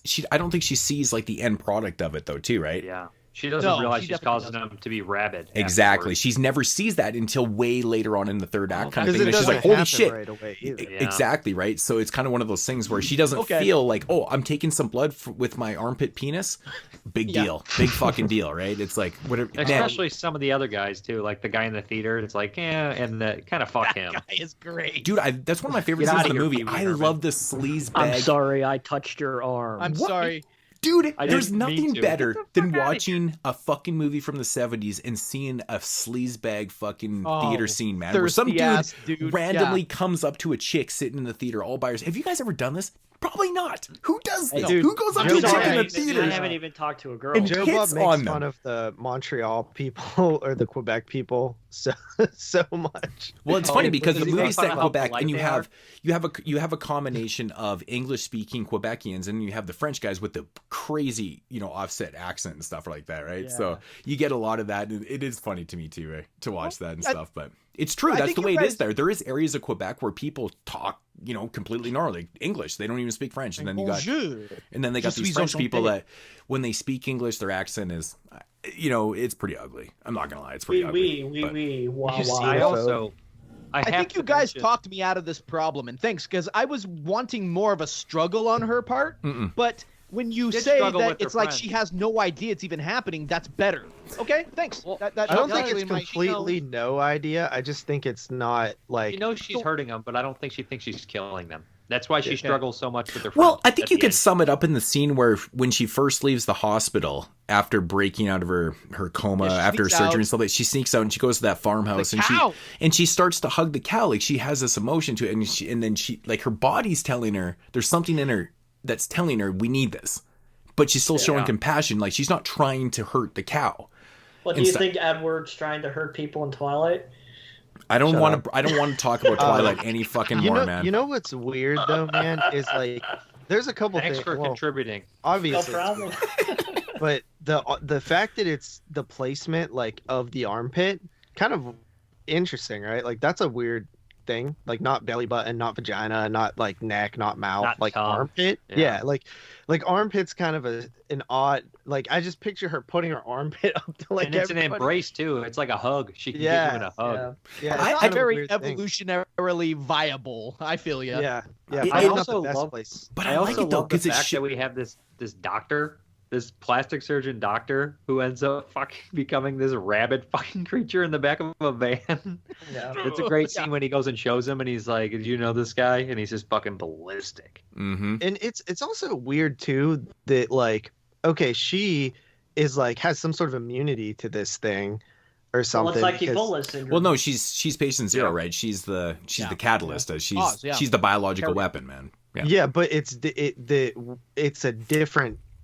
What happens to her is different. What happens to everybody else? Right. Yeah, definitely. You know what I mean? That's strange. It's kind of it's a weird scientific thing that you really think about it. It doesn't really make that much sense. No, it actually doesn't make sense. She got a skin graft and it created some sort of carcinoma that mutated, but somehow it passes on some sort of virus or bacteria that turns people rabid. It would have to be a viral if it's rabies. It's stem cells. Yeah, but it's that's what this is. Like Joe broke it down. She got a mutated thing though. They said they didn't cause carcinoma, like tumors, like cancer. See, tumors. I like the approach in this, man, where it makes her what she is, and she's not overly aggressive and stuff. There's still compassion in her. Like she doesn't really understand it and stuff. It's not that full blown. Right? It's not that infected. 28 days later, just fucking rage virus where you're going and attacking shit like that, man. There's still a lot of compassion. That's why you can kind of explain everything, Wat-Son. Right. You're winning me over with this because this was my biggest problem with the movie was I was just like, I don't feel her struggle. I think she's too aloof or, is she calculated? I'm not getting that. But you guys have the fact that she's retaining her humanity. She's like a drug addict too. It is. It essentially is kind of like having hunger pains. Okay, right. You guys are winning me over on but this. I mean, just the aspect of having her basically having to show compassion literally by hugging people to extract that drug, which is blood. That's interesting. Yeah, right. It's weird that she's the only one that's the big savior. That's hug people to extract. That's the exactly. Well, no, it's because she had the surgery. Yeah, I know, but it's like none of these other people who she's infecting has to. Well, they say it's because she has an immunity to it. Yeah, I know that. She's patient zero. Like sort of a carrier, but not. She doesn't have the same rabid effect as everybody else. They say that in the movie. But these people aren't going around and sucking people's blood. They're just biting them. They go nuts. Yeah. Mad cow disease. Does the cow have fucking go nuts? No. The cow. I don't know. I don't remember mad cow disease. Dude, that dude that finds her in the fucking barn is such a fucking scumbag. Like, what do we have here? What happens to cows when they get mad cow disease? They're not actually going nuts. They look sick and they carry disease, right? Like swine flu and that kind of shit. Yeah. All those kind of different diseases. How do those animals look? Yeah, no, they look normal. They totally look normal. See. I have no fucking clue. I don't want to be giving false information about viruses and shit. Yes, how that virus works, I know. I worked at the ESASA. What's that? You know what that is. It's fucking. No, are we not going to mention the Santa Claus scene? I don't want to spoil it, but Santa Claus we're not going to mention the dead baby. Yeah, I already did. I said the Joel Silver family scene. Yeah, he talked about it. Yeah, he talked about it. Yeah. I said, man, you don't actually see a baby get killed, but I mean, come on, it's enough, dude. Yeah. Like that, it's almost worse. Because when you kill it, it might come off like kind of cheesy or something. You know what I mean? Depending on the tone. Mm-hmm. But the aftermath is like horrible. Well, I only have one major point also because this is before Howard Shore was scoring his movies. So, and this one he uses like stock music in here, and that's the same. It sounds like stuff, porn music. Same kind of stuff George Romero would use. Dude. So I feel there are a lot of similarities between the library stock music at Dawn of the Dead and Rabid, if you noticed. Stuff. So I love it. Absolutely, man. And that's why I brought up the crazies too, man. There's this correlation between the stock music and the way things are developing and all that. It's Cronenberg too. Oh, big time, man. It's just you can see it, man. It's communication shit. This is I think early Cronenberg and early Romero share a lot of DNA. They do, man. They really do. Man. You know what I love about this movie, man, is that Cronenberg throws in this amazing car accident scene. Yes. In the film, right? Like it's just ridiculous. The record store. Yeah. Yeah, dude. It's fucking nuts. Oh wait, dude. no. Hold on. No, the overpass. Hold the on. overpass. Sorry, that's Scanners. Yeah, I was like record store. No, sorry. You're talking the beginning. Sorry, I'm out of my freaking mind. Listen, all right. There's a bunch of the overpass scene. movies. Every one of these movies has a car crash. The overpass scene, which is like such a great 70s stunt. Crash has a car crash too. And I feel like that one is just like a prequel, or it's kind of like a prequel to Fast Company, which did the cars. Oh, that scene's fucking nuts, dude. It's crazy. That happened in Chicago like a couple weeks ago. Somebody fucking flew off the highway and landed on the street below. Crazy. Fucked them up. Yeah, if you fall an overpass like that and you get nailed, oh, dude, I just love 70s stunts, man, because that shit is like legitimate, real, right? It's so cool to see. But only like Cronenberg, low budget film, you know, and we're gonna throw that type of action sequence. It's amazing. I love it. Yeah. Mad props. I want to read this from Wikipedia because I don't know if this is a mistake or what, but it's funny. It says this is under reception. The film was one of the highest grossing Canadian films of all time, grossing $1 million in Canada. 1977. It probably did pretty good because there was only legitimate. There was only 7 theaters in Canada. Shivers was the first one that made money, and it made like $5 million. So, dude, Rabid only had it only opened up in 5 theaters because we only had 5 theaters in 1977. So. Wow. No, I'm joking. There was definitely more theaters. The fabled Canadas. Right. Well, you got to remember, dude, like, I mean, people seem to forget that Canada, like modern day, we have 36 million people here. There's more people in Los Angeles, the city of Canada. Yeah. The city of Canada? Than all of Canada. Oh, I got it. LA, the city of, in California, has more people than all of Canada. It's crazy when you think, and Canada is the biggest landmass in the world as a country. Yeah. It's really fucking crazy when you put it in perspective. So when I hear numbers like that, it doesn't surprise me at all. Right? Well, I know Joe Bob said something like 7 or 8 million, I thought. So right. I don't know. Like, I trust his information. That's why Serbian film gets a PG-13 rating in Quebec, because they're... Dude, Quebec's rating system is different than the rest of Canada. You have to remember, Quebec itself... It got a PG-13 rating in Quebec. That's what I'm saying. Their ratings... Uncut? Quebec... definitely not. Quebec has a different system than the rest of Canada. Right. It's actually kind of funny. They're considered part of Canada, obviously, but they have their own kind of thing going on there. It's weird. What is it, like the Russian, like Irish country trying to get their freedom all the time? Yeah, there's a lot of separatists there. Well, they've been trying to separate. They've been trying to separate from Canada for years, but I think they've come to realize that they wouldn't be able to survive if they separated from Canada. So it's probably never going to happen. But anyways, the point is, be able to get Tim Hortons again. Nope. No more shitty coffee and shitty donuts, man. Fuck. They have the worst donuts. I hate them. Oh, me too, man. I hate Tim Hortons, man. It's gross. But I will eat it when I'm fucking sad. Yeah. Oh, don't be just sad. The donut holes. Just the donut holes. The Timbits. The Timbits are good, man. Timbits are okay. Yeah. Are we reviewing Timbits? 2 a.m. We should, man. The apple fritter Timbits are great. All right, now since you said that, let's go down the list and see which different kind of Timbits they have. You know what scene? I don't want to bring up like scene by scene and stuff, but you know what scene I love in this movie, which I don't think I can even recall. It may have been duplicated before by somebody after, probably stole it, but the scene where the dude fucking just walks up to the car with the jackhammer and jackhammers through the fucking door. Oh yeah, it's my favorite scene. Workers get bit simultaneously and then like stay on the work shift for 12 hours, then be like, I don't feel good. Me either. Let's go crazy together. Why don't they chilling on their job site? Yeah. But he could have opened the door. He took a jackhammer instead. Yep. He's like, fuck it. That scene was a bit ridiculous. It's amazing. I love that scene because it is absolutely ludicrous. Like, I rewound it. I had to see it again. I'm like, yo, these guys are just like working the day shift, Hey, how's the wife? Yeah, ain't doing too good. And hey, that bitch packed me peanut butter and jelly again. I hate peanut butter and jelly. Right. Peanut butter and jelly. Let's go kill those people. Yeah. They weren't even rabid. They were just fucking mad about their wages. We're going on strike. Hey, there's some fucking political guy, because those guys were like, one of the people was a politician in there. He was like the vice whatever, chancellor or whatever the fuck he was. And the day after he got attacked, there was guys with guns in the fucking mall. Oh, yeah. I didn't catch that. Maybe not the day after, but pretty quick after he was attacked, they started taking it more serious. Well, that's why those guards were in there when Santa Claus. Yeah. Right after that. You guys ever notice one of the posters of this film is like the chick in the refrigerator? It looks like that's the original artwork. Yeah, I know. I always love that about this movie is like the scene that's the poster art that's iconic to Rabid is just this probably 2 or 3 second shot in the movie. of this girl that gets attacked in a hot tub and ends up in the fucking freezer after. And let me ask you this: where was that hot tub? Wasn't she at the hospital?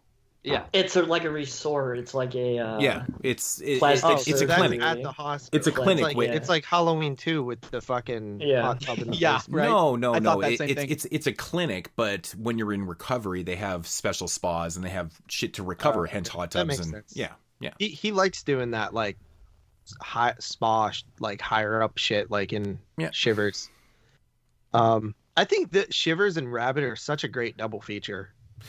Man, I'm a big fan of them, man. Really, really big fan. You know what I like about this movie is like the foam, like it's called Rabid, right? You know, hence rabies and shit like that. And they have them spitting up like this kind of bluish green foam and shit, and they secrete from the eyes and shit. I love that, man. It's great. The surgery scene's great too. Yeah.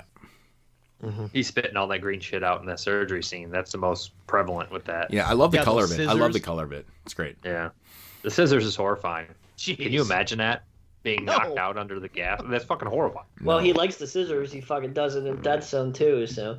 Oh yeah, because the finger with the scissors. Yeah, and then but the Dead Zone is that's got to be a king. That was definitely in the book. You know what? One thing about this movie that makes me laugh, man, is like it seems like the majority of people in this movie are just such scumbags. They keep constantly coming up to fucking Marilyn or like Rose, and hitting on her like constantly. Well, wouldn't you hit on her? I know, but like, who just does that? Who just walks up to people in theaters and like it's so blatant. It's though. A porn I theater, did though. when I was like, I did that when I was like 16. There's like 19. How many scenes in the film are like that though? It's crazy. There's so many. It just makes me laugh. Moods. I was wanting to bring that up because it did seem like, and I wonder if it was to garner sympathy for Rose in the fact that she's killing these people who are, being sleazy with her. But I kind of would have liked to see. I don't know. Like it's kind of like in the movie Freaky, where everybody who dies is a little bit of a scumbag who is, sort of pissing off our pro/antagonist. It's like, easier for an audience to digest. I want to see people die who don't deserve it. Right? I can discredit your argument though. I can discredit your argument though, man, because basically what you're saying is I agree with, but the flip side of the argument is what the fuck did the cow do? The baby, motherfucker. Fuck the cow. The cow wasn't fucking. He wasn't being an asshole. She also attacked her friend. She attacked her friend. That's true. And she did attack. Yeah, that's true. What about the truck driver? That's like the scene in Near Dark. Thank you, Dave. Yeah, thank you. Dude, the truck driver is like, where's Smooth Eddie? Smooth Eddie don't look too good. He's in the back. Smooth Eddie always looks good. That line's great. Yeah. And she's throwing up, and he holds her hair, and then lifts her up in the. He's not being sleazy at all, and still gets it. Okay, he was legitimately trying to help her. Steak on a bun. Right. Okay, you guys are making my score go up a little. I got to adjust this number. You guys have talked away two of my problems. I mean, really, the sleazy guys she gets are the guy in the theater, the guy in the mall hospital. Comes up to her. It's kind of a douchey guy. Yeah, that guy's super douchey, man. The guy in the fucking barn for sure. That guy was a 70s rapist. He's looking for Don Stroud and David Hess. He's the third one in that fucking group or something. I think he thought that he left his teen daughter out there in the barn for the night. No shit. Yeah. He's just like a fucking. Did he grab something to? Yeah, I definitely don't feel bad for any of those characters, man. I do feel bad for Murray though, man. Murray. Whenever you see Murray's death sucked. Like he was cool, man. The truck driver, I kind of felt bad for too. Yeah, truck driver. But I like Murray, man. Murray's got that voice, dude. Yeah. Murray's the best character in the movie besides Marilyn Chambers. He's definitely the best. But we would be the truck driver. Okay, this person needs help. We're gonna get him to point A to point B, and then hey, you're sick. Okay, jump out. Okay, okay, your hair shit. Don't throw up on yourself. All right, let's get you back in the vehicle. I'm dead just for helping. Fuck. No, I'd be like, stop throwing up. Get out of my truck. Yeah. Whenever you see like a sleazy fucking older dude in one of these movies who's like super 70s rapist, you're like, and they're like 40 or 50, you're like, how did you get to this point? Like, you should have been arrested a long time ago. What if you have a sex drive? Yeah. I don't have much. How could you do that with yourself? I don't really want to fucking spoil anything, but like, I mean, I don't know if we're doing. I mean, we probably spoil it as it is, anyways. But just the end of the film, like my question is, I've always had this question, man, about how the body ends out in the garbage. I don't know. Like honestly, put it out in the street. Like how did like it just conveniently is in the garbage, and then of course they roll up and they take the body and they throw it in the thing. But like how does it end up there though? How does they could tell everybody to throw their bodies in the street to be picked up. Somebody could have found her. I guess it's just one of those things where a scene happens and all of a sudden she's like in the garbage, and I'm like, how the fuck did she get there? She's in the alleyway, and then they put her in the garbage. Yeah. Who puts her in? No, she was found in the alleyway. He's saying, how did she get to the alleyway? Yeah. Yeah, right? And that's what I'm saying. But honestly, it's they're obviously cleaning up bodies, right? So I mean, the end result was she ended up in the garbage, is what I meant. The garbage. Yeah, take your bodies out in the street. If you find any bodies, they need to be burned. I guess it would explain it away, because when they roll up, their focus is to grab the body, put it in the... Grab the bodies, in the fucking in the garbage can. And that seems brutal, too. They throws her in there and just like turns it on, and that's it. Keeps going. And I always love, and this is a thing that, that I've always loved about the end of Black Christmas, is when the credits roll and the camera's still rolling. Like, it's still live in the film, you know what I'm saying? Yeah. And they do that in this one for a few seconds too. Like the truck is pulling away after compacting the body in there, and it just kind of, the credits are rolling. And you're just Dawn of the Dead too. And you're and Dawn of the Dead, and I'm like, oh my god. I actually love when that's what I love about Seven. Like this, nobody did it better than this, man. They don't do it anymore. No, it doesn't happen. It was the 70s thing. I saw one recently where they did that. Was it Seder do it? Promising Young Woman? Did that one do that? I think it might have. But there's the last scene in this movie it reminds me of the line in Eating Raoul, which was one of my favorite lines. He was a living human being. Well, now he's garbage. Jeez. I love that movie. Criterion put that out. Raoul. Yeah, it's a great movie.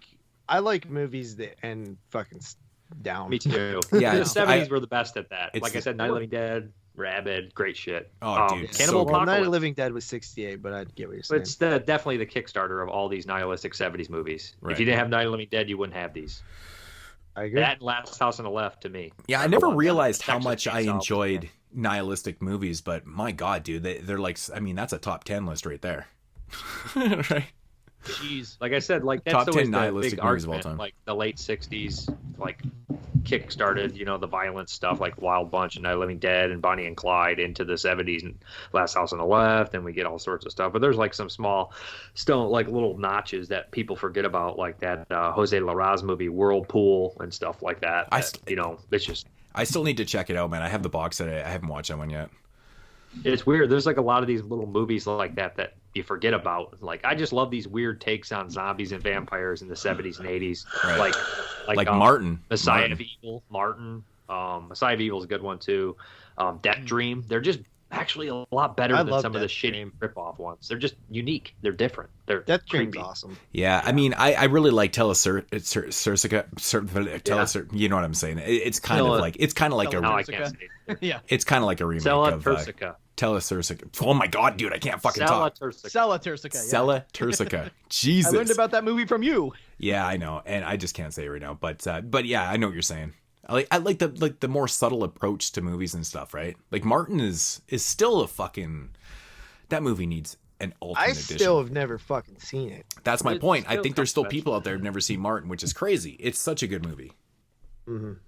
It really is. So, anybody have any more shit to say on Rabid? Jeremy, I think I'm good. Jeremy, you're kind of quiet. Do you want to say anything? No, I thought I talked okay. Well, I was just asking you if you have anything else. You said your piece in the beginning, but you just didn't talk for a while, so. Okay. Well, that's like always. Mm-hmm. All right. And then Watson's all talking about pussies and fucking porn stars. I'm like, we need to get Watson a pervert card. I know. I thought Watson was sophisticated. I said that I don't know a lot about porn. I don't know. I was going to bring up the fact. Who's your favorite porn star? Which porn star is popular? I'm asking who's good. Who has the best prolapsed anus? Watson, you're getting a pervert card, dude. Fine, I'll take it. I don't understand people who like the prolapse anuses. Don't get it. See, okay, he already wins. This isn't my sort of thing. Oh my. I was gonna say I don't think it was. I honestly, I think Cronenberg. Prolapse anus? I think Cronenberg was a fan. Pops up like that, I would literally throw up. Cronenberg was a fan. No, I think Cronenberg was a fan of Marilyn Chambers and stuff. I think he was a fan of Marilyn Chambers because I don't think it's coincidental that her armpit butthole penis monster looked like a butthole because Marilyn Chambers, she liked the butt sex. Taking it up the butthole. So as Joe Bob says, it looks like a vagina, and then it looks like a butthole, and then it looks like a penis. But at first it looks like a butthole, and I'll never forget watching this, and thinking, holy shit, dude, like that is just, it's not coincidental. Marilyn Chambers, butt sex, butthole in her armpit. Makes sense, right? Carly's like, I'm getting on the website that's porn. I don't think I've ever seen a Marilyn Chambers movie except Rabid. Yeah. I mean, me neither. I didn't know she was in porn until this viewing. I'm like, what? Old porno, I don't remember what the movie is. Pornos. I just watch them. There's a really classic. I've definitely seen her. There's a really classic scene with her and John Holmes, and the position, like everything they're doing is just fucking nuts, man. It's crazy. I honestly haven't watched. I don't watch the porno like I used to, dude. I'm old. I don't even know if I can jerk off anymore. I'm so old anymore. I grew up watching. I watch porn all the time. Porn. My uncle had a huge stash of porn, and it was all 70s and 80s shit. Dude, I'm so old. Like I collect everything Vinegar Syndrome except for the porn releases. I'm just like, I feel like an old dirty man buying the porno. You gotta get the taboos, man. I'm not buying the porno. There's no fucking way I'm buying the porno, man. Can I tell you guys something hilarious? A listener sent Dave Z and me. Dave didn't get this because I answer the emails for Watsy Party Horse Show. A listener sent us a porn link to these, like, they're called the Z twins, ZEE twins. They're like these Russian or whatever, they're Eastern European girls, and it's like the crazy, like, so I clicked the link because I didn't know what it was. I'm like, Z twins. They really do look like twins. And it was like, oh, this is it was. I felt a little light in my soul go out watching. Do they eat each other's pussies or what? They do stuff together, and they're sisters. And I was like, are they actually sisters? Yes, and I felt like I was introduced to something that. Wait, who are these? Is this the picture? Twins. So, because our show is called the Wat-Z Party Horse Show, so a listener was like, "Hey, I thought you would like to see Z twins because of Dave, and I know Dave likes porn. I don't think I ever told him about this. He could read the email. You want to see some incest? You like incest? I got incest. You want this incest stuff? And I was like, I didn't know. Like, this is how I know I get my pervert card, but I'm also a little innocent, even though I'm an alcoholic piece of garbage. And even though I do, ladies, the girls, I do okay with them too, or used to. But like, it's like I was just like, yo, this is crazy. Didn't mean to hijack this with dirty, disgusting porn, but I was surprised by the link we got sent. It was like, isn't it one of those weird things? Isn't it one of those weird things, like, when you go through these porn crazes and you're typing in the craziest weird shit, you're like, I need to see this weird shit, so I'm typing in this and this and this and that. And, like, you think you've seen everything in the history of porn until someone sends you a link of two legitimate twin sisters eating each other's pussies, but then also doing, like, ass-to-mouth, like, the girl sucking a dick that was just in her sister's asshole. You're like, what the fuck is, like, this is so crazy. For this because of his last name. It's like, I was like, thanks, now I'm seeing this, and yes, they're beautiful girls, and okay, so they look similar, I shared Moods video of a girl blowing a dog one time. Yeah, I think that's illegal. It's the craziest shit that I couldn't stop watching because I was like dry heaving. I'm like, what the fuck is wrong with people? Why are you sucking a dog's dick? These girls really do look like identical twins. You want to see some more? Type in the Stevens sisters. They're pretty identical. I know there's these two blonde chicks. I think they're Germans or whatever. They piss on each other and everything, and it's fucking crazy, dude. Not into it. Yeah, there's this great shower scene, and I'm like, dude, these are sisters, and they're totally like pissing. I was like, this is fucking crazy, man. I don't like the piss stuff either. It's weird. I didn't mean to get us down that road. I just thought it was a funny porn thing where a listener was like, hey, I thought you guys would like this, guys. I'm like, thanks. I'm not into it. They can do it. Watson made our show X-rated. Yeah. I guess I get my porn card, even though you got kicked off Horror Weekly for this. You're off Horror Weekly. I guarantee you, next Horror Weekly, Watson, they're like, you got anything to shout out, Watson? He's like, no. No, Watson will listen to the episode. Jay's dad's gonna make you pray when you get on the next episode. Jay's dad's a gangster, dude. He's something else. But yeah, I plays with Don and Ellie. Dude, we got dirty with this one, man. Crazy. Thank you, Marilyn Chambers. Yeah. Anyways. Yeah, thanks for us talking about twin sisters. Not even that sexual. Sucking each other's dicks up the ass. Yeah, that's great. How do you suck each other's dicks up the ass? No, you do the ass to mouth. It's ass to mouth, getting fucked. She's getting fucked in her ass, and then she pulls it out, and her sister sucks it off. I was like, wow. I was like, they're sisters. That's crazy. But Jeremy'd be like, "Ooh, let me see your cooter." That's his famous pickup line. This is why Jeremy still lives in a closet, man, because he's fucking saying, like, let me see your cooter. Okay. So let's get into ratings here, man. Let's start with Mr. Wat. Let's do it. Z. Gus, man, you guys talked me into some. This was a great discussion. Cronenberg rocks, and he always has. His vision of this apocalypse of sorts happening because of a motorcycle wreck, fascinating as hell. The idea that this little small event can reverberate and become something monumental. You know, we're in a version of that reality ourselves right now. We all know it. We have no idea how this whole global pandemic hit the way it has. Chinese wet markets. Maybe it's gain of function research accidentally leaking. Maybe it's a deliberate leak. Terrorism. Who knows? But maybe it's just, no matter what, we're all becoming incredibly familiar with a lifestyle that began in some small fashion at some point somewhere. And that's what this movie brought to mind for me. Like, just imagine how many people died because a dude didn't see a van in his way when he's riding a motorcycle. So I have no fucking idea. Like, what I do know is that this is a special sort of movie, and you guys talked me out of some problems I had with the movie. Originally, I was coming in at a 7.5. I'm going to jump it up to an 8. So there we go. That's a fair rating. That's a good rating. All right. Jeremy. Yeah, Rabid. So I don't remember much when we watched it on Joe Bob, even though I think it was like the first movie, right, JP? One of the first movies. Yeah, it went, I think Sleepaway Camp, which we didn't even really get to see. And then the second film, I forget. This was the third film, I think. Yeah. Rabid's the third film. Yeah.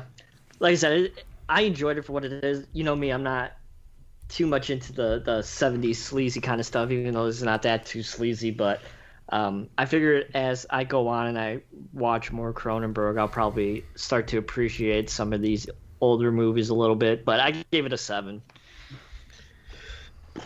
All right, Dave. This is one of my favorite movies, actually.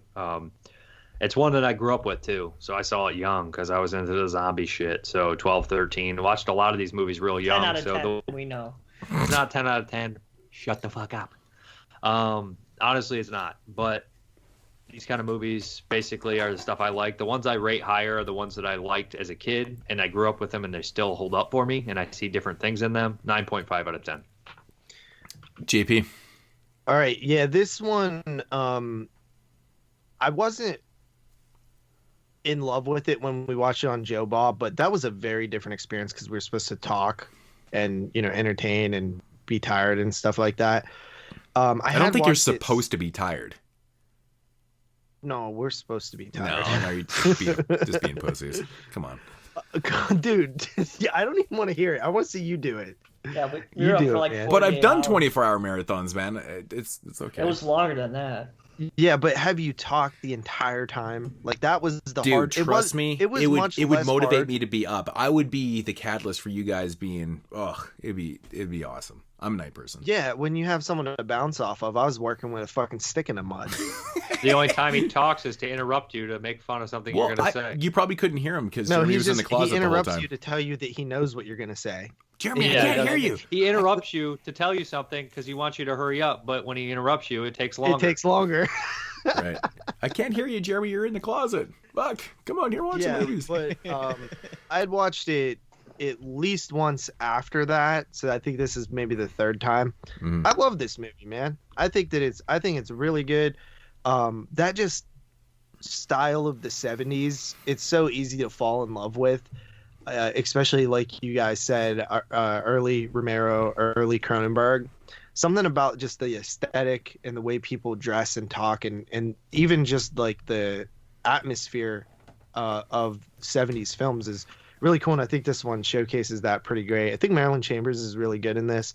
And I think that it just, you know, nowadays, like, this might seem like a quite simple film, you know, with the like rabbit and the zombies and the like zombie-esque infected type shit. But back then it wasn't overdone like it is today. You know, this is kind of a unique little spin on it. I'm gonna give it an 8 out of 10. It's definitely a really solid effort from Cronenberg. I think I like Shivers a little bit more, but this is right up there. I think it's a perfect double feature too if you've never seen these movies. I always thought that they had ample time to get out of the way of that fucking accident. Yes. Yeah, I feel that. I always feel like when maybe it's the way it's edited or whatever. I always shot. Well, perfect. it's like that in the Dead Zone too. It's like you could have totally not hit that truck. Right. I think that one was a little bit different because you're supposed to believe that it's hard to see. Well, and it's also True, it was sliding towards him too at a pace too, so that could be the misconception of, you know. But anyways, I always but it's unforgivable because this movie turns into something amazing. It really is. Like, I don't know, man. The term zombie has been thrown around and stuff. I feel like this is more an infection film, you know, kind of thing. Like it's an infection that's passed on to people. I mean, that's an argument that I know Dave does not want to get into. They're not zombies, but it's definitely a take on the zombie and vampire genre. Oh, for sure, for sure. They're not zombies, though. But I think it's just brilliant, man. It's got a great, you know, it's shot so well, dude, and it's surprisingly acted really, really well. You know, it's acted better than I think than some characters in the next movie that we're going to talk about. And Marilyn Chambers, like you said, like I didn't even know that she was, you know, trained as an actor before and stuff, and you know, big ups to her. She does a great job in this. She's believable. And Cronenberg really hits it on the head with what he's trying to say here. And, you know, and like Dave even mentioned before, you know, with the comedy and stuff with, you know, doing the jabs at like plastic surgery and shit. I think that's phenomenal. That's great. Early stages, ahead of the game. That's why Cronenberg is one of the masters, you know. I made it out of 9 out of 10 on this one. Nice. I really enjoyed this movie. I've always enjoyed this movie. I think it's great. And, you know, and one of the big selling points for me is, you know, you guys know that I love endings like this. These are my favorite type of endings. Yeah. Absolutely. Feels like the 70s gets away with it so much better. Like it feels right. Sometimes in modern times they'll just force it. But the 70s you're like, it belongs. Right. Right. Okay, so yeah, that is Rabid from 1977.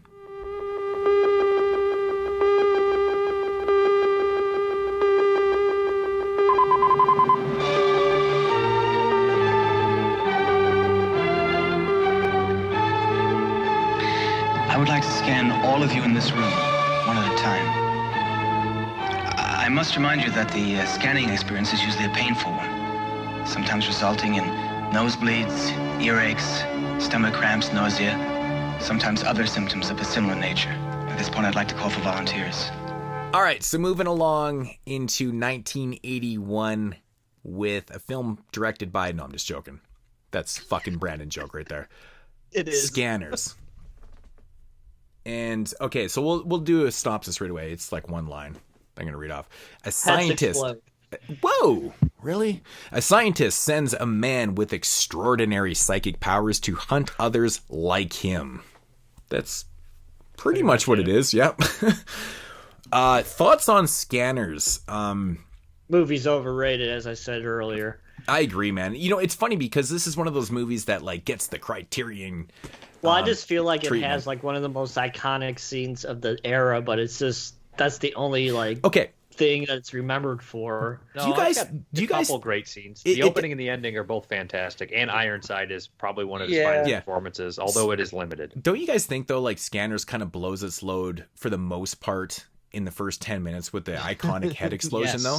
But yeah, the whole first 10 minutes is like so hard to beat. Even like the driving and the shoot, that whole scene is really strong. And then there's and then the end scene. There's so much talking. Well, you know, I think one of the biggest problem with this movie is that it has a great idea, but they really focus they do on it better in Scanners too. But they focus, they focus way too much on trying to figure out who's who's the mole and this and that and stuff. And there's and during the narrative, you know, through all this plot buildup and stuff, there's no Ironside. Well, not that. It's just like we just want to see Scanners fucking each other up. Well, that's what I'm saying. Because if you incorporate Ironside, who's like, you know, the mastermind, he's like the big bad Scanner and shit like that.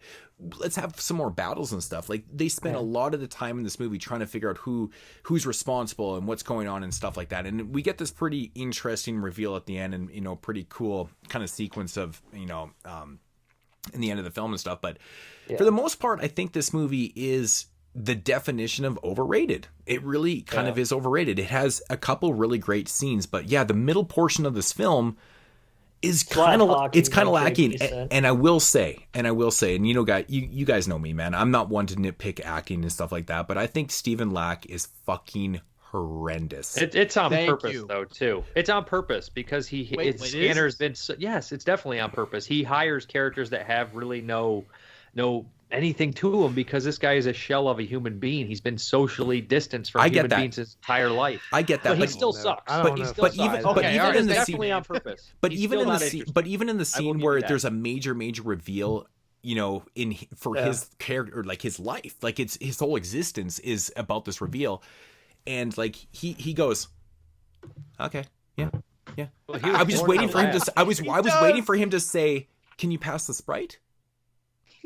Well, he wasn't. You know what I'm saying? It was like he wasn't born in. You don't understand. It's not born in a lab, but he's been followed his entire life. Did you not understand what he said? That he basically knew where he was his whole life. He planted him in society and followed him and monitored him. Right. Okay. Right. So he has not had any real human interaction. He's never been able to get far away. He's never been able to do anything he really wants.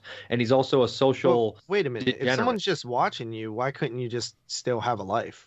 He doesn't have a life because he's a scanner. Because it hurts your brain because you cannot control your powers. It's like the mutants in X-Men. But everybody else has that too. No, who? The other scanners? But they're already in the program. They've already been taken care of. He's never been taken care of. He's never had a life. He's been a homeless person. I think it's the wrong performance for what you're describing. I'm not saying it's a great performance, but there's a reason why he has no personality. He's still not a great actor because I don't think that it's necessarily the personality aspect. But I still think it's a genetic makeup where he changes his facial expression. When you have a big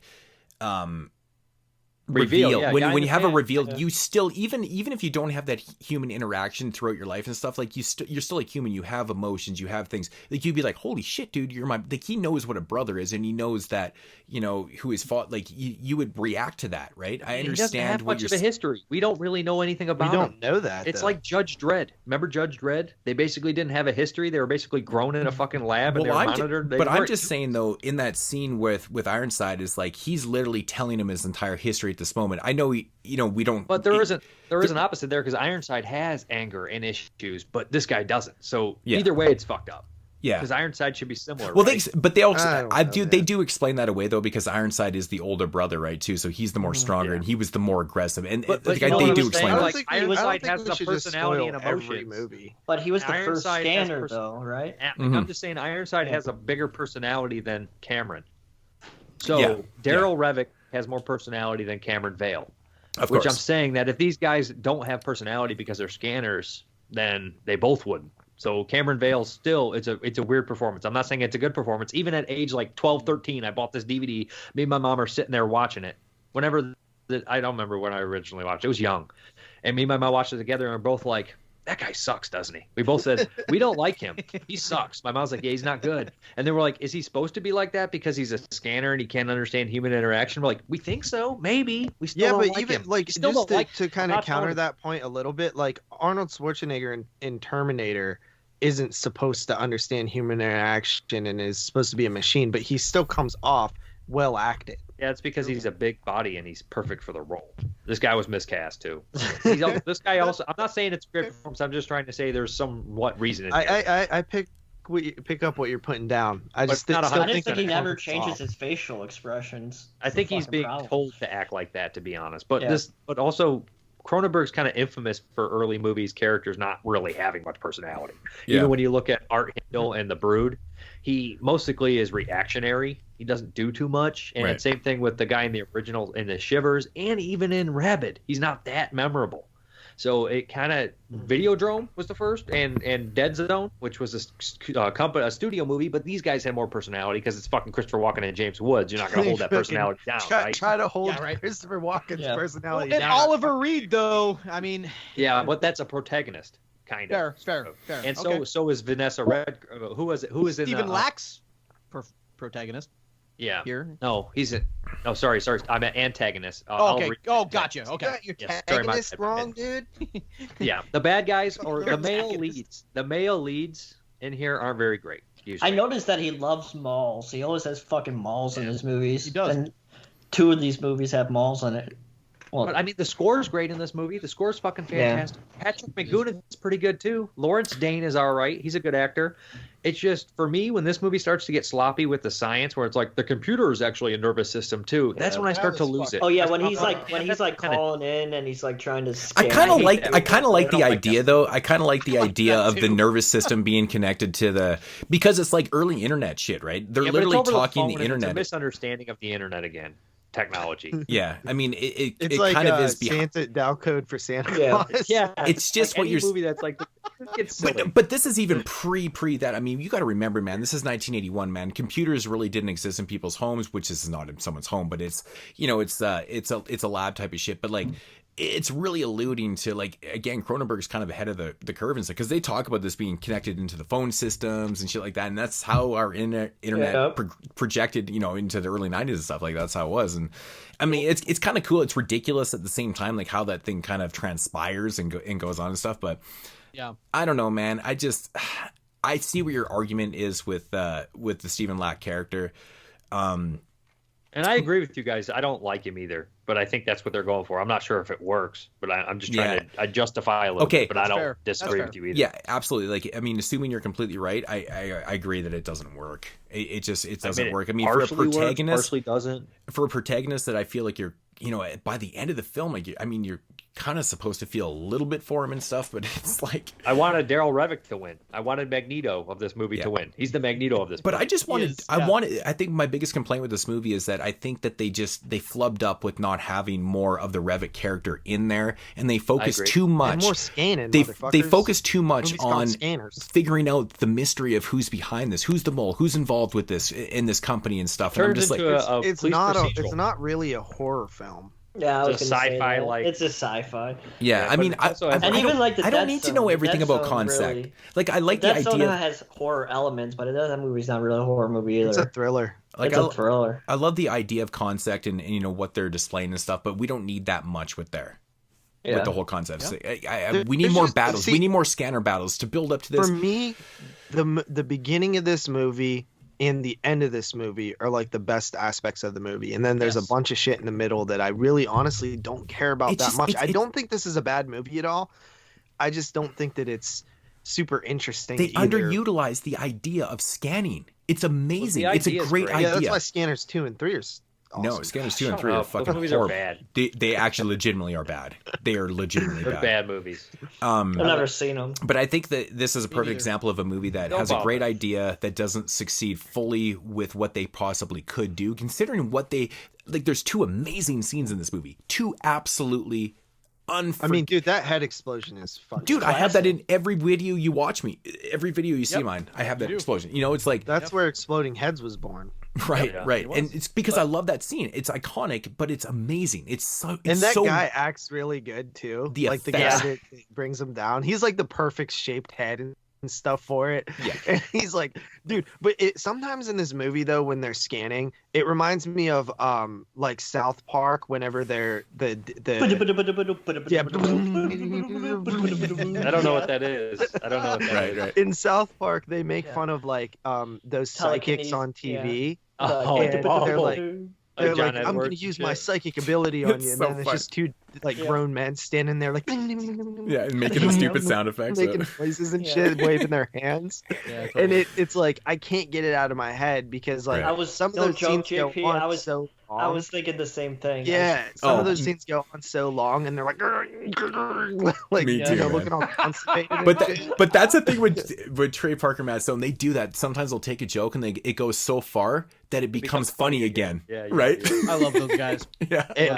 And I still think about Cannibal. I just think of the actors sitting there and doing this, and like no music playing and stuff like that, and just how ridiculous. You're thinking the production.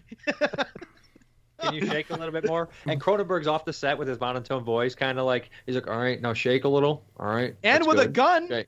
Like one thing that cracks me up about Cronenberg is how much he like digs bringing guns to the set. Like, we're not on Dead Zone yet, but on that movie, he would fire this gun off filled with blanks in order to get Christopher Walken to perform those, the psychic twitches. When he'd go into a vision. Well, the big exploding head here, JP's talking about was, this like latex freaking head full of a bunch of leftovers. He killed that guy. He shot that guy. Yeah, he just shot the guy in the back. Yeah, no, but it's like this big latex head full of food getting shot by a 12 gauge. I just love he's just like, what a badass. Yeah, didn't they do that with a shotgun? Yeah, 12 gauge, dude. They just shot this head. They did that with Dawn of the Dead too. Yeah, totally. Didn't they do that in Maniac? Well, you see it in Maniac, dumb fuck. Oh yeah, he's got a gun in Maniac. It's the same type of idea as Maniac. There's some other cool set pieces You're a here that we're sweetheart, not Jeremy. mentioning. The scene Fuck where you he guys. goes to the weird guy. The weird guy actually is in a bunch of his movies. Yeah, the guy with the balding, and he's in The Brood. He's got the weird growth on him in The Brood. Right. That guy, like, I can't remember his name, but he has this cool art like studio, and there's a giant head, and he has like a hangout head. That whole there's some part good shotgun blast in and there. then people get shot. I remember originally watching this, hoping that he would explode all those assassins' heads. Oh, that would be dude, so cool. There's just not enough head explosion Too in this expensive. movie. Or he could just Fair, burn yeah, their hands off, make them shoot each other in the face, blow off fingers, eyeballs. Anything. Yeah, it just needed more, man. It really did. Yeah. Do you know why? It's funny. I'm with that. I agree. Do you know why Daryl Revick is probably one of the coolest antagonists of all time? He gets veins in his face when he's mad. See, all answers are probably wrong, but I'll tell you why he's probably the coolest antagonist of all time is because this motherfucker drilled a hole in the middle of his fucking forehead to relieve the pain, and then even funnier, when he had the bandage on it, he drew a fucking eye on the bandage, so he had fucking he had the third eye vision. He had the third eye vision. Man, dude. You know who else tried to drill a hole in their head in my favorite movie of all time was Egon Spengler in Ghostbusters, and I wouldn't have done it if you wouldn't have stopped me. Right. And also, Food's favorite movie, Dead Pit. The doctor drills holes in people's heads. Absolutely. Yeah, and Angus Scrim. Right. Oh, yeah. This is a top 10 hole drilling movies in the head. On sci-fi.com. No, you know what's funny, guys? I have a weird history with this movie. Like when I was a kid, I did, probably you guys did too. I'd see it on like HBO or Showtime every night. Oh, okay, that's kind of cool, dude. But I would see it growing up on HBO or Showtime, the pay channels, every so often. And I was a kid, right? So I had to muster up the attention span necessary to watch a Cronenberg movie, right? Because kids watching Cronenberg, it's not a good mix. And I remember really liking what I would remember about the movie. But anyway, fast forward, I'm 20 years old now, and I hadn't seen the movie since I'm 10 years old, and I was married at the time, had a little baby, and I rented this movie from good old Blockbuster, and the wife and I hated this movie. We're watching this, and I remember thinking, we already just went over this, so I won't go too much into it, but how wooden Stephen Lack's performance was, and Dave, you made a good case about all that. But I remember how cringe some of the shots were. Like, you're talking about the South Park stuff, where Vale is doing these hardcore head nods at the camera there in the second act, flexing his power. Like, these shots don't age well, and they're unintentionally funny. It's not good.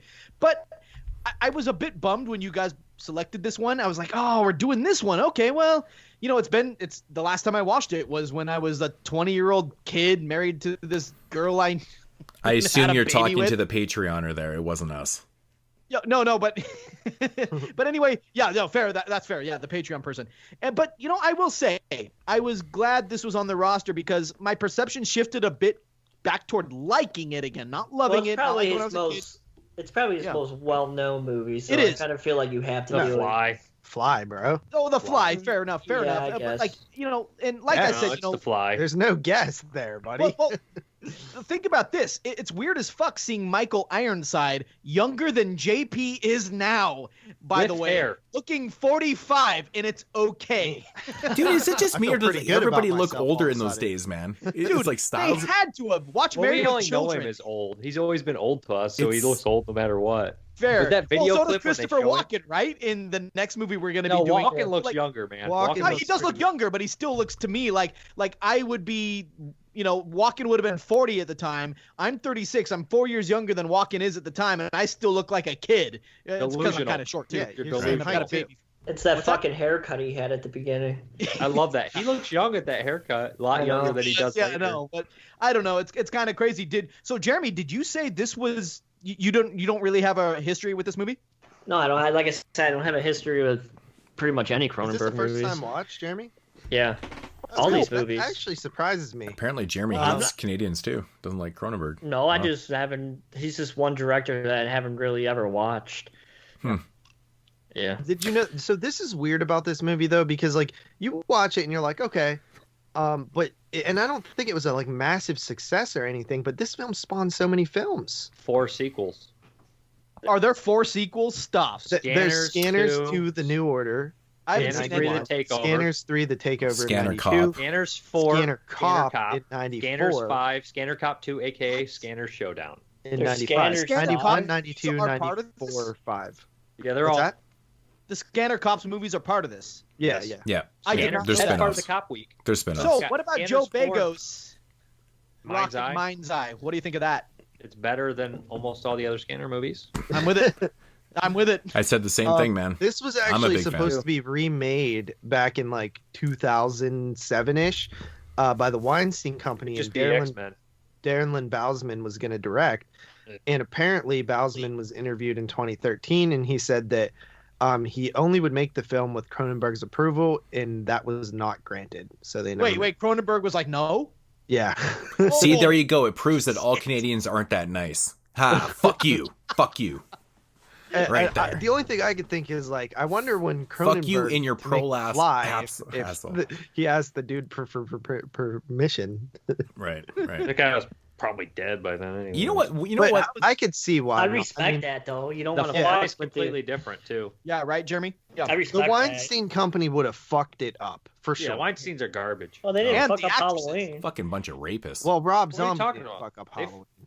They had Halloween before that, and they fucked it the fuck up. And Yeah, didn't they fuck fucked any it of up so they bad. Didn't fuck any of They Quentin did Tarantino's 6, 7, and movies. 8, or they did 7 and 8. They did 6, 7, and 8. 6, bro. 7, and Yeah, they fucked it up. They couldn't have fucked that up worse. Those are like literally some of the worst sequels in franchise history. It's crazy. Halloween like 8 6, might be though. the worst sequel of all time. Yeah. Like I it's didn't even finish. I watched like 25 minutes 6 of is that movie. I was like, garbage. oh. It's in the pain, bro. I hate six, this. in the six hall. is not garbage. I like hate six. 7. It's not I with hate the 8. Producer's cut of 6 is way better. I just love yeah, talking they shit on fucked that up, Halloween, too. man. Who 'Cause the fuck makes a producer's cut? I That's hate so that silly. franchise. That franchise fair, sucks. yeah. The They producer's just called like, it that. oh. It wasn't actually the producer's cut. You know what? Yeah, One like- thing I Just like about editing furiously in the software. They're like on Premiere Pro being like, yes, let's make our own cut. Actually, you know what? Most cuts of movies is the producer's cut. That's fair. Yeah, you know what? That's That's my true. money. I paid for this. not damn until thing. you put It's the like, If I label want on it, Mike Myers to wear a JP. Right? bikini, he'll wear a fucking bikini. Nothing's a My name is producer's cut Jeremy until you Steven label it. Steenberg. Got to have that label on there, man. There was also supposed to be a television show that was developed in 2011 that never came out. Scanners? I can see it Yeah. would work good as a television series. Actually, I think this idea. Yeah, It's just it's X-Men. It's This is just fucking X-Men. X-Men, dude. It's X-Men. Yeah. Netflix. Could It's X-Men grab where this. all the X-Men have one Yeah. power. Right. is less It's X-Men interesting. by way of Stephen King. Fair. Yeah. You know what? I You like- know what? One Just thing I like about this Carrie, movie. Firestarter and Dead Zone. Yep. They're all X-Men. Yeah. Pretty much. should Every make Stephen a- King movie, fucking shit is based off fucking X-Men comics. You know what? One thing I like about this movie, man. You know the crazy dude that they Had it go fun. and I can't remember the character's name in it, but the crazy guy that was in the nut house and shit like that. The scene where he goes to find him. He's the artist. He's the artist guy. Yeah. I love the scene where he's just like this crazy kind of scanner dude and stuff, and his safe place, his getaway place, is to go inside of this huge fucking head that he sculpted. And he goes inside of this shit, man. I love that shit, man. I think there's a lot more. Not sculpted, sculpted. Sculpted, whatever, it doesn't matter. But you know what I'm saying. I think that's actually really cool, man. But the funny thing about that whole scene is like when they show up and kill the dude, is They fuck him up. I have to say though that these guys are the worst shots ever with a shotgun. They're brain dead. It's fucking bad. They're missing everywhere, man. Like you're missing with 12. Like, come on, dude. That's fucking ridiculous. It's always cracks me up, but That's fair. Are, are those guys? It depends humans what kind that of are, hey, are they bullets you have. brainwashed? dude, they shot like 30 shots and they hit were him like 3 manipulated. times. Yeah, but were they I scanners? think that's cool. Were they scanners or were they humans? Not scanners. I got the impression they were just humans. No, like they- being manipulated by Revik. Yeah. What do you think? Huh? I don't know. No, Never explained. those guys are just I thought they were all. humans. No, they're humans. Yeah. Yeah, they're just I generic like humans that that he idea brainwashed. of Well, I the should say manipulation. Though. non-scanners. That's pretty cool. Scanners. I have are an idea humans. for a scanner sequel. Scanners right? are humans. They're yeah. Yeah, I It's know, the- but not it's the scanners. We know what you scanners. Yeah. And when they scan people, it makes their cocks explode instead. Okay. mean. You know, Okay. All right. the taint. the Exploding Cocks movie. What year did The Taint come out? That better be the list. The Taint is great. Oh my god, dude! Movie. I love wearing my Taint shirt, and when nobody realizes what I'm wearing, but it's literally a skull. Trauma, well, it wasn't a Trauma movie. It was a movie that came out before Trauma. They self-distributed it before it came out from Trauma. Amazing. So it's 2010. I have this Taint shirt, and it's got a pink skull on the front, and it says The Taint. And if you're not paying attention, you're not looking closely at what the skull's made up of. It's literally constructed of like 100 penises. Yep. And it's funny. I wore this shirt like 100 times before one person finally noticed. They're like, "Dude, are those penises on your shirt?" I'm like, "Oh my god! Finally, someone after years of wearing it, someone finally noticed it was penises on my chest." I just have to get that off my chest because it's really funny. The parent-teacher conference, though. It was the damn principal. It was the fucking principal. Son of a bitch. He's like, best art I've ever seen. No, it's funny that. Oh, it's funny because the eyes are like circular penises. Oh, dude, it's so funny. It's literally just penises everywhere. It's hilarious. A great movie. It has a bunch of all the teeth penises. Are cocks. And you know what's crazy about that movie? All the teeth are cockheads. There's balls on the chin. It's like just veiny. Dude, this is. And you should see the DVD. The Tate's great. The DVD. Watch some of my videos where I'm wearing the shirt. Like you can see it's funny if you notice what you're looking at, but that movie has one of the craziest synth soundtracks. The soundtrack is amazing. Sure don't wear it to the McDonald's play place. You'll get arrested. Well, I mean, I'm not allowed there. Yeah, the soundtrack's amazing to that, man. Great synth music. Fucking great fun fucking movie, man. Really fun. I picked that up. He's like, you better disinfect it. He's like, Dawn dish soap is all we have, so it's going to have to do. And he wipes Dawn dish soap on the coat hanger. I need to see this. Dude, you've never seen it. It's so good. Oh my god, it's so It's really amazing. low budget, but it's very funny. Oh, dude, it's exploding cocks and great synth music. Lots of semen. Asian guy, he's like, I can't, but I must. I love the hell scene. He's like, don't do it. He's like, I can't, but I must. And he releases the water. He's like, if only my cock could explode. Yep, I wish. I mean, I think we're done with this Scanners movie. We're talking about the fucking Taint. Yeah, I don't really have much else to say on it. I still want somebody to give us the Killer Vagina / Penis movie trilogy episode. What? There's so many killer vagina penis movies out there. It's amazing. Someone's knocking on the door. Are you guys gonna do Pervert? Killer Genitals. Which I have on my... There's a movie called Someone's Knocking at the Door with a Volume 1. Love it. Yeah. I never watched it. I have the Blu-ray of that movie. Dave, you're gonna get a kick out of it. One-Eyed Monster with Ron Jeremy. Go figure. One-Eyed Monster. One-Eyed Monster. There's tons. Good, though. Ron Jeremy's gonna suck. I guarantee you. There's tons. We could have a conversation. He's gonna talk about He's Ron definitely Jeremy. gonna suck in jail. No, but I think his penis detaches from him. I think that's the storyline. I think his penis detaches from him and goes around and kills people. It's just like a penis. Killer cock. That's like Pervert. Pervert's great like that. Yeah, I know. That's 2005. Yeah. I have it on my poker table as we speak again, sitting there. Your pervert table? It's got the what's her name?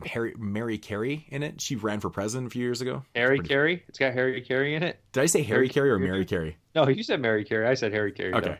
Yeah, it'd be funny if Mary Carey was wearing those Harry Carey glasses, though. That'd be fucking amazing. I have no idea. That's my fetish. Is Harry Carey? She's glasses. hot though, man. She's actually pretty hot, man. She was crazy enough to run for president. It's pretty. Is that the girl that can't speak or talk? No, that's Sarah Palin. No, she did the Porn for Guns program, didn't she? Yeah, I think so. Was she the one? Yeah, I think so. Yeah, like, you're right. For Bring guns? your guns. No, that was actually Sarah Palin as well. Sarah Palin. Oh my god. What? Wait, Porn for Guns. This sounds interesting. No, it was like she did, like in California. Was like, we'll do a Porn for Guns program. I think I talked about it back when I used to do Horror Corridor. Do you give people porn and they give you guns, or you give people guns and they give you? No. Guns? You turn in your. It's like kind of an anti two-way sort of thing. Like, okay, bring your guns and we'll give you porn. It's like bring your meth needles and we'll give you money or whatever. Like, it was one of those sorts of things. Like, and it's like, hey, okay, well, I mean, we got the internet, so I'm gonna keep my gun. And I don't know. Yeah, that's not a good trade-off. No, that's the. I don't think so, especially because I don't. Because porn is free. Like I said, I'm not that knowledgeable about porn except for Twincest. Twincest, yeah, you learned all that tonight, right? You're definitely getting getting it all in. Listen, dude, welcome to the club, man. Thanks. I mean, I dig it. All right. So, ratings, Jeremy, you're up. Scanners, overrated. I give it a 7. I mean, it's still a good movie. Dave. I still like the movie. I don't want to. I know we came across a little harsh on it. Yeah, we were definitely more negative. There's good acting though from Patrick McGoohan too, and it is more of like a spy movie. There's a lot of figuring that shit out. Ironside is top notch. Daryl Revick, come on, that's like I mean, I'm going to give it a 7.5 because I do like the movie, but the way people talk, they think it's like, oh, it's Cronenberg's best, and it's like my come on, there's so much better Cronenberg out there. Yeah, 7.5. I like it, but dude, I had that written down. Almost love it. Like the Revick, Daryl Revick. That's my only note was Revick, Daryl Revick. Oh my god, it's funny. I'm glad that someone actually said it because I forgot to say it, man. Music's great too. Yeah, the score is amazing. Think brothers should be close. Don't you? What did you rate it, Dave? 7.5. Yeah. Okay. You know, I think that there's some cool stuff in here. This is definitely not one that I would like want to watch frequently. There's so much more Cronenberg films that I would honestly, this is probably like the one I would pick almost last, maybe. Yeah. Just because I don't know, it's just not as interesting as some of his other stuff too. Like it's like X-Men light to me. The concepts in X-Men are deeper usually. And the head explosion is cool. I will say that. It's super cool. There's some good effects in here and stuff like that. Good shotgun blasts and stuff. I thought the ending was... I don't like the ambiguous ending in this one. I think that it's just... It's not that strong. I'm going to pull a JP. Is it, though? Do you like it? No, is it ambiguous? Yeah. I think he jumped into his body. No, I think it's pretty obvious what happened there. Oh, okay. Because, I mean, that's why I had to pull the JP joke. Is it, though? Well, why are we don't have to spoil every single movie. When did we become a spoiler? You're the one that brought up the ending. Christ, none of us even alluded to it. Hey, yo, moods. Yo. The ill-mented funky child. Yeah. Well, okay, but couldn't you make the argument that he's just saying that? Not with his voice. Was it his voice? I mean, I can't. Yeah, it was his voice. No, he says his name in the end of it, though. And he also has his eyes. He literally says his name. He says his name, though, also. So, I mean, it's pretty obvious that he jumps the body. Yeah. I don't really understand how that works. I'll be honest. Not really 100% sure how that works. But it's not explained how it works. It's connecting to a nervous system. I'm assuming it goes back to this concept internet sensational thing that we got going on. Then I thought the ending was supposed to be ambiguous, but I guess it isn't. No. So I'd probably like it even less now. I don't know. Thanks, guys. But yeah, I think it's a good movie. It's just, I don't know. It's just not my cup of tea particularly, but I don't think it's like bad or not good at all. It's pretty well done for the most part. I gave it a 7.5 as well. I think Scanners has an amazing idea. I don't think it's executed perfectly. I think it has a great opening. It has a great ending scene. I think the middle is a little bit, it's not that exciting. It lacks Michael Ironside, which is, in my opinion, he's the star of the show. Should be more of the star of the show. There's a lot of interesting ideas that are being thrown around in here and stuff. But again, it just kind of, I think this movie is kind of rated and is looked upon as one of those movies that, has that great beginning and people remember the great beginning and they end with a great ending. They kind of forget. Everybody just talks about the head explosion. They forget about the middle part of the movie. I think that there's a lot of missed opportunities. I think there should be. I mean, this is essentially kind of a James Bond movie. Like, this guy's trying to literally take over the fucking, like, destroy the world and shit. Like, he's trying to create scanners. He's trying to do all this type of shit. Like, there's interesting ideas here that aren't really fully developed, and it's kind of a fucking shame. I mean, I think there's missed opportunities again, and I don't know, man. Again, it's enjoyable. There's certain parts. I love the score. It has some iconic scenes and things like that. But I feel like there could be so much better.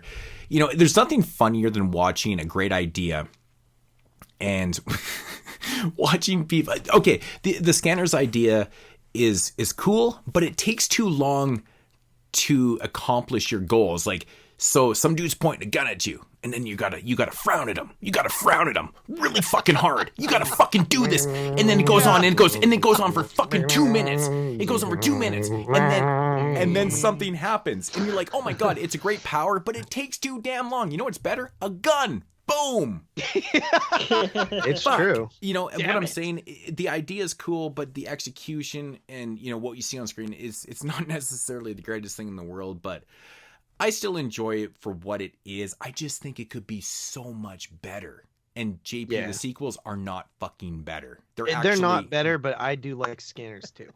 I do like 4 and 5. Scanner Cop 1 and 2 are actually really fun. Scanner Cop 1, don't think I've ever seen the second one, to be honest, but it has Patrick Kilpatrick in it. It's actually really cool. Patrick Kilpatrick, man. He's the bad guy. It's fun. Nice. And I do agree, man, that Patrick McGoohan, man, he's great in this, man, as Dr. Ruth, man. I think he's great. I think he's, you know, up there with Ironside. Great performances. But dude, Stephen Lack, my God, he lacks. He really does. Stephen Lack. So I'm in at 7 out of 10. Wat-Son. Yeah, shoot, Moods. I'm right there with you on that 7 out of 10. Like, I mean, Cronenberg's penchant for body horror is on full display here, and it's impressive what he did in so far as just that goes, right? And yeah, we were highlighting the negatives all throughout, but it's good stuff. You know, Vale is victorious, but at great cost. And you know, it's weird. I felt that in my own life far too often, where I win something only to realize that I had to take some hard hits to avoid taking like the big L. I don't know. 7 out of 10. And definite recommendation to anyone who hasn't seen the movie yet, who might be listening. Your audience is hardcore, so they've probably all seen it. But for anybody who hasn't, it might be overrated, but it's a cinematic treat. Check it out. Don't buy into the hype. It's good, not great. I get why it's Cronenberg's, like, you know, I think I understand why it was marketed the way it was and why it's like one of his big guys, but you just chill, watch it. 7 out of 10. Yeah, I agree, man. You know, I always find it funny, you know, it's like Criterion released, and it's not even close to one of his best movies. No, you know, it's also not like his most artsy movie either. I see why Videodrome got that treatment, because I think Videodrome fits perfect in the Criterion. And The Brood. Those movies are amazing. Even Crash. Right. Dead Ringers should have been there. Yeah. Scream Factory got the honors of that one, didn't they? Yeah. So they did. They didn't do Shivers. Dead Ringers and Rabid. That's right. Yeah. Probably the Dead Zone too. Eventually, it's Paramount. Yeah, I'm surprised that one doesn't have the. Well, I don't think it's going to get Criterion. They're going to do Scream Factory. No, I'm saying Scream Factory. Yeah. It'll be Scream or that Paramount line that came out that put like Golden Child out. Right. That Paramount line sucks. Doesn't feel like it's getting much traction. No, it really isn't, man. Like the Golden Child, I like it. Eddie Murphy's funny in that. I bought it, but I don't know what else they put out. I didn't buy anything else but Golden Child. No, I kind of forgot about that one actually. They did the Haunting remake. Oh God, they lost all traction right there. That's why. Well, they did Pretty in Pink. Christ. I thought Warner Brothers had the Haunting remake. Oh, their line. That maybe was their line then. They have a line too. It's like the Signature Collection or something. Warner Brothers? So, I have the Haunting on some line. I'm telling you, I got it. Remake? Yes. It's Paramount Selects. The Haunting remake is trash bags. Yeah, man. but didn't the Haunting remake, the original Hauntings of Warner Brothers? Okay, it was the remake that I'm talking about. Remakes of Paramount? Why doesn't the original Haunting have a crazy awesome special edition, man? Because that movie's legitimately amazing. The Haunting? Yeah, I don't know. It should. It's amazing. It should come out in the Warner Brother Archive collection if it's. I already have it. It's just a regular Blu-ray. That's what I'm saying. I'm just saying like a standard catalog title. I'm saying like a nice special edition with, you know, one of those slip covers that, you know, people go nuts for. Anyways, that is Scanners from 1981. You've been in a coma, Johnny. For how long? 5 years. The house is burning. Your daughter's in the house. It's not too late. You're the talk of the town. Because I got my head bashed in and I'm still here to talk about it. Because you have the power of second sight. All right, so moving on to the third and final film here for episode 207, David Cronenberg Volume Dux. From 1983, we have Stephen King's The Dead Zone, starring the one and motherfucking only Christopher Walken, one of the greatest. Where's he going? In my opinion, one of the greatest. Where's he going? one of the greatest screen presence ever, in my opinion. I think this guy can pull off any character. I never liked him. I don't know why. Justin, what are you doing? Listen, no, I love him now. I just never liked him when I was a kid. He's like threw me off. But like now, I think he's like phenomenal, especially in this movie. Hey, JP, what's the opposite of Christopher Reeves? Christopher Walken. Shit. Isn't that funny? Isn't that funny? Fucking great. You asked where he's going. You asked where he was going. You know, he's walking away from Superman. Not on a horse. He's walking away from Superman. But you're also, like Eminem. But also, man, we got Tom Skrillex in this film. We got Martin Sheen. Great cast, man. Herbert fucking Lom. Martin Sheen kind of reminds me of Emilio Estevez. Dude, they're all the same. I can't believe how much he looks like both Charlie Sheen and Emilio Estevez at the same time in this movie, being young. Like it's crazy how much he looks like his kids. Too, dude. When he is like their dad. I know. I can't believe how much. I don't look that much like my son. Maybe I think people get misconstrued because Emilio Estevez just decided to take his mom's name, kind of thing, right? Because obviously for entertainment. No, Martin Sheen changed his name. Martin Sheen and Charlie Sheen changed their name. Joe Estevez and Martin Estevez and Joe Estevez is the real. Yeah. Here's the story. Martin Sheen. Said the story. He was. Oh, is that what it is? Okay, Estevez, I knew it was something about name changes. His agent told him that he would get more work if he didn't have a Spanish-sounding last name, so he changed it to Sheen, and then the kids were done the same thing, but then Emilio was like, "No, I'm like kind of proud of that last name," and he's like, "Fuck it, I'm gonna go by Estevez." That's why. I thought that was cool. Which one do you Martin like better? Sheen has a brother too called Joe Estevez. Yeah. That's what. Yeah. JP. So Charlie Sheen or Emilio? Which Emilio all day. Emilio. Okay. Is it because of that Mighty Ducks people? That's what you forget. 2 words. What? Maximum overdrive. 2 words indeed, and 2 more words. Young fucking guns. That's 3 words. Yeah. Dude, I love and 4 words. Young Emilio fucking Estevez too. Yeah. The Mighty Ducks movies are nothing. They're nothing without Emilio, man. He's the fucking star. Emilio. In the blaze of glory. Take me now. Yeah. Okay. The Outsiders. Even his small character in The Outsiders, I love, man. No, he's got so many good lines in Young Guns when he's like, ain't nothing but a piece of chicken shit in the rain. Dude, I'll make you famous. He's Billy the fucking Kid, man. When I think of Billy the Kid, man, it is fucking Emilio Estevez. I don't know what it is. I just love Emilio Estevez. I think he's super underrated. It's kind of a shame that his brother stole all the shine in Hollywood, but Emilio is actually way better. Emilio is the better Estevez. Way better. Yes.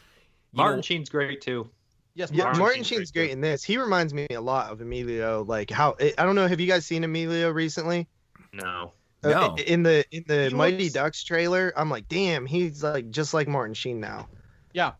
Wait. What Mighty Ducks are you talking? Is there something new? Yeah, the new Mighty Ducks. Yeah, the new Mighty Ducks. We're in Bombay, man. I don't have a crossover with Young Guns 3. Yeah, he's well. You figure, dude. He stopped kind of acting in the early 2000s. He did like very few, and then he like produced stuff, and now he's making like a big comeback. Oh, it's called Guns 3, alias Billy the Kid. Is that why he stopped acting? Was just to do producing and things like that? I always wondered where the fuck he went. Acting and stuff. Yeah. But now he's like kind of making a comeback. He's the Mighty Ducks Game Changers show. That trailer came out like a little while ago, and he's back in it. And then the Young Guns announcement for next year. Huh. 2 of my favorite, besides the fact that he was in The Outsiders too, man, but 2 of my favorite Emilio Estevez, I don't know how the fuck we got on Emilio Estevez here, man, but 2 of my favorite performances, man, is 84's Repo Man. I fucking love that movie. Love Repo Man. And the segment in the Nightmares anthology, The Bishop of Battle. Fuck yeah. Yep, love that shit, man. What is this? The Nightmares. Anthologies from 1983. 1983, man. We reviewed it on the show before. Dude, his segment's dope, man. It's like 83. Cool. The hugest period of video games and shit like that, man. So just keep that in mind when you watch it. We didn't even mention Breakfast Club. Yeah, but everybody knows the Breakfast Club. Given, right? Yeah. I mean, that's a given. What a shame. That's a given, man. But Repo Man needs to be mentioned more, and I think Nightmares also. I'm just kidding. That's why I didn't mention The Outsiders, because I think people would recognize him from that. But anyways, Men at Work is fucking hilarious. Big ups to Men at Work also. Anyways, Emilio Estevez podcast, Emilio Estevez right? all day. I'm a big night, fucking fan. I'm a big fan. Estevez isn't even in this movie. Today we're going to talk about, do you think Emilio Estevez likes meatloaf or roast beef better? Dude, we are the king of tangents, man. Wat-Son, how do you think Emilio Estevez likes his roast beef? He is a vegan. I didn't know we're not allowed to have fun.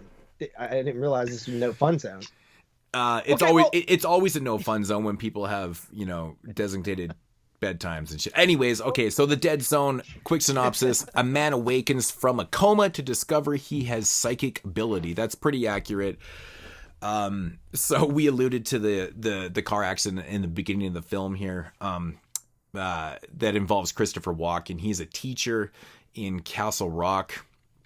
To the days of Stephen King stories. And anyways, so something happens. Some dude falls asleep with his tanker. And he gets in a car accident and he wakes up 5 fucking years later. Man, put yourself in that position, dude. Yeah, dude. That would fucking suck. It made me very sad. Mad. Dave would be so mad if he did it right after Twilight. He'd be like, "You mean I wasted 5 fucking years of my life not being able to watch movies? And the last ones I watched were fucking Twilight." But honestly, just imagine waking up and having your loved one. The first day you were madly in love with them, and then 5 years later, it's only one day for you. Well, that's what he says in the movie. Yeah, even he's I love that. It's my favorite part of the whole movie. I think it's my favorite part. And I love Brooke Adams. She has such a unique look. I just like how she looks. She's also an Unborn. She's an Invasion of Body Snatchers. She's in a lot of stuff. She's the mom, or the to be mom and whatever. Yeah, Unborn. She's got a great look to her, man. She's really unique, not your generic looking leading lady or anything like that. I just don't know. She just looks real, like real person. Yeah, there is a nice emotional part of the narrative there, man. I mean, it's so true, man, because could you imagine being madly in love with somebody, waking up 5 years later, and they're remarried with kids? But your mentality is the day before, like you're still in love with her. Like that's a really, really tough thing. I'm kind of glad that the movie didn't go too deep into that angle. Me with romance and stuff. It's not really my thing. It's just enough to make it important and emotional. Well, to make the ending, but it doesn't make it the focus. No, it only shows up every once in a while. But to make the ending worthwhile, right? To make sense. Yeah, it makes the ending stronger. It doesn't make it stronger. Yeah, for 100%. I mean, you got to hand it to this dude for exercising delayed gratification, right? It's empowering. Like, sex isn't that great, right, Jeremy? It's okay. People ruin their lives over that bullshit. It's never worth it. Jeremy, get with a girl who's clinically barren and doesn't know where you live. You're good. You're good. Okay, so are you right, Jeremy? Jeremy? I'm fine. I kind of was bitching about the hand thing, so I want to apologize. I don't want to be one of those people. I don't want to be Sam here and be like, compare the book to the movie and stuff like that. But have you guys ever seen... Have you read the book? Have you guys ever seen the book? Fuck's sakes. Have you ever read... I've seen the book once. I've seen it once. I didn't read it, but I've seen read the book, or maybe I said seen. No, I was me. I'm fucking dumb as shit. I'm fucking dumb as shit. No, I'm the dumb shit here. I said, have you guys seen the book? No. I'm looking at right now. I'm looking at the book right now. I've read the book before. I honestly don't remember it too much, but I remember the book I read it when I was 15. Yeah, I just remember it being maybe a tad bit more exciting than the movie. I don't know. My biggest problem with this movie is that to me, it always felt like 2 different movies. And you guys know what I mean? I feel like that it's too much for the runtime. I feel like it's episodic. I just feel like 4 episodes. The first half of the film where, obviously there's a bunch of murders that are happening in Castle Rock and stuff, and they bring on Christopher Walken because he's this celebrity, he's this local celebrity for having these psychic powers and things like that. And so they bring him along on this murder investigation because people are getting picked off, and, they kind of solve the case. And then it jumps. Something happens at the end of this, and then he ends up moving out of the city, and then he kind of starts a new life over here, and then it does connect itself, but I feel like it's like, it almost feels like this kind of offbeat anthology, like there's 2 halves of the movie. It's episodic. It's like it is very episodic. I see what you're saying. I think that it's just that they didn't have the runtime to fit all this shit into the movie. That's what it feels like. It feels like there's important long scenes that are missing of transition and stuff. But I like the investigative part where he's in that gazebo and he's doing all the shit and stuff. Yeah. I understand it was very traumatic for him, and that's why he not only that he gets shot, but he moves out for various reasons and stuff. But I just feel like that point in the narrative is actually quite exciting. I wish they had explored that a little bit more, just kind of changed it up and stuff. And like I said earlier, it's not really a horror movie. No, it's not. It's not. I think it's enough to include in a list, right. though. I guess. Yeah. So I mean, it has supernatural aspects about it. It has a serial killer in it. It has fucking premonitions of the end. I mean, it's enough. It's enough. But what I so like is Firestarter and Carrie are horror movies, right? Yeah, but kind of the I same guess people die in Carrie. People die in this too. I think that the one of the things I like about the Dead Zone a lot is whenever he first realizes he has the power, it doesn't bullshit around. It's not like him trying to figure out if he has this power and like other people you know don't why believe though him is and because stuff like that. You know why is because he's a teacher. He understands things right away. Yeah, right? and I hate when in movies when like, you know, they bullshit around so much and we have to like learn about it forever and like everybody around him don't believe Good him. observation, It's like JP. just right away it's like he has this power and people are kind of aware of it after. He's matter of fact. He's definitely matter of fact because he understands his power right away because he that's what he teaches. He teaches facts and stuff, right? So he knows it's factual. Like one of my favorite scenes in the movie is whenever he has the premonition of the boy drowning in the lake, and that sets up the fact that he can change the future essentially. Well, that's where Thank the you Dead for bringing Zone that up. comes in. Yep. But whenever he's trying to tell the father and the father's like, you know, blah, blah, blah. And he's like, you know who I am, right? Like, he's like, you I shouldn't have to explain that I know shit. Like, you know who I am. And then when he smacks the vase and he's like, the ice will break. Like, it's gonna break. The ice is gonna break. Ice is gonna break. That part was so good because I'm like, don't you want characters to act like that sometimes? You know what I mean? Where they're like, they know for sure something's gonna happen. If I knew for sure something was gonna happen, I would stress it so much in a movie. And you seem often crazy, don't get though. that. Sometimes Isn't you don't that funny? get that. Yeah, and also they hate him for it. They hate him for saving their lives. Yeah, it's the whole theme. It's the whole subtext. The underlayment of this movie is exactly that. JP, well said, dude. Love it.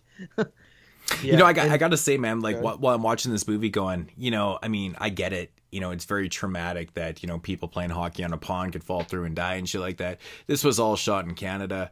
And I'm like, you know, you might think it would happen a lot more than it really doesn't happen that often because, you know, honestly, when lakes are frozen, they're pretty fucking frozen around here. Yeah, dude, you know? they're like 6 foot frozen. Yeah, dude, you're not you know generally falling around through the here. It fucking happens. It happens around here with snowmobiles. They go through the ice. Oh well, I mean that does happen. I mean that's a lot. When you have like a 1,200 pound machine, you know you're gonna hit those spots. Yeah. And the problem is though, it's because of the snow that's even on the ice is pushing it down, and that's what breaks through, right? Yeah, my pops went down. His snowmobile went in the water once. Right. Jeez. So just skating on a pond and falling through is pretty unlikely to happen because you would be able to recognize that it's too thin right away if you're going to fall through. It's great with for a kid. movies, though. It is definitely. I mean, it's very, very traumatic. It's a freak accident. You know It what is. I mean? It is. You know, this movie. You know.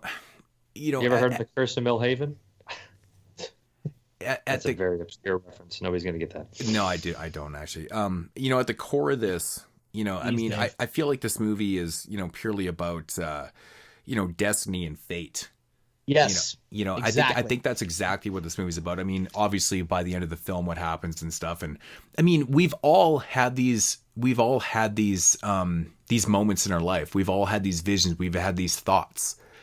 You know, what if you could do that? You know, he talks about Hitler and stuff, and it's like he questions it, but in reality, we're all thinking, "Fuck, dude, I would take him out. I would, you know, you would save. He's you like, would as save. a doctor, I take the diplomatic oath and everything. He's like, but to answer your question, I'd kill the son of a bitch. Exactly, and I love that. That's my favorite scene in the whole movie, and it reveals what the whole movie is about. And I'm like, you know, I would totally take him out too because I would save all of Jeremy's family, which that's what I'm about. You know, so.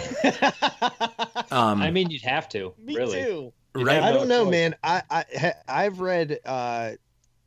If you could save the world, dude, like 63. essentially this guy was considered to be the next Antichrist. Like if you could have, Hold on, hear JP out. Come on, dude. He's going to argue against this. No, I've read Stephen King's other book where they literally do that and it fucks the entire world up.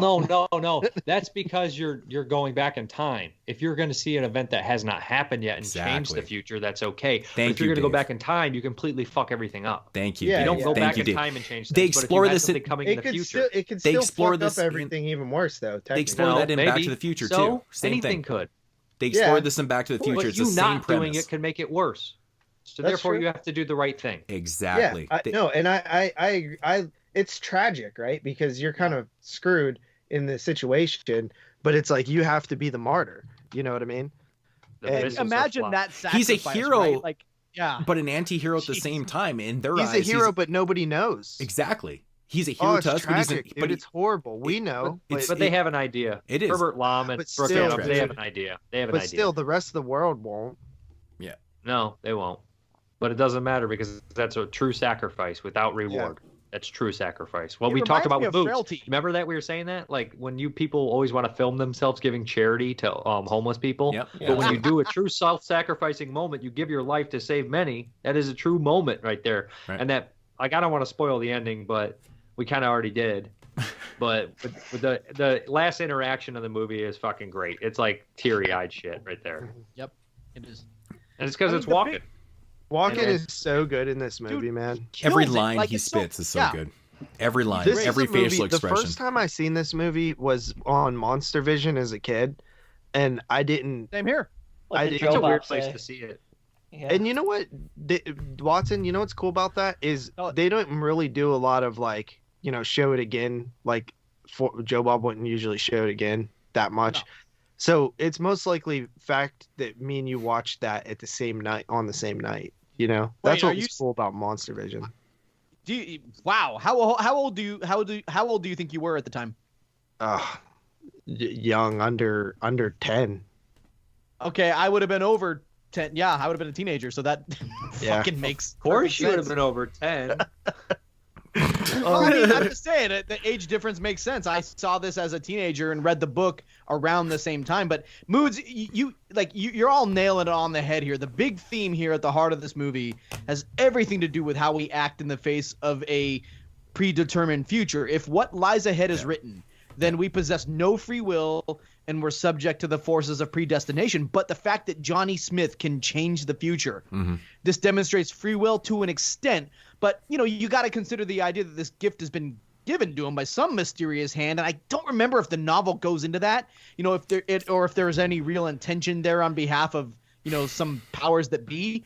But the very act of presenting a version of the future that must be changed is a form of interesting cosmic manipulation of sorts. It might be positive or negative manipulation. The story isn't about that, but this man sometimes sees what might be in order that he might prevent it. Is that free will? Is he playing into the hands of fate? You can go in circles thinking about this stuff. And maybe he was supposed to die in that. I can't remember if the book goes into it. They spared him to do this. Because yes, exactly.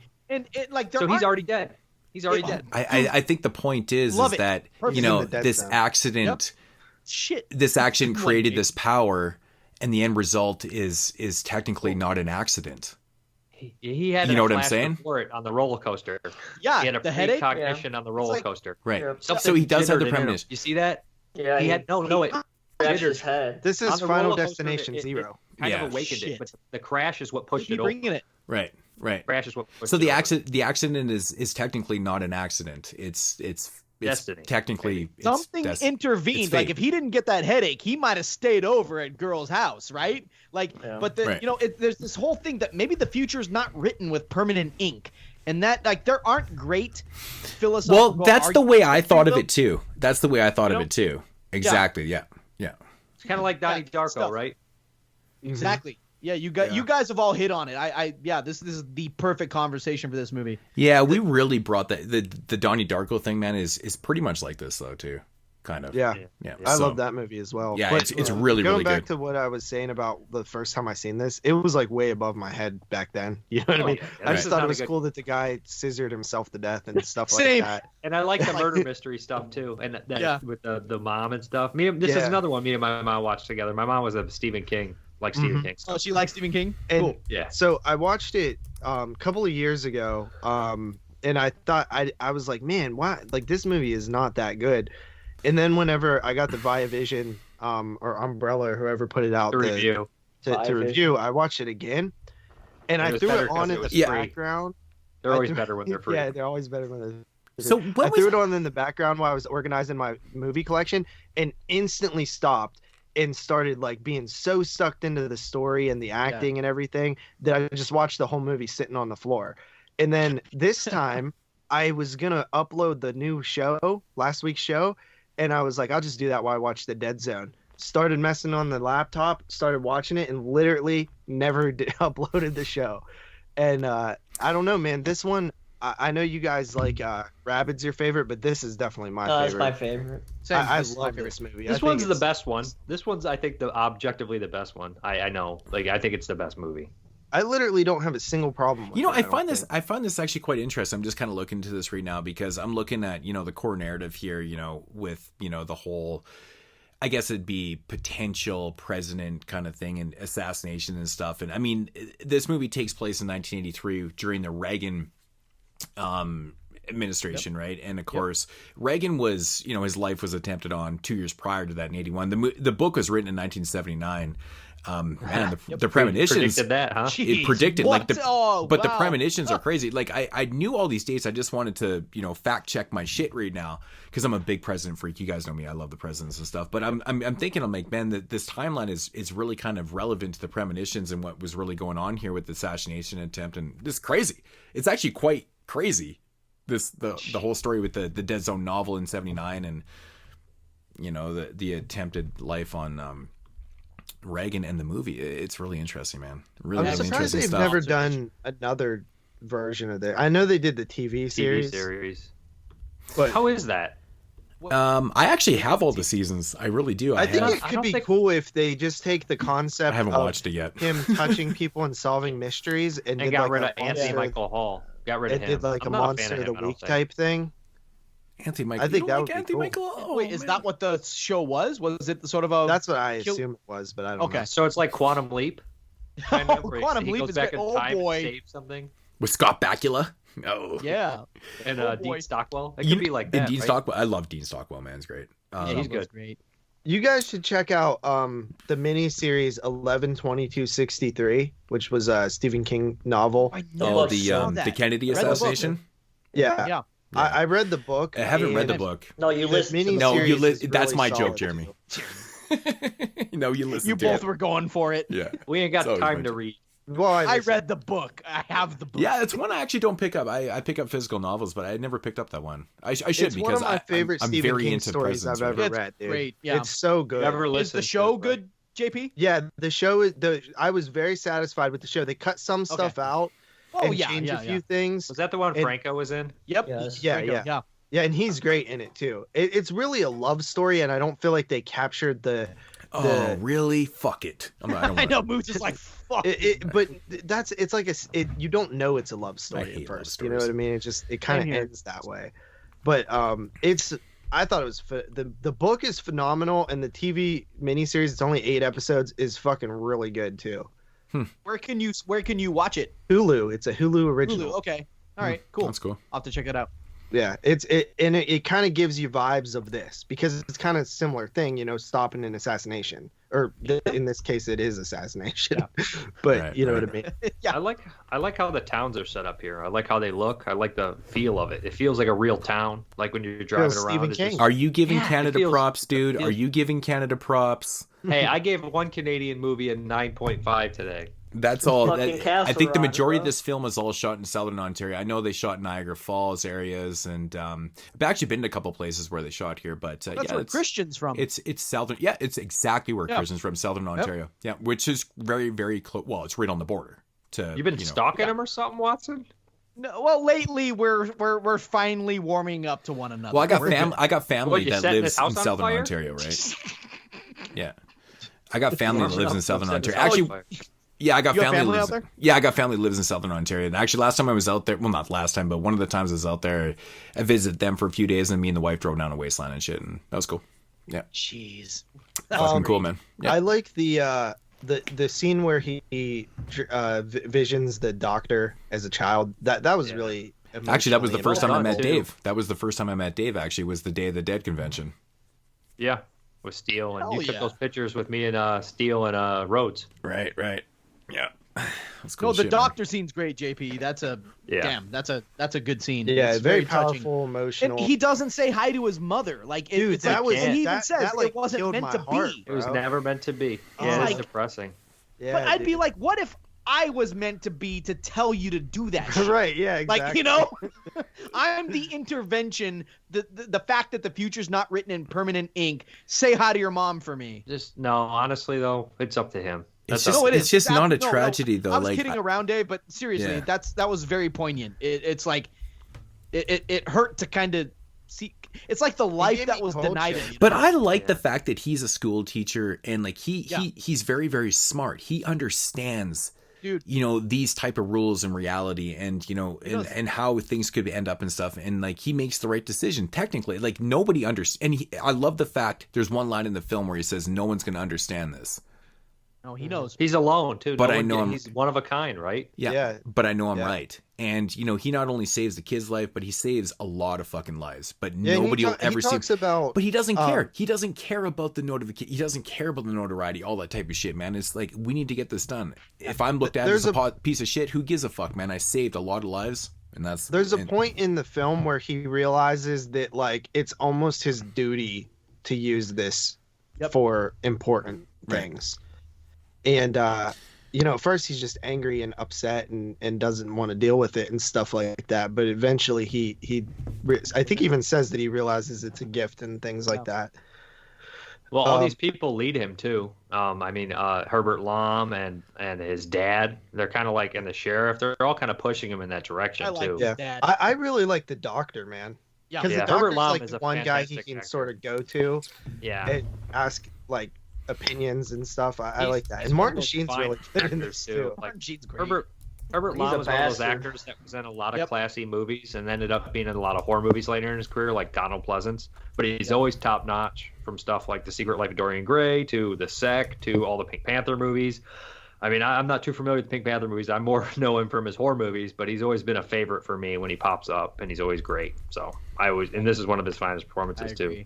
Yeah. You know which scene like really touched my heart? Like I was just like, aw. It's like, okay, the girl, so Christopher Walken Johnny Smith moves away. He gets out of town, right? And then, this dude comes to his door peddling Martin Sheen's, political campaign. And then here comes this lady walking up to the door, right?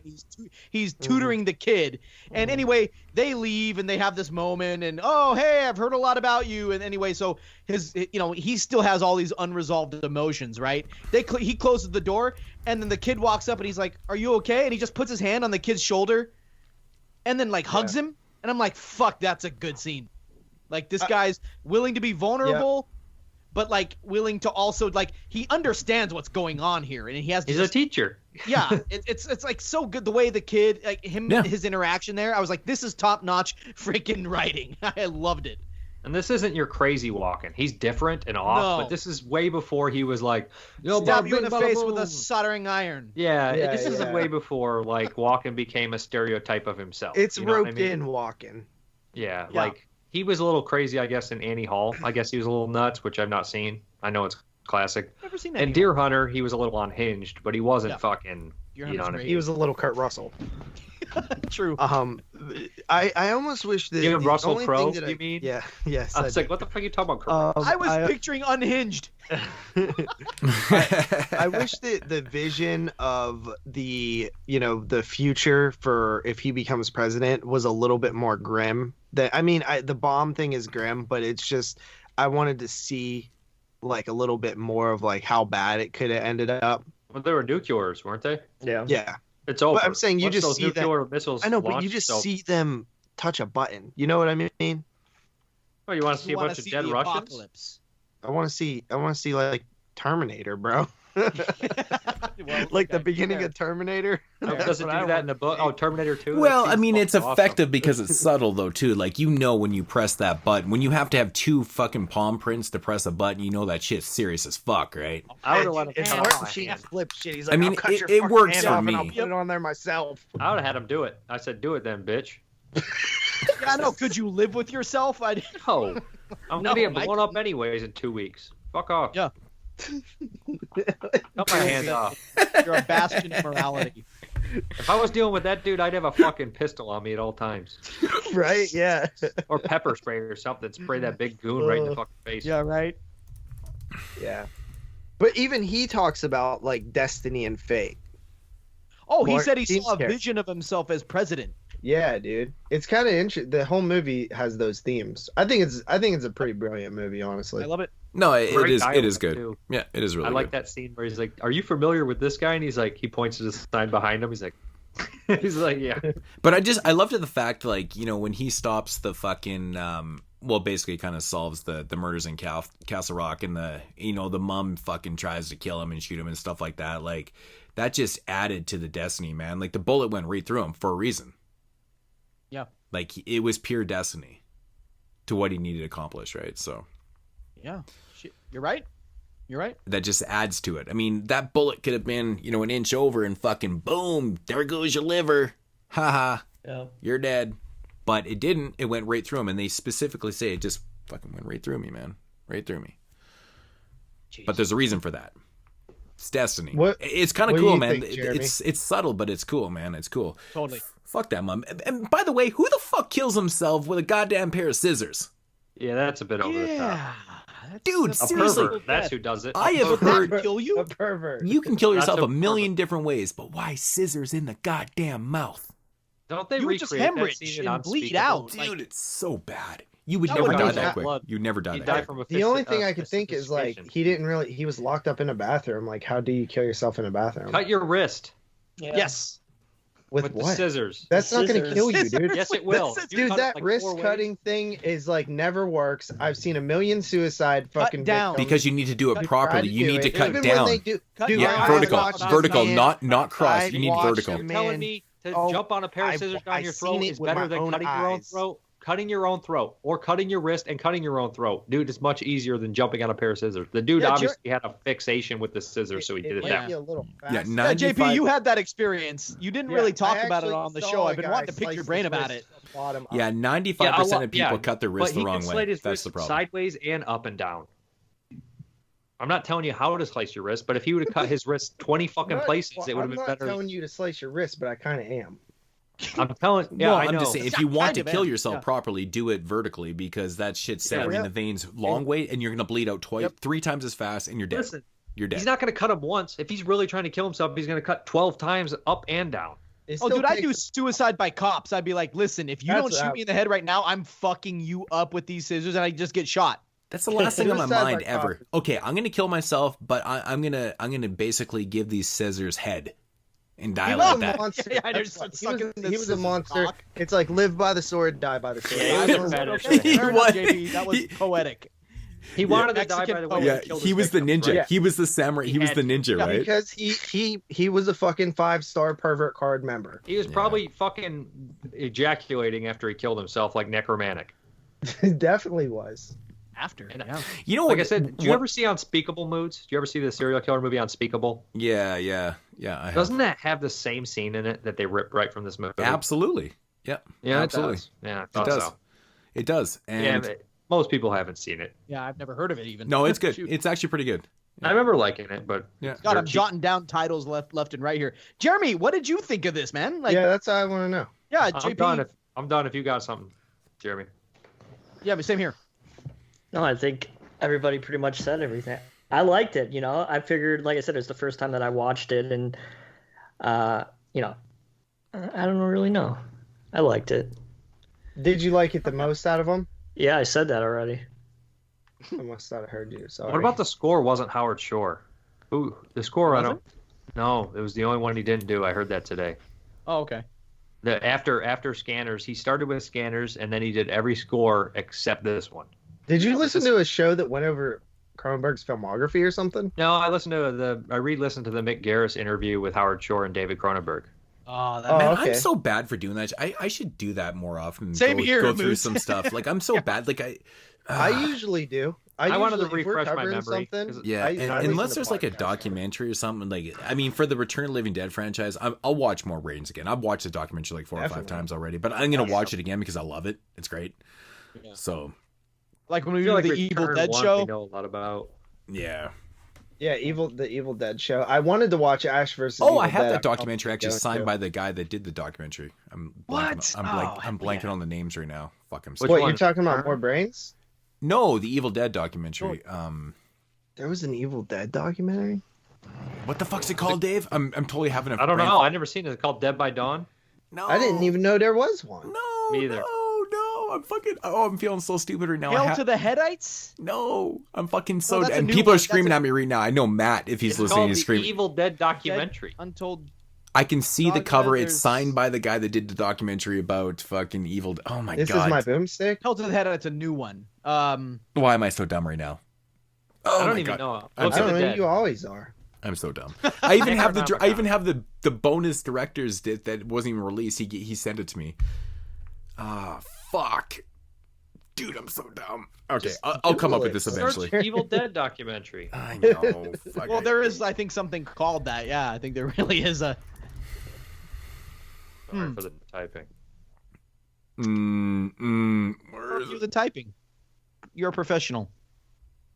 I can't. Canadian professional. I can't find it. Oh, Invaluable. Fuck. Invaluable. Gosh, I didn't even know that was a thing. Okay. That's about Evil Dead. I thought it was about just low budget filmmakers. No, it talks about. I mean, it's got like all the. He basically talks about like all the Evil Dead, like effects and stuff like that. Yeah. Nice. Oh, okay. It's pretty cool, man. It's pretty cool. I see it. Oh yeah.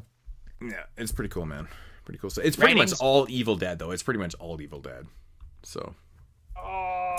But anyways, holy shit! I can't believe I had to fucking actually type that out. Jesus Christ, I'm so stupid. Like you're getting old. I am, man. I was getting forgettable. I'm like, what the? I can see the cover. I can see it. I can see it, man. Yeah, it was Tom Sullivan. So, yeah, but ratings. Who's first? Me? Yes, it's up to you. Yeah, I think it's you. Yeah, I enjoy this one. It's pretty good. Always enjoyed it. 8.5. I love the acting, and that really, if this movie had shit acting, would not work. If it had a leading man like Scanners, really would hurt it. So 8.5. Well, yeah, it's true though. Well said, dude. Is that me? Yep, it's you. Yeah, dude, love the Dead Zone. It's so funny how you can like watch a movie and not really care for it too much, and then just it hits and just works on every way for you afterwards. Like, I don't know. Every time I watch this movie, I like it more and more, and I'm giving it a 9 out of 10. Hell yeah! What did you give it, Dave? I gave it 8.5. Yeah. Okay. Yeah. I mean, honestly, what sells it for me, man, I like the what it's really about and stuff. I think it's very thought provoking. I think everyone, like I said before, has had these moments in their life, like, if I could change something, would you do it? Like, they question it. Yeah. I like the fact that it's questioned, and like it gets you thinking and stuff. And but Christopher Walken is the big selling point here, man. For me, man, he's one of my all-time favorite, on-screen. I want to say personalities. Like I get, he pulls off everything. He plays such a good bad guy. He plays such a good guy. He's one of those guys that can pull it off. He's like such a good guy that sticks a watch up his ass. Right. I mean, just after what it was 2 years later, he was View to a Kill. He was the protagonist in that Bond film. He was in a fucking Bond film as the bad guy. He was. And All American Murder, your favorite movie from '91. Right. Oh my God, that movie. Didn't that make Carly's top 10? Yes. Yeah. Oh my! Carly's on a different level, man. Well, when she's taking a break from porn. Well, she likes 05. But Walken's range, though, man, is so crazy. Like, I don't think people realize, like, this guy, like I said, good guy, bad guy, but his comedic timing is brilliant too. Like, this guy is a world-class actor. He's so amazing. But this role, it's what sells the movie for me, really. I am coming in at an 8.5 out of 10 on this one. I think it's really good. I agree. Sweet. It's Wat-Son, right? And that's Wat-Son. Okay. Yep. All right. Gosh, I remember the book very vaguely. I would love to read it again. I've got a great hardcover of it. I remember seeing bits and pieces of this growing up, but man, this here was a rewarding watch. The reluctant psychic detective angle is a lot of fun. The murder mystery, as you guys said. But more than that, there's, the conversation we've been having about fate and free will that puts forth the question of how much control we really have over our own lives. And something else that struck me, and I kind of shouted it out while we were all talking. I mentioned frailty. Well, so, what struck me was the idea that if you happen to be in the service of a higher power, if you've been divinely selected, right, for some great mission, as our boy Johnny here is in the story, your life is fucked. Frailty, 2001, Bill Paxton. This guy just wants to be this, right? He just wants to, yeah. Well, fair enough. That's another one of those things that changed, I believe, because when we covered it was 2002, but it is 2001 now. But anyway, Bill Paxton in this story, he just wants to be this blue collar, single dad who chills with his boys, doesn't need a woman in his life, and then bam, he's inducted into a fight against demons for the greater good, and he loses everything. So does Christopher Walken here. Achieving the greater good requires sacrifice, as we briefly mentioned, and something about that makes me wonder, just how much control our boy ever had in the face of such inevitability. You can think yourself in circles here, and I think that's the point. 8.5 out of 10. Love the Dead Zone here. Moods said it. Walken all the way, man. Loved it. Yeah, he loses the love of his life to regain it all by... Where are you walking all the way by saving the world. Stop, JP. You said JP, what's the opposite of Christopher Reeves? Christopher Walken. It might even be one of my favorite jokes of all time. It's really one of the only ones I can never remember. That's up there. Because it's so fucking funny. It's so tasteless, but funny. It's so funny, dude. It's so funny. Jeremy, you got to give your rating? Yeah, I give this one an 8. I enjoyed it. Like I said, it's kind of more of a serious kind of movie compared to the other two, so of course I'm going to like it a little more. Yeah. Too, so it's not like got Cronenberg written all over it. Thank you for that, man. I actually forgot to bring that up, man, because Cronenberg up until this point had I did mention that Cronenberg, you can just tell he has that feel and look and atmosphere. Like everything about his films just felt like a Cronenberg film. Like he had a style. Like a music producer. He has a fucking producer. This technically went through Dino De Laurentiis, so it was an independent picture, and the studio picked it up after, so it's still independent. Yeah. But for some odd reason, it's another story. It's a Stephen King story. That's what I'm saying. That's what I was alluding to. That's what I'm alluding to. So the fact that he was doing an adaptation of a Stephen King novel, for some odd reason, it just didn't have that same feel as the Cronenberg products that we had before this. And I mean, 4 or 5 movies before this. This is a big change in the look of his movies. Usually what Cronenberg does either. He's kind of stayed away from supernatural. Yeah. Oh no, he doesn't like it. He said he doesn't believe in vampires. That's why he doesn't make a typical vampire movie. Right. Doesn't believe in them. Yeah, right. No, he's a believes in science fiction as well, which is weird. And also, we should mention just again how weird the trio of combinations is. Stephen King, Christopher Walken, David Cronenberg is a fucking trio from hell. They don't mix and match, and it's fucking a bizarre outcome, but made a great movie. Right. I love Stephen King films, dude. I always have. There is much part of horror is like anything else. Like if you removed Stephen King from horror, even in just films, it would be a hole. There'd be a huge hole. It would be a huge hole. Such an important aspect. As important as somebody like Romero, Carpenter, all those guys. Is King. It really is. And sometimes we don't value it that much or talk about it as much. He's so prolific. He's kind of like, I don't know, I want to say a hack, but he's so prolific and wrote so much that he became like the face of like normal horror, like the most approachable horror, if that makes any sense. Hell, I'm reading a Stephen King book now. Everybody can be approached. You know what I mean? Everybody. I've gotten the wife so into Oh, nice. Okay. Nice. Yeah. I've gotten the wife so into fucking Stephen King. Oh, does she does Erin like Stephen King? Oh yeah, she loves it. She loves Stephen King. Cool. And everybody likes King. So she's she asked me, she's like, I need a book to read. I need a book to read. Like, what should I read? And I kind of thought about it for a second. I'm like, oh, here's what we're gonna do.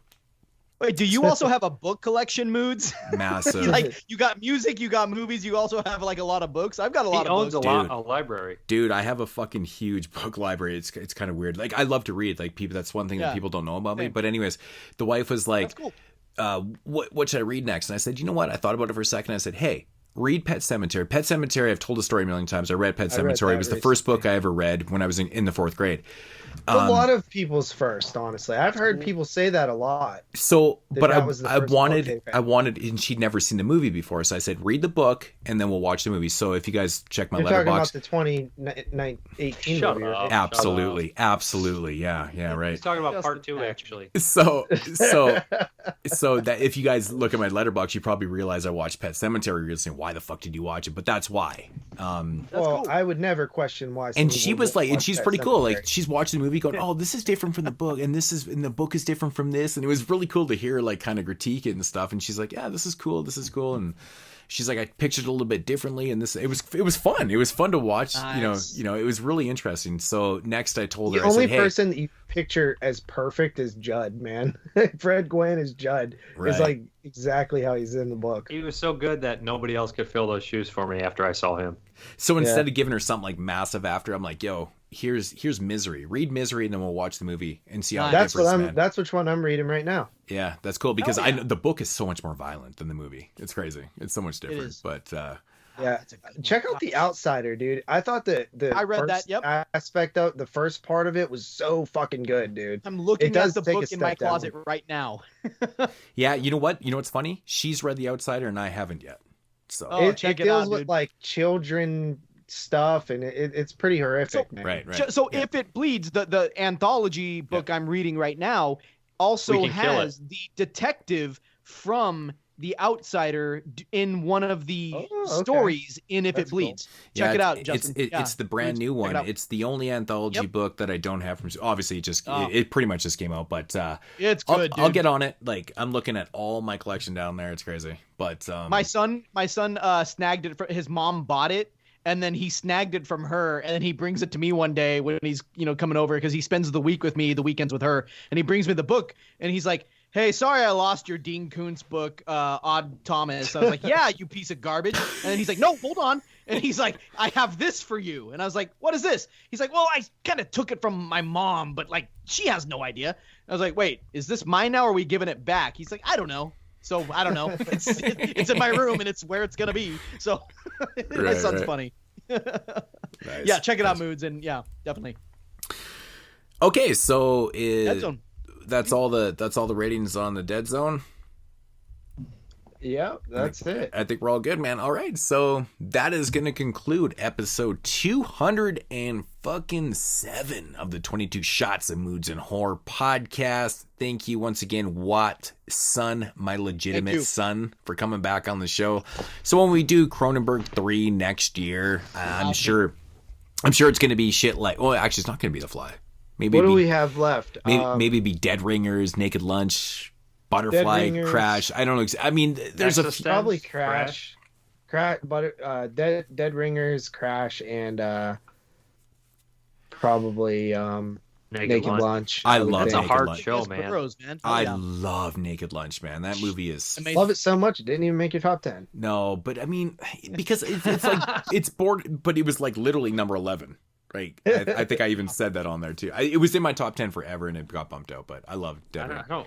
I don't Naked Lunch. I don't know. I watched that movie twice, and I'm still like, I don't get it. Yeah, I'm still not 100% sure. I read the book, and I don't even know what the hell.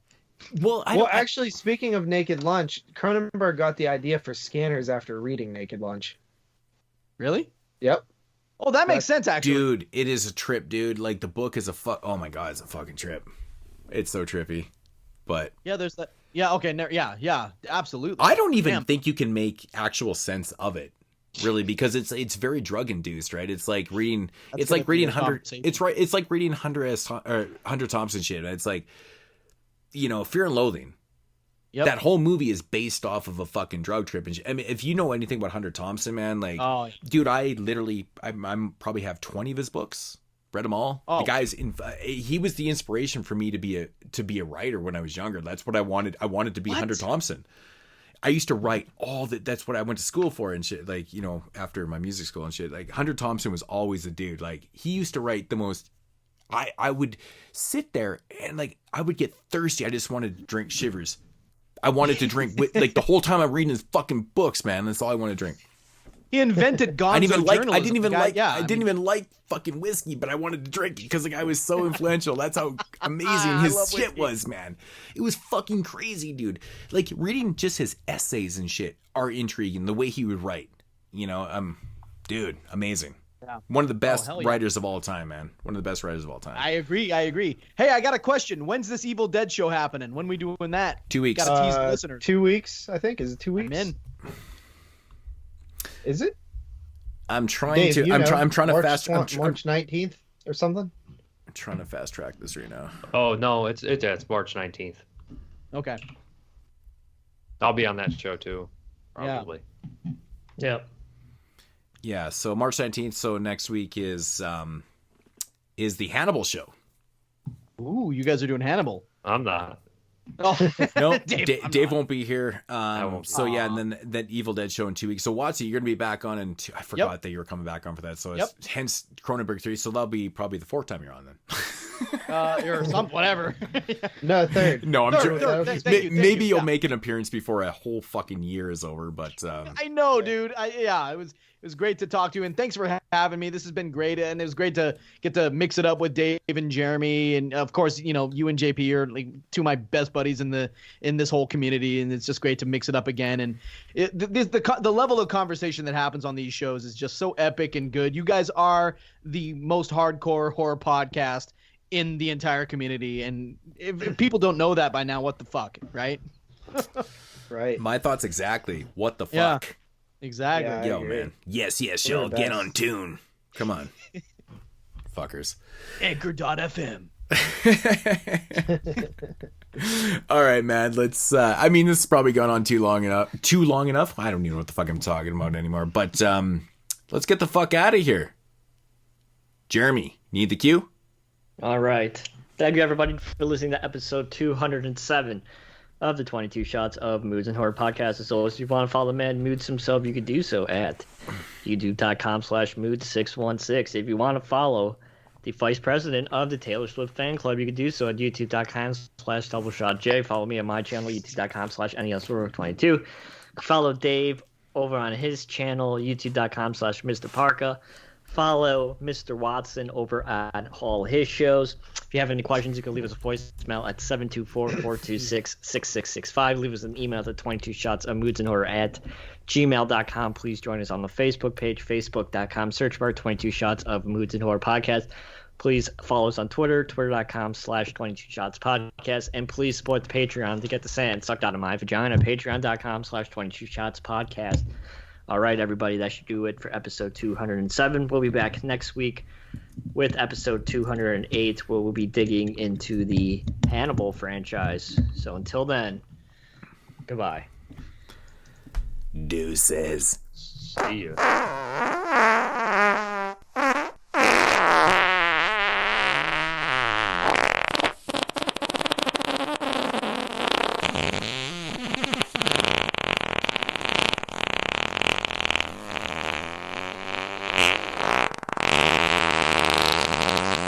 Price is wrong, bitch.